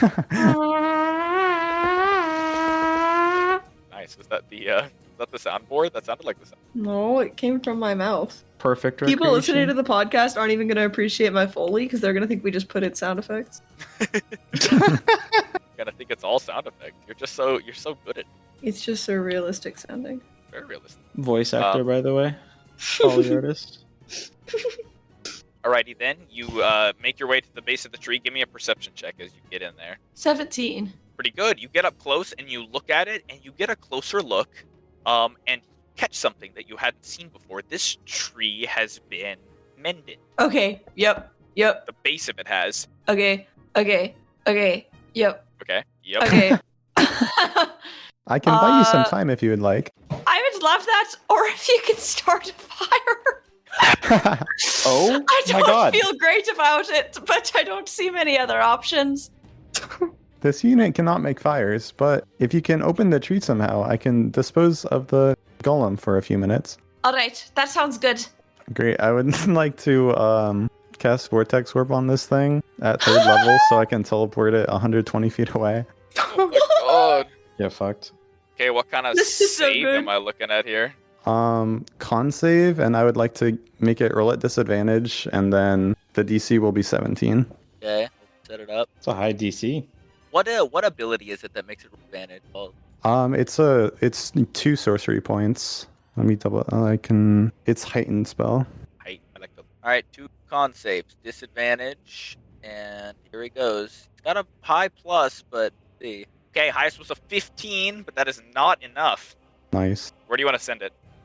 Hearing that there was splashing in the water, I'd like to send it into the river behind us. Okay. Fuck. So like around here. All right, he's off over here.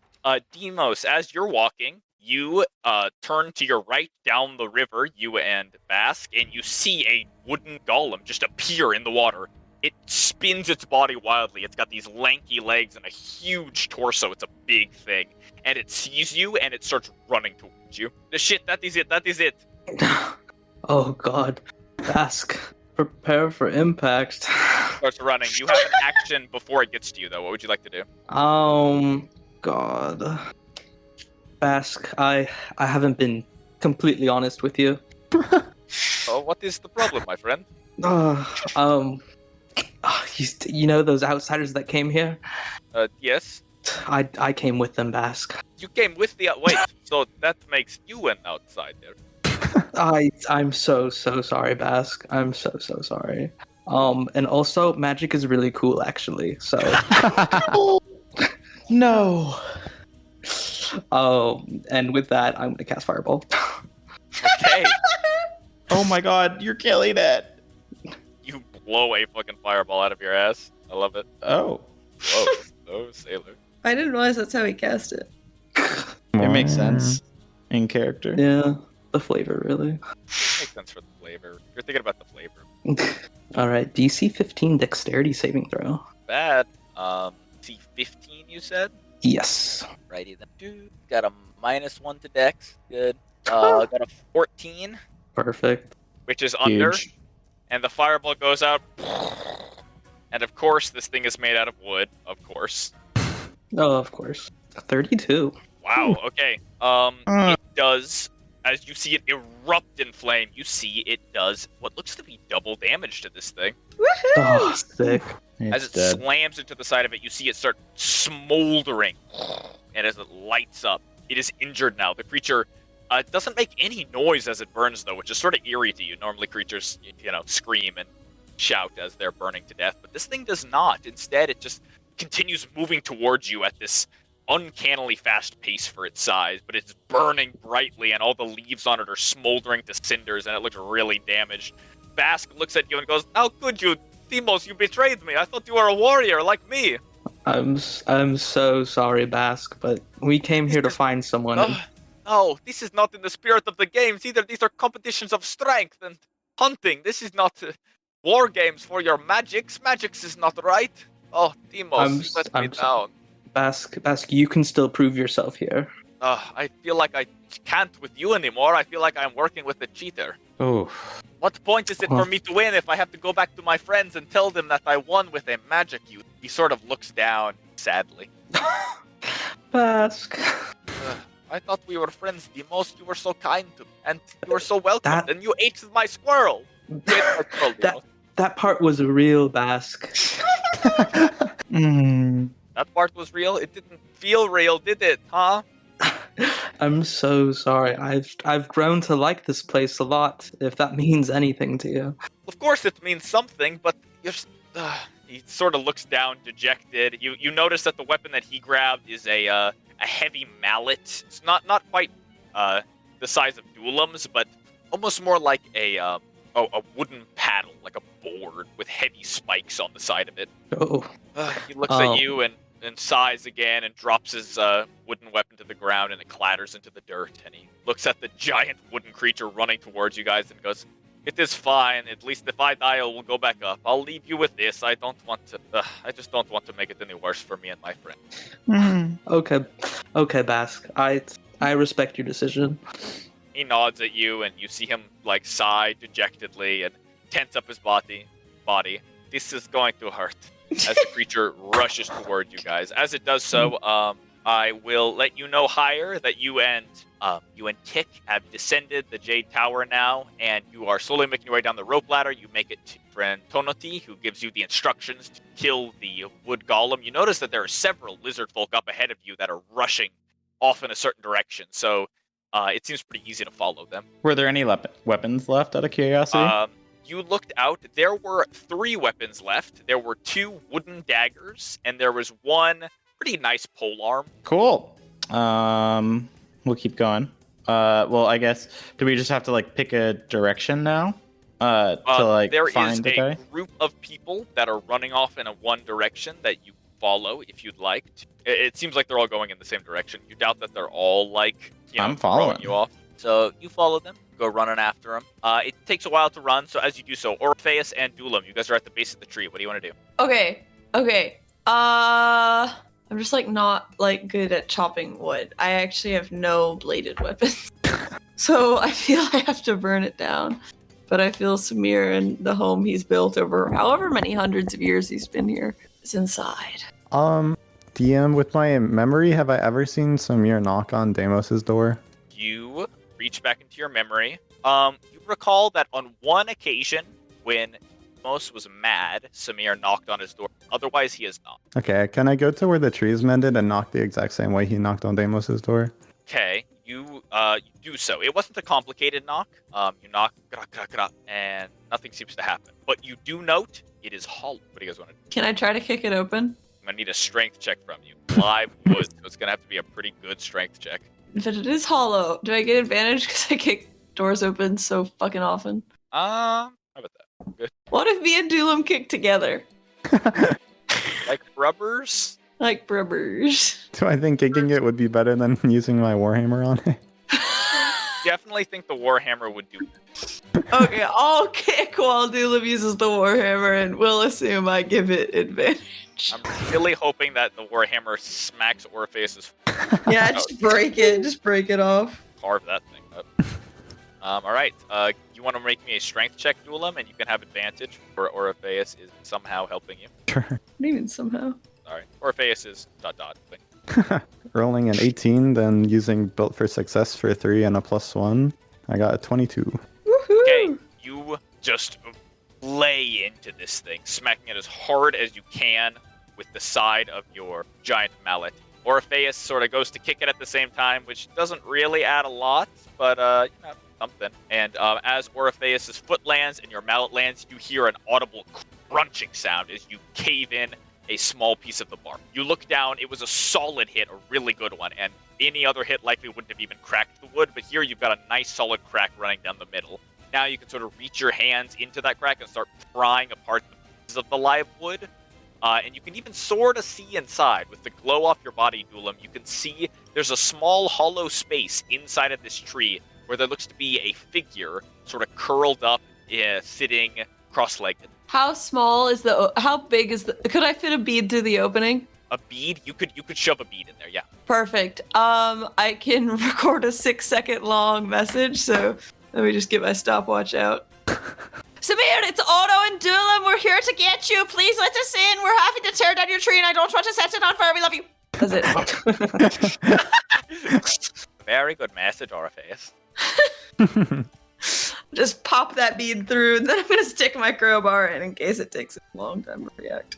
All right, you stick it in, you hear the message read out, and what edges of a torso you see in here and cloth does not move. Doesn't even move an inch. What the hell? Okay, I'm just going to start prying it open. Aye. Start prying. Can I get one more strength check from you guys? And as you roll it, Demos, this thing comes hurtling towards you now, running full speed.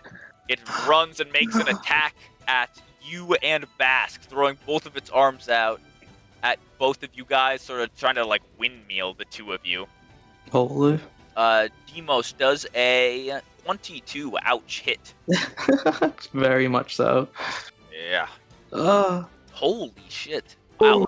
Insanely good roll. The hands come slamming down on you, Demos, as the creature slams you for a total of 27 bludgeoning damage, hitting you and Bask in the same little area. You see Bask get squashed into the ground hard. He doesn't look dead, nor even bloodied, but he seems to just sort of take it, look dejected about it as the creature slams into you. It's your turn. What would you like to do? God. Bask, I hate to see you just give up. There is nothing else for me to do. I hate to say it, but I was allied with a cheater. I don't continue. Sorry. You know, Sure, understand. it's interesting to me that you find magic cheating. Your god wields magic like no other, and Wields yet you magic? don't mind. Are you sure? I believe he is just very strong. Yes. When he appeared, when he called lightning down, that was an act of magic. Bask. You sure? I think he just does that. Well, you know, Bask, you know, sometimes I just throw fireballs, you know? I see what you're trying to say, but Tonoti is still above us. He is like a celestial being, you understand? It is in his nature. It's true. And wouldn't you like to use the same tools he does? No, it is foreign to me. I live here like I lived in life, using my brains and brawn and beauty to outplay and outlast. Glad we've got the theme back.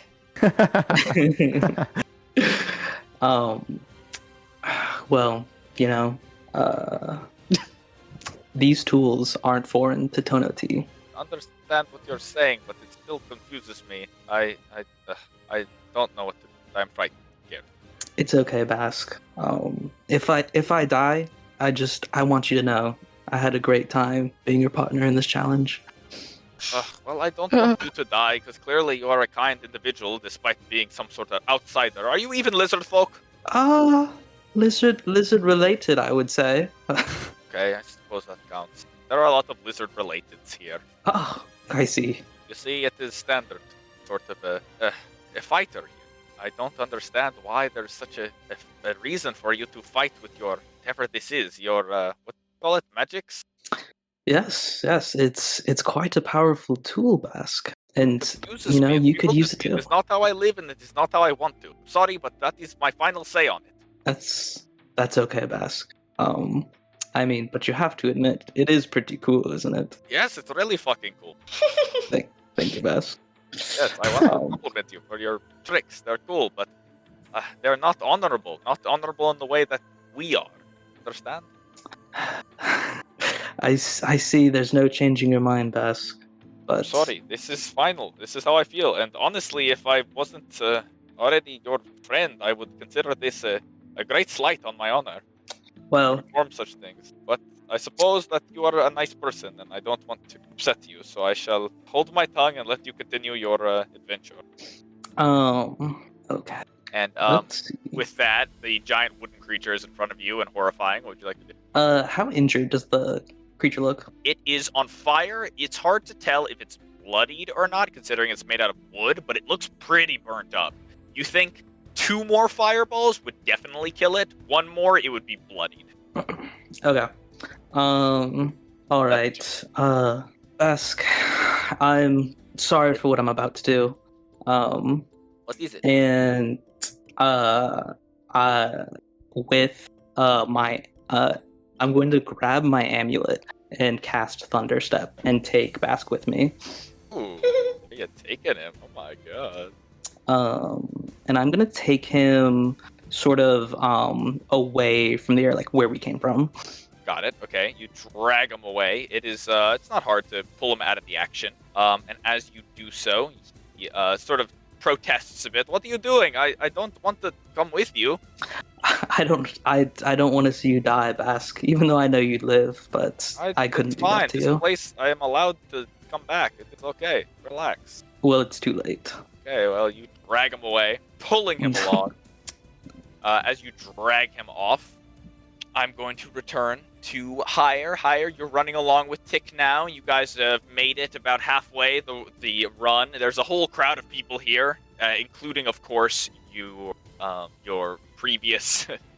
I guess your previous partner with Malagus has even made it here. It looks like he was able to drag Malagus along, though he's far behind you. And the rest of the lizard folk seem to be pretty far ahead of you, making their way to this clearing out in the scrub brush down here. You guys will keep running. Tick seems excited. The cool air down here has sort of brought her back to life a little bit. She's sort of chirping about you. Nice, epic. Giving words of affirmation. Generic, let's do this bullshit. Okay. I guess I'm still running ahead towards where other people have run ahead. Or, yeah, I feel like that's still the best I really have. Got it. You're running ahead. You're just running as fast as you can. It is pretty long run, so you're keeping it going. Orpheus and Dulam, you guys are in front of this strange sort of wooden blockade that you've been digging through now. What would you guys like to do? Our strength was a 21. All right, you guys start prying off pieces. You pry off one big chunk about the size of a hand. Crunch! You hear it crunch as it comes out, and you see inside now. You see buried in this chunk of wood is Samir Arpaz. Dusty. Wow. Though he looks identical to the last time you saw him. Same clothes, same look about him. His face looks the exact same. His eyes are closed, his mouth is closed, and he looks like his head is slowly tilted down off of his head. It's sort of unnatural angle. His hands are sort of in his lap, in sort of like a hugging each other in a prayer formation almost, and his legs are crossed. He looks to be like he's meditating here. Of course, he's not. You can tell that for all intents and purposes, he seems unconscious, but he's just sitting. There is sitting in his lap a small bound note. It looks to be a scroll. As soon as we can get in, I feel like we would pick that up. All right, you pry at it again. With a 21, you pull off some more wood chunks. Luckily, because you sent the golem off to fight something else, you are not distracted by that. You pull more pieces of wood off. Because it's live wood, it's really thick and sort of, green stick-like. It doesn't come off in chunks. You have to sort of bend it against the wood and then snap it off after enough time of yanking on it. But eventually, you open it wide enough, you stick your hand in and grab the scroll here and pull it out. It has the geometric seal on the front of the broken compass, and it looks to be parchment paper inked in black ink. Probably explosive runes. Yeah. Yeah. It reads on the front, and I'll read this off in his voice. Dearest rescuer, and then in parentheses, and who I hope includes the party of Demos and Dulam and Orpheus and Higher. Huge. I was sent here against my will, and I believe this to be some sort of punishment. There's then 2 full enters. Then it looks like it gets picked up in, yet again, the full blocky text of his, but it looks like it was picked up sometime later, because you can tell there's like a bit more age to the first line as he continues here. I'm not sure how long I'm going to be here. I've spoken with all the locals to try to find a way out, but it appears that because of my ... state as a construct, the deity that oversees this land will not free me from it because he does not consider me alive. This is upsetting to me, period. I've decided then that you all will figure out that I am gone, and therefore I will place myself in the position that you can wake me up when you find me. I put myself here and placed one of my golems out front, parentheses. I had to make it out of wood because it was the only material I had accessible, period. Very unfortunate, period.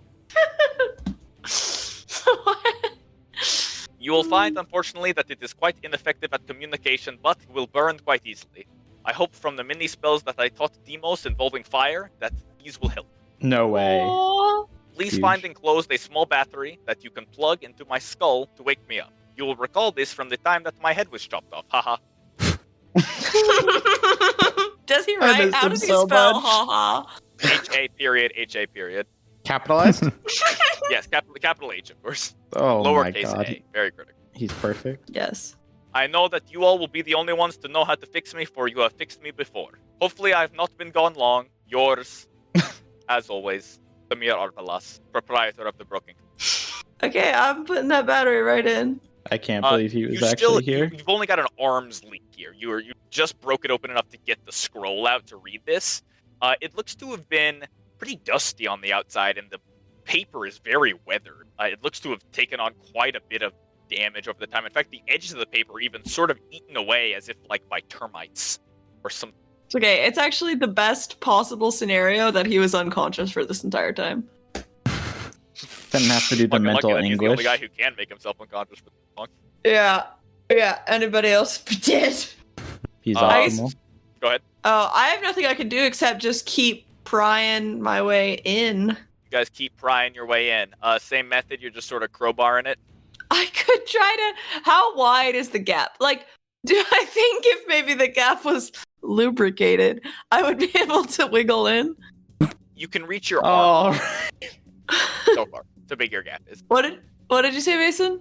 You can reach your arm. That's how big the gap is. Okay, I'll keep chipping. Once I think it's long enough that my bones can fit through, I'm greasing myself. You mean all your bones, right? Yeah. What? Oh, I'm just confused what you're trying I to want to keep This is- most of them. The tree here is not that big. There is room for one person inside, and they're already inside. Oh, so can I not just like stick the battery in him with my arm?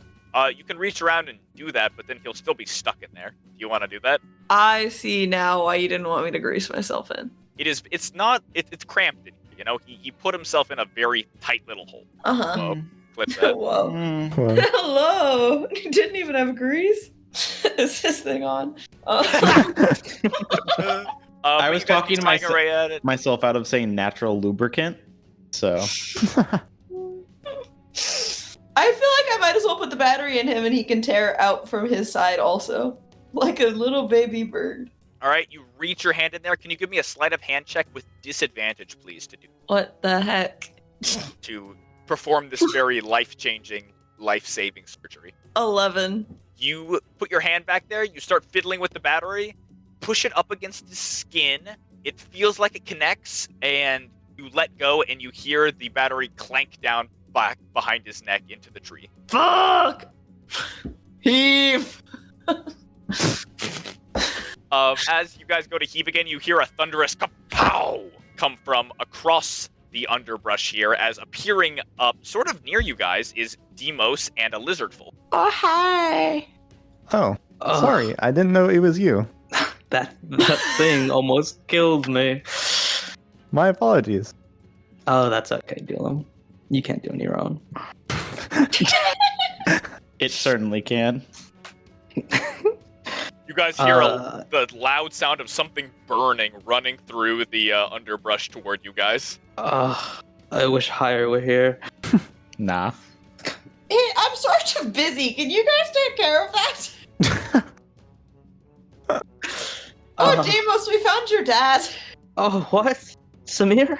Where is he? He's unconscious in this tree. I'm trying to reach my arm in and put the battery in his neck. He's in a fucking Oh. tree.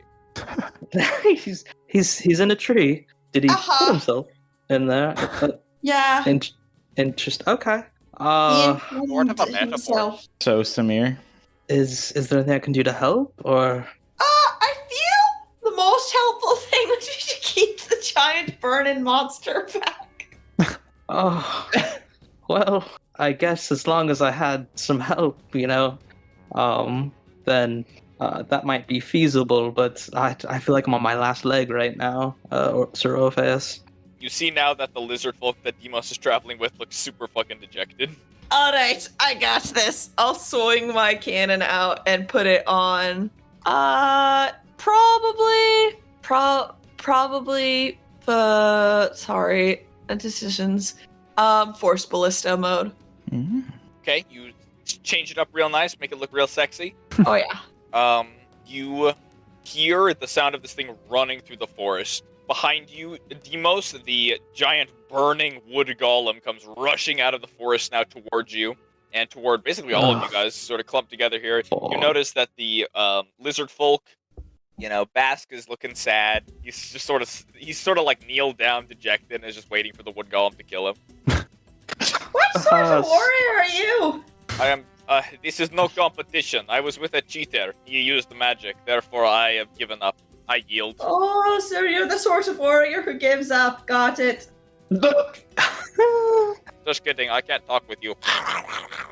Oh, right. We had a moment of brotherly love there. For a second, I felt I could understand you.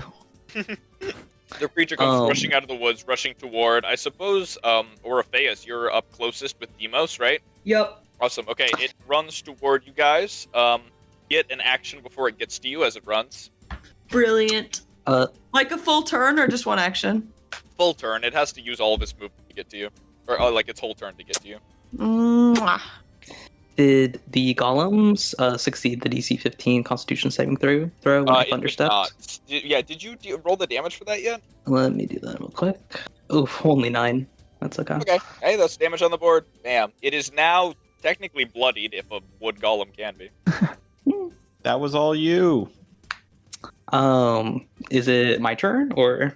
Yeah, you have an action before it gets to you. So you and Orpheus can both do like. You go first, Demos. Okay, I'm not sure if I should just attack it or play defensively. I guess if you're attacking it, I'll attack it too. Woohoo! I will cast Chromatic Orb at 2nd level. Love it. And I will make it do fire damage. All right, nice. Roll to hit, please. 13. A 13, unfortunately, does not hit. It goes wide past the thing as it sort of almost dodges out of the way. You see its legs sort of skitter under it quickly as the chromatic orb slides out beside it.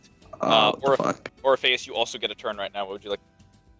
Okay, first up, I jam my dagger into the muzzle of my gun and cast catapult. All right, the Which, dagger slips in there real nice. Because I'm using my gun as a spell focus, it does 4d8 damage. Hello? Which is just crazy. Hi. 18 damage. All right, did you roll the hit? No. He actually makes a save. A dex save. Wow, it's a dex save? That's an awesome spell. Bow, bow. Yeah, it's pretty great. Dex save was a 11. Miss. Damage. Okay, got it. He hurts. And that's bludgeoning damage if it matters. Though I did use a dagger, so I don't know if you want to flavor it as piercing damage. I will let you choose. Would you like to flavor it as piercing damage? Yes, piercing damage. Awesome. It stabs into the side of his giant wooden form, sort of sticking out a little bit as if you threw a dagger at a wooden dartboard. Perfect. Swirl the gun on my finger, sheath it, level my cannon, my force ballista, and I'm going to shoot that off for my bonus section. All right, okay. shoot it off. Oh yeah. You can do both in one turn? Bonus action and action, baby. Okay, it's not letting me do it in Forge, so I'm just gonna do it here. Use ability. So I guess he makes a DC 16 dex save. So I don't actually... No, but it says I make a ranged spell attack. Sometimes this game is bad. Okay, but my ranged spell attack, I can just work backwards. Okay, it's a 12 to hit. It's bad. It misses. This was all for naught. 12 does miss. Sorry that missed. I'm sorry that was so complicated. It's okay. I don't know why Forge is so bad sometimes. But shot goes wide. There's a lot of reading. Eldrick. Uh-huh. I love reading. Well, then I'm going to move right along. Your spell goes wide. Are you standing a bit behind Demos, or are you going to be front line, Orpheus? Oh, front line. Yeah, Okay, sorry. then allow the me. creature get runs to- up the tube. You've got Dulam. Sorry, do I get a turn? You also get a turn, yeah. Okay. I thought you were pulling at the wood, but if you want to attack this thing instead, you can. Yeah, I would rather take care of the golem than Here. wood. Sorry. Can I cast hypnotic pattern on it? Yes. And I'm gonna use my last sorcery point to make it roll at disadvantage. So whiz save of 17. Okay, actually, before you do this, Dulam, you want to give me a sight check? Okay. 18. Okay, as a note, this golem seems extremely simple. It looks to have been made sort of with one purpose in mind, and you think it is probably immune to being charmed. Oh. Okay. So I won't have you the spell, have to send it out, but this creature is immune to being charmed. Like, anything else you want to do? Okay. Sorry, I didn't know that was a low int thing. It's just, it's on its stat block. Okay, thank you. Actually, I guess golems are immune to a lot of shit. Okay, then I'll do the honorable thing. I'll step in front of Aura. Oh, you will? Okay, you slip in front. And I'll take my great hammer and start chipping at it. Okay, you run up to it. Give me an attack roll with a great hammer. Oh, and that's 20. Okay, nice. Crit. You smack this thing fucking hard. Bonk! You bonked it. Bonk. Double the die, not the rule, so it's 12 damage. Hey, that's still pretty solid. Good roll, yeah, good roll. Very nice. That's gotta splinter the wood. Smack it. You see a big chunk of wood come off the side of it. Smack, as it is now badly injured. You see it's still sort of burning at the top of it, and this nasty, odorous smell of burning leaves is hitting your glands, or rather your scent chip. Big chunk comes out of it, though, and you see it sort of reels towards you, a bit off kilter from your swipe, but nevertheless, this giant wooden arms come crashing down on you. It makes 2 attacks, one on you, Dulam, and one on Demos. The one on you, Dulam, is a straight roll, right? It's not at disadvantage from anything? Yeah. Okay. Oh, fuck. I'll make it reroll then at 20. Yeah, there we go. Yeah. This plus 6 is a 12 to hit. Barely misses. Oh my god. Okay. It goes wide just as you sort of throw out some shit in its face. It gets, oh my god. Oh, That's I only nice. get one reaction. I'm so crazy. sorry. I can't believe that. I am so sorry, you guys. Demos, this is against your beautiful body here. Nice. It This is sort of goes wide on Dulam. You notice Dulam, what does the, spell do when you make it roll at disadvantage? Do you, flash it? It says it magically distracts them. So I kind of like to think I maybe glow a bright red into its eyes or something. Got it. Yeah. You throw some sparkles in front of this thing's eyes, and it looks around wildly, looking confused. It whiffs its strike against Dulam, but the momentum of whiffing that strike sort of spins its other hand down, hammer fist style, right on the top of your head, Demos, crashing down for a total of, medium roll, 16 times 2, which is 32 damage. Wham! That's exactly my max health. So Okay. Demos, it smacks you right on the skull, and it is nap time. Demos falls unconscious. Not dead. You're not rolling death saves. You are alive. You're fine. You're chipping. How does Bask react to this? Bask does look at that and get a bit of psychic pain from seeing you go down so hard. The rest of you guys see Bask slowly get off from the one knee that he was at and thrown up in the air.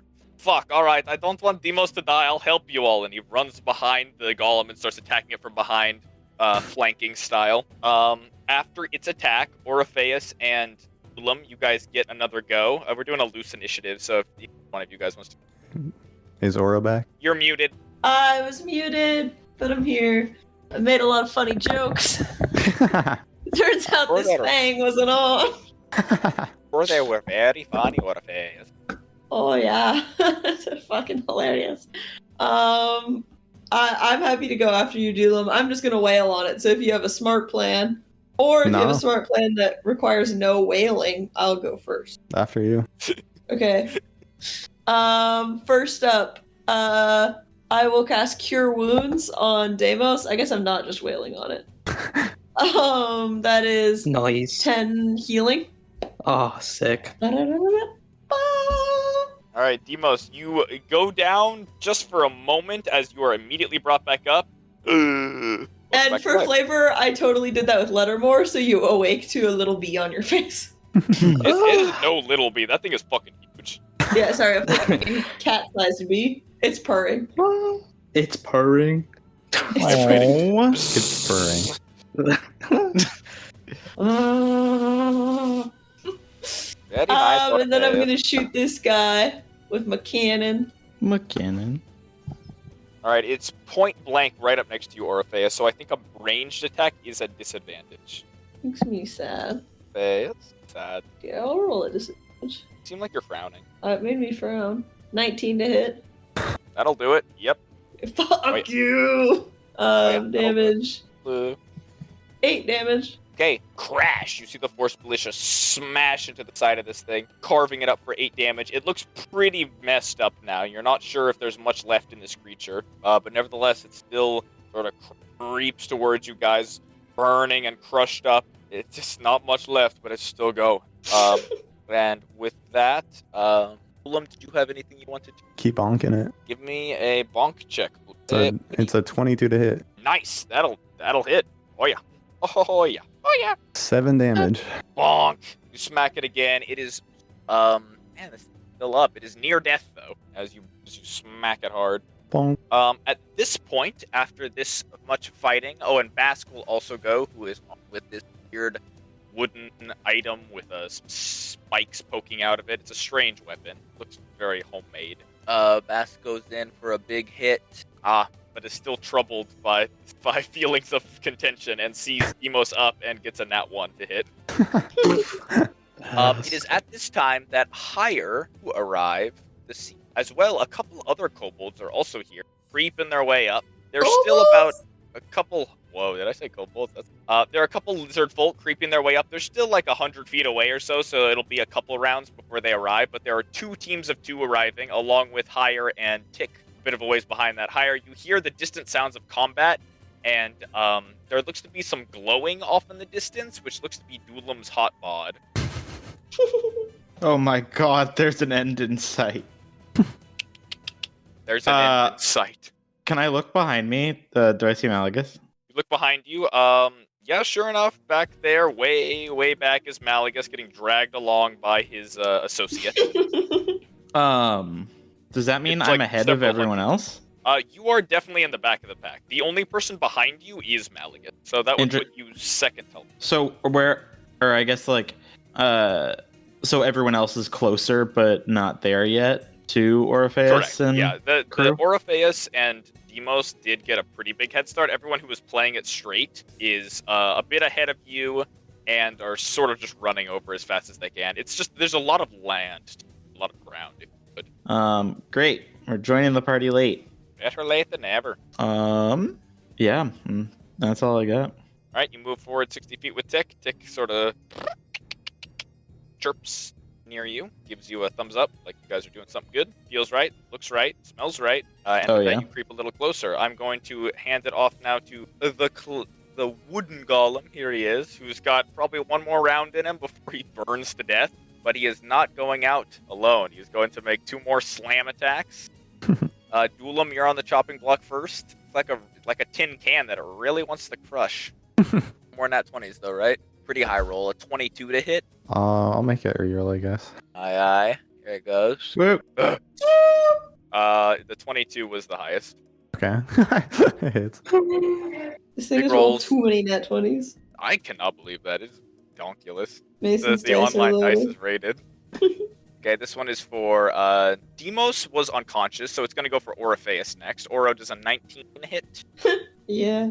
Yeah. No shield spell, Hans. Well, yeah, I used my last spell slot. All right, I'll do Dulam first. Dulam, a big slam comes down on you for Oh, low wow! roll. Wow, Wow. that is an insanely low roll. 6 damage. How does it only rolls like jackpot I numbers? Don't understand how that's It's happening. crazy. Is it bugged, maybe? I don't know. No, I think it's just happening. 3 Yeah. times in a row. I know it's crazy, amazing. but And on you, Oro, it's a 12 damage of slamming, bludgeoning, whomping. I die. Well, technically I had exactly Oh. 12, so I fall just Okay, unconscious. also sleepy. Lucky. This golem Um, made to put people to sleep. It does. I do believe as I go unconscious, my form would probably revert. Oh You god. guys see this sort of loud ringing sound as Orpheus's helmet is clanged, and as it does so, you see the helmet sort of disappear in a puff of almost smoke, disappearing as the face you're used to, Orpheus's head, slams down into the ground. Still with unconscious. goggles on, at least. True, much shorter now, shorter He than you remember. shrinks. Even it's really grim, Not the shrinkage. really short, guys. Sure. It's just bad. Sad. Feeling hateful. All right, up next, then we have I suppose it is the Duelam, Demos, and Unconscious Orpheus Dream Team. Demos and Duelam, what do you guys want to do? Holy cow. Uh-huh. Exciting. It's pretty close, right? It's right up next to you. Do I get disadvantage for casting a spell like right in front of it? That's such a question. You don't, I don't think. Then what does Warcast? I thought Warcaster lets you cast You're right, it's a reaction. spells of Okay, opportunity, yeah. if it's a ranged spell, then it is a disadvantage, but that's just because any ranged thing at point blank is a disadvantage. Okay. So, is it a ranged spell, or is it a point blank? Yes. Damn. Okay. I believe in us. I'm gonna cast Firebolt at disadvantage. Woohoo! Right, Firebolt goes out. Oh fuck. 9. Oh! 9 is a miss, I'm sorry. No worries. Goes wide. Even though it's right up next to you, he's just a big thing all up in your biz. With that then, Duelam, you want a bonk? Big bonk. I'm honorable. Alright, he's a big bonker. Let me think. You could kill him. See it. Get sexy. 23 to hit. That hits. Oh yeah. Woohoo! Whoa. That is a big boy hit. That is no small boy hit. Oh, 11 damage. Oh, nice. You bonk this thing. Slam. As you hit it down, you see a big chunk of its leg go careening off to the side, slamming down hard. It falls to the ground, burning up, its leg half fallen off. It continues dragging itself around, though. You dropped it to 1 HP. Oh. I did max damage. That was max damage? Okay, Yeah. alright, that was pretty good. It is still alive, though, just barely clinging to life. Tough. I suppose now, Higher and Tick, you guys move 5, 10, 15, 20, 25, 30, doubled over. It is 25 double, but And a gaggle of lizard folk make their way over, too. They're close now. They're creeping their way over. The wood golem, all the fire on top is sort of gone out now, smoldered away from all the smacking you guys are doing to this thing. Behind it, Bask sort of looks on in almost pity, watching this, not quite an animal, but this beast slowly burn away to a cinder. As I bring it back now to Mos and Duelam, it sort of just smolders on the ground now, crawling its way towards you, back to where its tree was, trying to basically keep its master alive. What do you guys want to do? Oh, it looks like it's given up. Well, what do you think, Duelam? Should we put it out of its misery? Most likely. All right, it is at 1 health, so I'm just gonna ask you guys, how do you want to do it? execution. Make it real nasty. How about I just hit it with the firebolt? Okay, firebolt right to the. Oh god, Dead. right to it. I love it. You lean over this thing, drop a firebolt right into it. You just feel all of the bubbling hot energy of your firebolt wisp into this poor body of the wood golem. As you see the inside of it smolder, and burn away. Finally, nothing. It stops moving, and you've killed it. Yay! There's not much left besides charcoal. It was pretty fucking burned up. But you did it real fucking good. I'll cast Aid on Orpheus. Alright, Oro, you get aided, which What brings does you that back do up. to me? You get 5 HP. Woohoo! No dreams this time, Oro. No. That was weird. It was just all dark. What did she do? Brought you back. Thank you. Iceland wasn't there that time. No. Lovely. All right. Oh. Lovely. Let's get this fucking tree open. I'm gonna go kick it open. Run over to the tree and give it a nice hard wham, kicking it as hard as you can. At this point, after all the pulling you guys did, the wood cracks open and you see inside is your friend and confidant, Samir. Confidant. He is curled up inside. It's a tight fit for him. You could tell it was definitely uncomfortable, but nevertheless, he's in here and seems to be very still, very quiet, and there's all layer of dust and debris all over his body, but he seems still, almost peaceful in a way. It's sort of freaky watching him just sit. It is freaky, so I don't spare any time. I want to stick that battery up in him. All right, Oh. you grab his body and drag him out. It, of course, does not take too long to yank him out of the little hole that he's shoved up in. As you pull him out, his body is heavier than I thought it would be. It's difficult to explain, but it's like his body is held down by like a sack. There's a lot of weight to that. Maybe He's dense. dense. Excellent voice. Density maxing.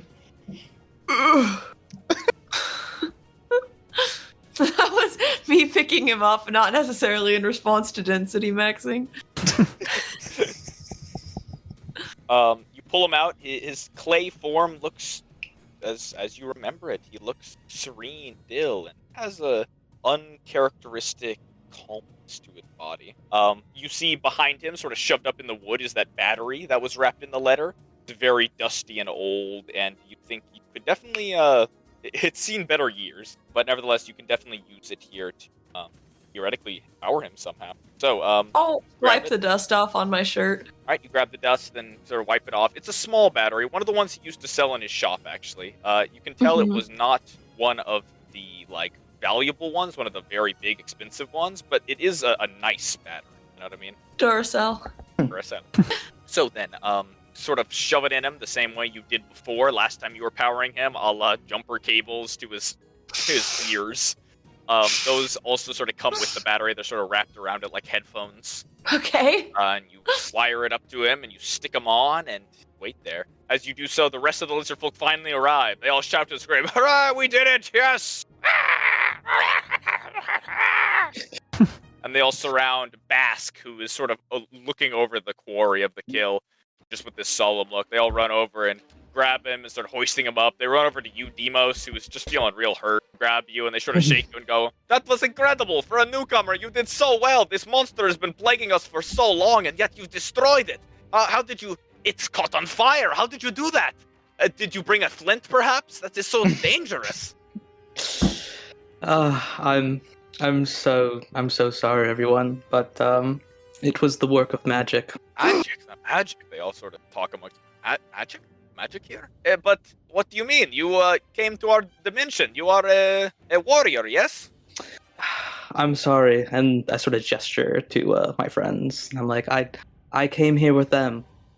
We were looking for our friend, and well, I'm sorry. We felt that we had to deceive you. For your friend, I don't understand though. Why did you use magic? This is the place of warrior spirit. This is a place of strength and vigor. Why did you infiltrate this place and steal away our prize with your magic? That is right. I promise you, we just came looking for a friend. And well, we just sort of happened to get caught up in this challenge with your god, Tonati. Is he here right now, Tonati? He is not here right now. You think he's still probably at the entrance sending people over here. But as the golem is killed, you imagine he'll be here pretty shortly. But Tomoti would not permit outsiders to cheat, right? But I suppose he didn't mention magics. I just don't understand. This is not right. Why are you here? Leave our plane. You are outsiders. You are unfit to be here. We know it. You can't trust humans, and you associate. Here, everyone. How about we just wait for your god Tonati to get here? I'm sure he'll sort it out. But fine, yes. But we'll let Tonati go here. But you're not invited to our party tonight. Oh, fuck. Uninvited from the orgy. Oh, in there. What? Fire. Hire's got that. That wasn't higher.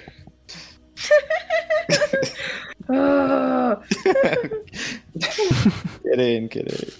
You placed the battery on the back of Samir's head and attached it to his ears, and you sort of cleaned the dust out of his hair. It's like thick and coarse in there, and you even found a nest of bugs living in the front pocket of his overalls that you can sort of fish out to clean him up. It is very in character for me to be going through his pockets, but it's hilarious that you made that decision. Well, it's in character for you. Oh yeah, no, I'm full bodied examining. And after a few moments of waiting, you notice a small red blink appear in his eye. Ah!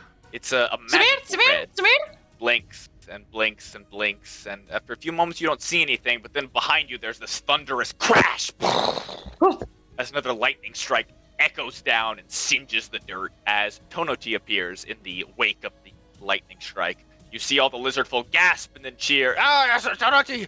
Look, the beast is slain! The beast is slain! Ah! The great 8-foot-tall lizard looks down upon you all and goes, yes, congratulations, you've done it! I took good account of it all, and I've noticed that the final slayer of this was none other than our new member of the Eternal Jungle. Please, Demos and partner Bask, come up and claim your prize. Congratulations. It's my lizard. It's like my lizard. I really like it. I love it. It's beautiful. Forgive me, Tonati, but it appears that I've won this competition via magic, and it does not seem as like that would be honorable. The great I don't believe I Ying deserve this prize. sighs. I was aware of your usage, yes, but considering you were on a team with a noble and apt member of this great, endless jungle, I still deem it appropriate that you are fit with the belt of champion. Besides, it is on my duty to inform you of the rules and regulations of these challenges, and I never did inform you that magic was strictly off limits. I merely assumed that, as travelers to this plane, you all respected and admired the feats of strength that we distribute here. I wasn't aware that I invited cowards into my plane. But no matter, I suppose my word is my bond, and I'll just Correct. be more careful next time I have invitations to outsiders. Tonati, I'm not usually one to question deity, but I just can't help but see you wield magic, just so... Are you saying something right now? Oh, sorry, I just, an observation It that... just seems like you're saying something. I can't quite hear over the boom of the crowd celebrating my arrival. You sort of get a moment, Okay. Demos, looking at this thing, and you're like, twice now today, you've done something where you create a thunderous crash and then teleport somewhere, and this guy sort of just did the same thing twice, but with a bit more, flair with this big lightning bolt. And you sort of look at it, and you're like, it's really not that far off from what you've been doing all day. I know what you are, Tonati. Yeah, you casted thaumaturgy earlier. Cast Yeah, I tongues cast on my- himself. I cast, what is that, Thunder Step and then Minor Illusion to get the lightning. God. Even lightning bolt was only level 3. Tongues is level 3. That's what he uses to speak to us. Oh, and yeah, them. yeah, you got tongues. Nice. Whatever. I won't debate this, Tonati. I'm sure your believers wouldn't take kindly to any accusations. Good, then we will speak So- no more on the matter. Now then, it is so with a heavy heart that I award the two of you with this prize. If you find it is not befitting you, outsider, then you may give it to Bask and allow it to remain in this realm. Can I won't force you gauge? to go. Can I gauge Bask's reaction to this? Still, is he still disappointed in everything? You look over at Bask now, who is despondent. He's sort of staring off in the distance, 1,000-yard stare style. It looks like you sort of crumbled down everything he believed in one day, and you did a pretty good job convincing him that what you were doing was very interesting, and he now believes that his entire worldview and what he values is lesser than, which seems to have crushed him pretty bad. He doesn't really seem all keen. Oh, well, gosh. I guess I'll keep it. I don't think Bask would like it very much. He seems quite distraught about everything, and well, I don't think this would help. Can I look at the belt? See if I don't know. Sorry, I used belt as a metaphor. The thing that he's giving you is some sort of font of water. It's not here yet, but he gestures to you now and he says, all right, which of the two of you will be receiving it? It is only one item, so I must bestow it upon one of you. Please let me know now. All right, Bask. Last chance. You want it? No, I'm fine. I get water from the stream anyway. Not like if that used me. It would just be another prize, and I already have one. Straightens the great, beautiful white feather the feather headdress that he has on, and goes, please take it. You showed me something today that I will not unsee, but nevertheless it is useful. I will learn from it and hopefully become a better. Thank you for your help doing that. Of course, Baz. And I will say you do look quite good in that headdress. Thank you. I thought so as well. My hair does look pretty good in it, right? Well, what can I say? Jealous as always. All right. I guess. Not me. I guess I'll take the water.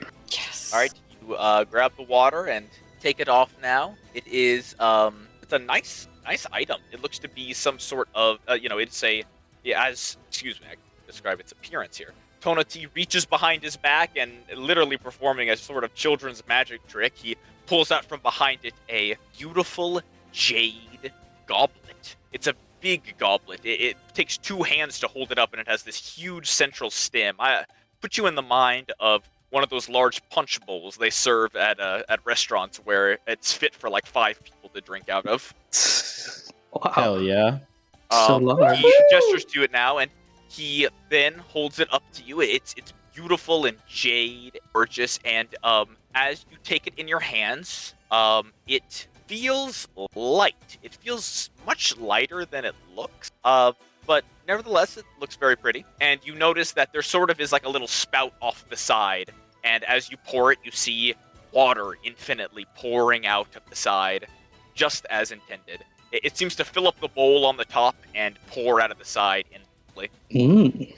I guess I'll try some. Take a sip. All right, you sort of hold your mouth right up to the spout, kissing the jade. It feels like stone. It sort of has a slightly rough texture up close. But nevertheless, you drink from it. It is cool, crystal clear, nice water. And you notice as you sort of tilt it sideways, it comes out in larger and larger quantities, and held fully sideways, it comes out gushing. It is not quite like a torrential downfall of water, but it is like a proper hose. Dang. And it is very nice. You can now add to your inventory Font of Endless Water. Whoa. Sick. Well, Woohoo! It's I mentioned it's lighter than it looks because it looks like it's this jade material, and jade in what times you touched it, it's pretty heavy. Nevertheless, it is pretty heavy. So where do you want to store it? Does it have a lid or anything? You look. It doesn't. But you notice the water doesn't come out of the top per se. I called it a goblet, but I guess a more apt description is it's sort of like a teapot where there's a spout on the side where the water comes out, and you can see it on the top. It sort of swishes around. There's no cap to the teapot, but it mostly seems to come out of the side. In fact, as you swish it, you notice the water can't actually come out of the top. Maybe it's some sort of engineering thing where the sides are curved just the right way, but as you sort of shake it as hard as you can, it only seems to come out of the spigot on the side. Interesting. I guess, can I take the little jar of like ink that I have, and I'll take off the cork top, and I'll just sort of like break it down into like a smaller cork and try to plug the spout with it. Okay, you grab it and slowly start to plug it. It's a pretty wide hole, so you sort of have to like twist it sideways and try to shove it in there, but as you shove it hard enough, eventually it's in there, and you tilt it, and it doesn't spill, and you're like, all right, this looks good. Good enough. All right, Grab I'll it. just throw it in my backpack. Okay, you throw it in the bag. It's you feel its weight. It's like sort of swashels in there, Oh. It's swashling. I like that. Thank you, Tonati. Would you, are you gonna send us back? Should we just send ourselves back? It's a little awkward. Yes. Well, I suppose. Thank you for contributing to my game. And to be honest, the main reason I invited you to contribute is I thought you might remove this other outsider that's been bothering me for years. So I appreciate that as well.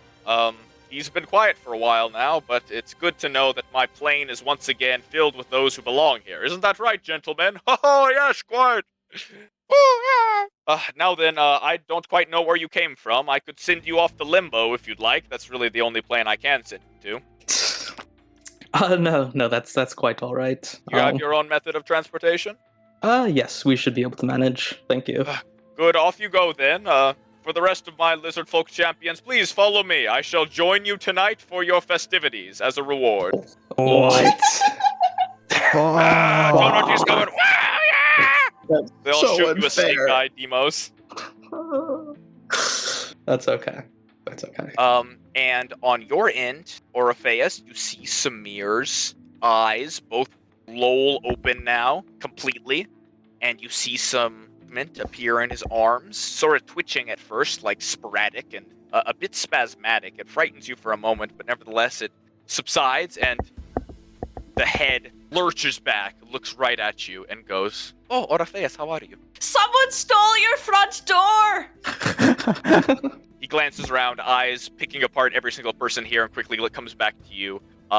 Mouth not moving at all, just his eyes sort of looking up at you as he sort of speaks through almost closed lips. "I hope I wasn't gone for long. Was I an inconvenience?" Has worried. No, not at eyes. all. And I want to hug him. Don't worry, I know who stole your door. You bring him in. He hugs you back. It is an extremely efficient hug. It's Like still maximum warp? efficient. Yes, it is efficient, but this one does not last 3 seconds, and it's a pull away. This is a very long, charming hug. Good. Over your shoulder, he speaks to Dulam. "I don't understand how my front door can be a major problem. Was the broken compass robbed? No. Besides the How- door. How many days was I gone there?" You were gone from Surcad for about, I think, 3 months. But for us, it was only a few days because we were in the Weft. 3 months? Are you sure about that number? For take a couple weeks. He looks at you sort of worried, and then his eyes go back to neutral, and he flashes a perfect neutral smile at both of you guys and goes, "Well, luckily I was not here that long. So let us return then, yes?" Where is she? Your copper construct is somewhere here or Surcad? Without missing a beat, he goes, "Yes, that I left inside of my backpack in my establishment, and I have not tended to it for 3 months, which is not good for me." I see. Let's get back as quickly as possible. Deimos, you should be very proud of him. He just won a contest and got an He infinite slowly bucket. stands up. He slowly stands up. You notice his legs are sort of shaky as he gets up, but they straighten up pretty quick. He puts a hand on your shoulder, Orpheus, and looks you straight in the eyes and goes, "I really appreciate your help." He then turns from you and looks at Dulam, crouches down and looks you in the eyes, Dulam, and goes, "I really appreciate your help." Thank you. He brings you guys both in for a quick hug, and after a moment of that, he pulls away and approaches Demos and Higher and you guys over there and goes, "Demos, I heard you won a contest in an attempt to save me. Oh, well, all in a day's work, Samir. You are a fantastic creature, and I'm so lucky to have met. Thank you. I Oh, owe you so much." And he pulls you in and hugs you. oh, I'm going to give a tight hug back. You guys are such huggers. Anyway, here comes Hugmaster Supreme. He approaches Higher next. Higher, guys, I'm here you to help. arrive. You run up, you're here, there's a wood golem corpse, and you see Samir is here, which is unusual. You don't think he was here a second ago. Oh my god, I can't believe you were here. Another hug. Joining the He group hugs hug, if you and he will. looks at you, and he says, "Thank you, I really appreciate your help. You all have done wonders for me. I'm sorry I was gone for so long. I tried yet again to break into Zabrix's house, and that time he was waiting for me. I told you. I knew it. It was my bad. I tried to circumvent his many, I suppose, traps that he keeps in his house when he is not there. But I must have tripped one and alerted him to my presence, and he arrived and was able to put me into a portal of which I did not know the location. He said he would send me somewhere to spend a long time to think about what I did. I realized this after I spent exactly 28 months here and realized I would not be returning home soon. It is after that point that I put myself in a permanent stasis. I hesitate to say this, but I wasn't sure if I would ever wake up. Of course Oh. we'd come for you. I think we were honestly very lucky to have made it here. But I'm very glad we did. As long as we're around, we'll bring you back even more if we need to. Luck played no part in it. It was skill all the way from Deimos getting us through the portal to Deimos slaying the beast, and also the rest of us did things on the way too.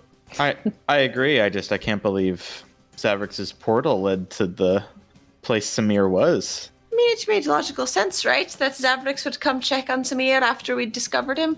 Oh yeah, Samir, Zavrix was pretending to be you also. His face does not change as he says, "This is most troubling to me. Was he in my shop alone?" What did he do with Tick? He gave Tick to an orphanage, but that's okay, because the orphanage was actually a really lovely place. Okay, this is good. You've already pressed the button to send us home, right? We're just talking to pass the time. I reach into my pocket and push the button. I just nod. Right, good. Just making sure. I want to make sure we're efficient about this. It has been, according to my quick mental math from the estimates you have given, roughly 60 years that my body has been here. That is not good, and I need to commit to an immediate diagnostic of my body. I don't think it is in good condition, and if I don't figure out what needs to be repaired soon, I might go into disrepair. Yes, Understood. let's get you back. I am lucky that I am able to, perform these actions on my body to place myself into these long terms of stasis. I suppose you know what I'm talking about, Dulam. I bet in your programming there is a way to override such a feature and do one to yourself as well. Yes, luckily I've never had to do it. He smiles at you, neutral smile, and goes, good. It was uncomfortable for me. I felt scared when I did it and worried that I would never wake up, for it was permanent. But it worked, and I am happy, and luckily, for me, I could do that. If Zavrix had sent one of you here, it would have been much worse. This place, time moves, I suppose, very slow here. Maybe even as slow as Valhalla. Huh. Do you think we're nearby? Never mind. It's not, Yes, I'm certain of it. Now then, I appreciate all of your help coming here. I will say, how did you know I was here? If Zavrix was going through all the trouble of trying to keep me here and hide me here, how did he let you come here?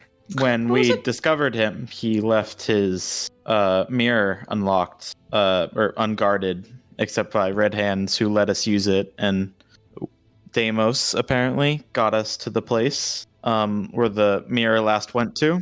Nice. There's another hand on Deimos and goes, you are a wonder. I'm so impressed by your work with the arcane.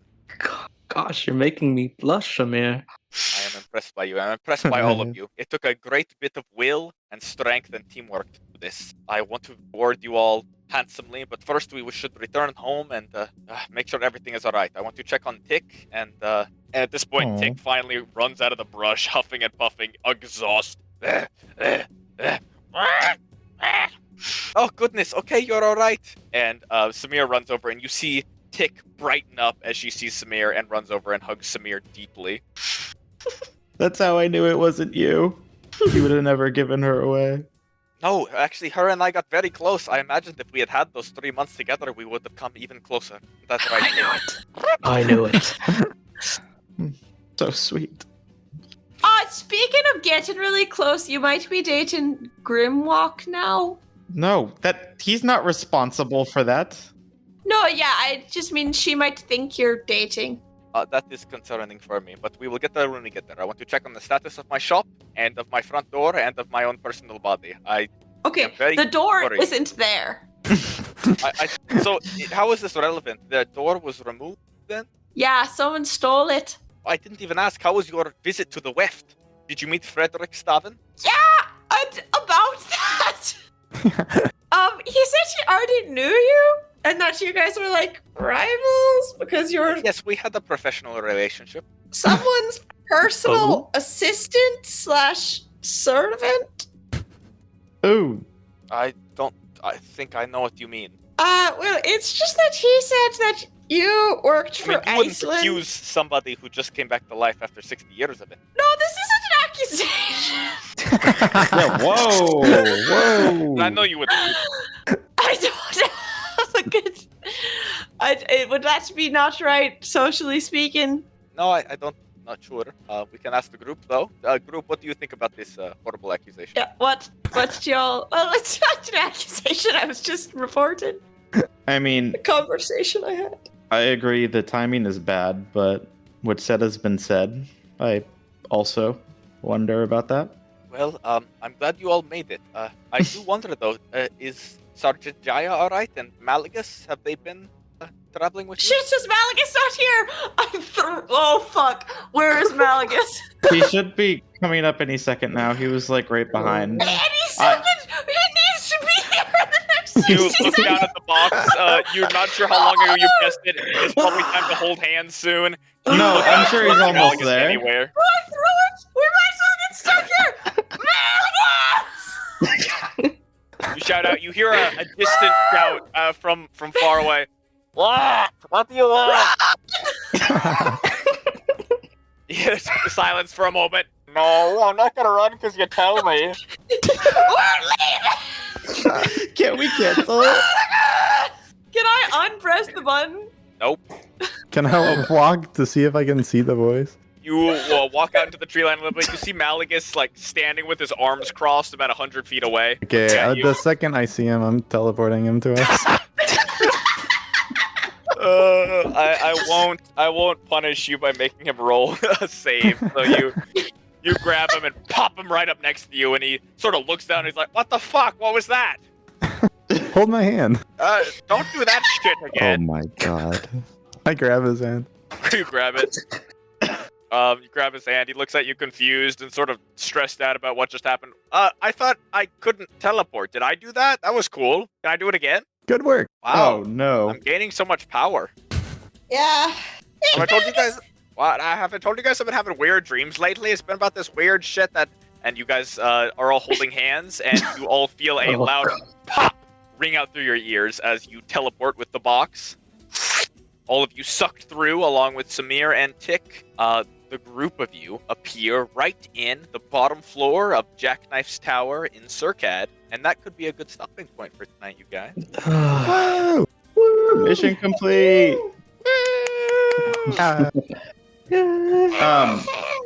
Just asking, like for the group, like are we thinking like a level up or like?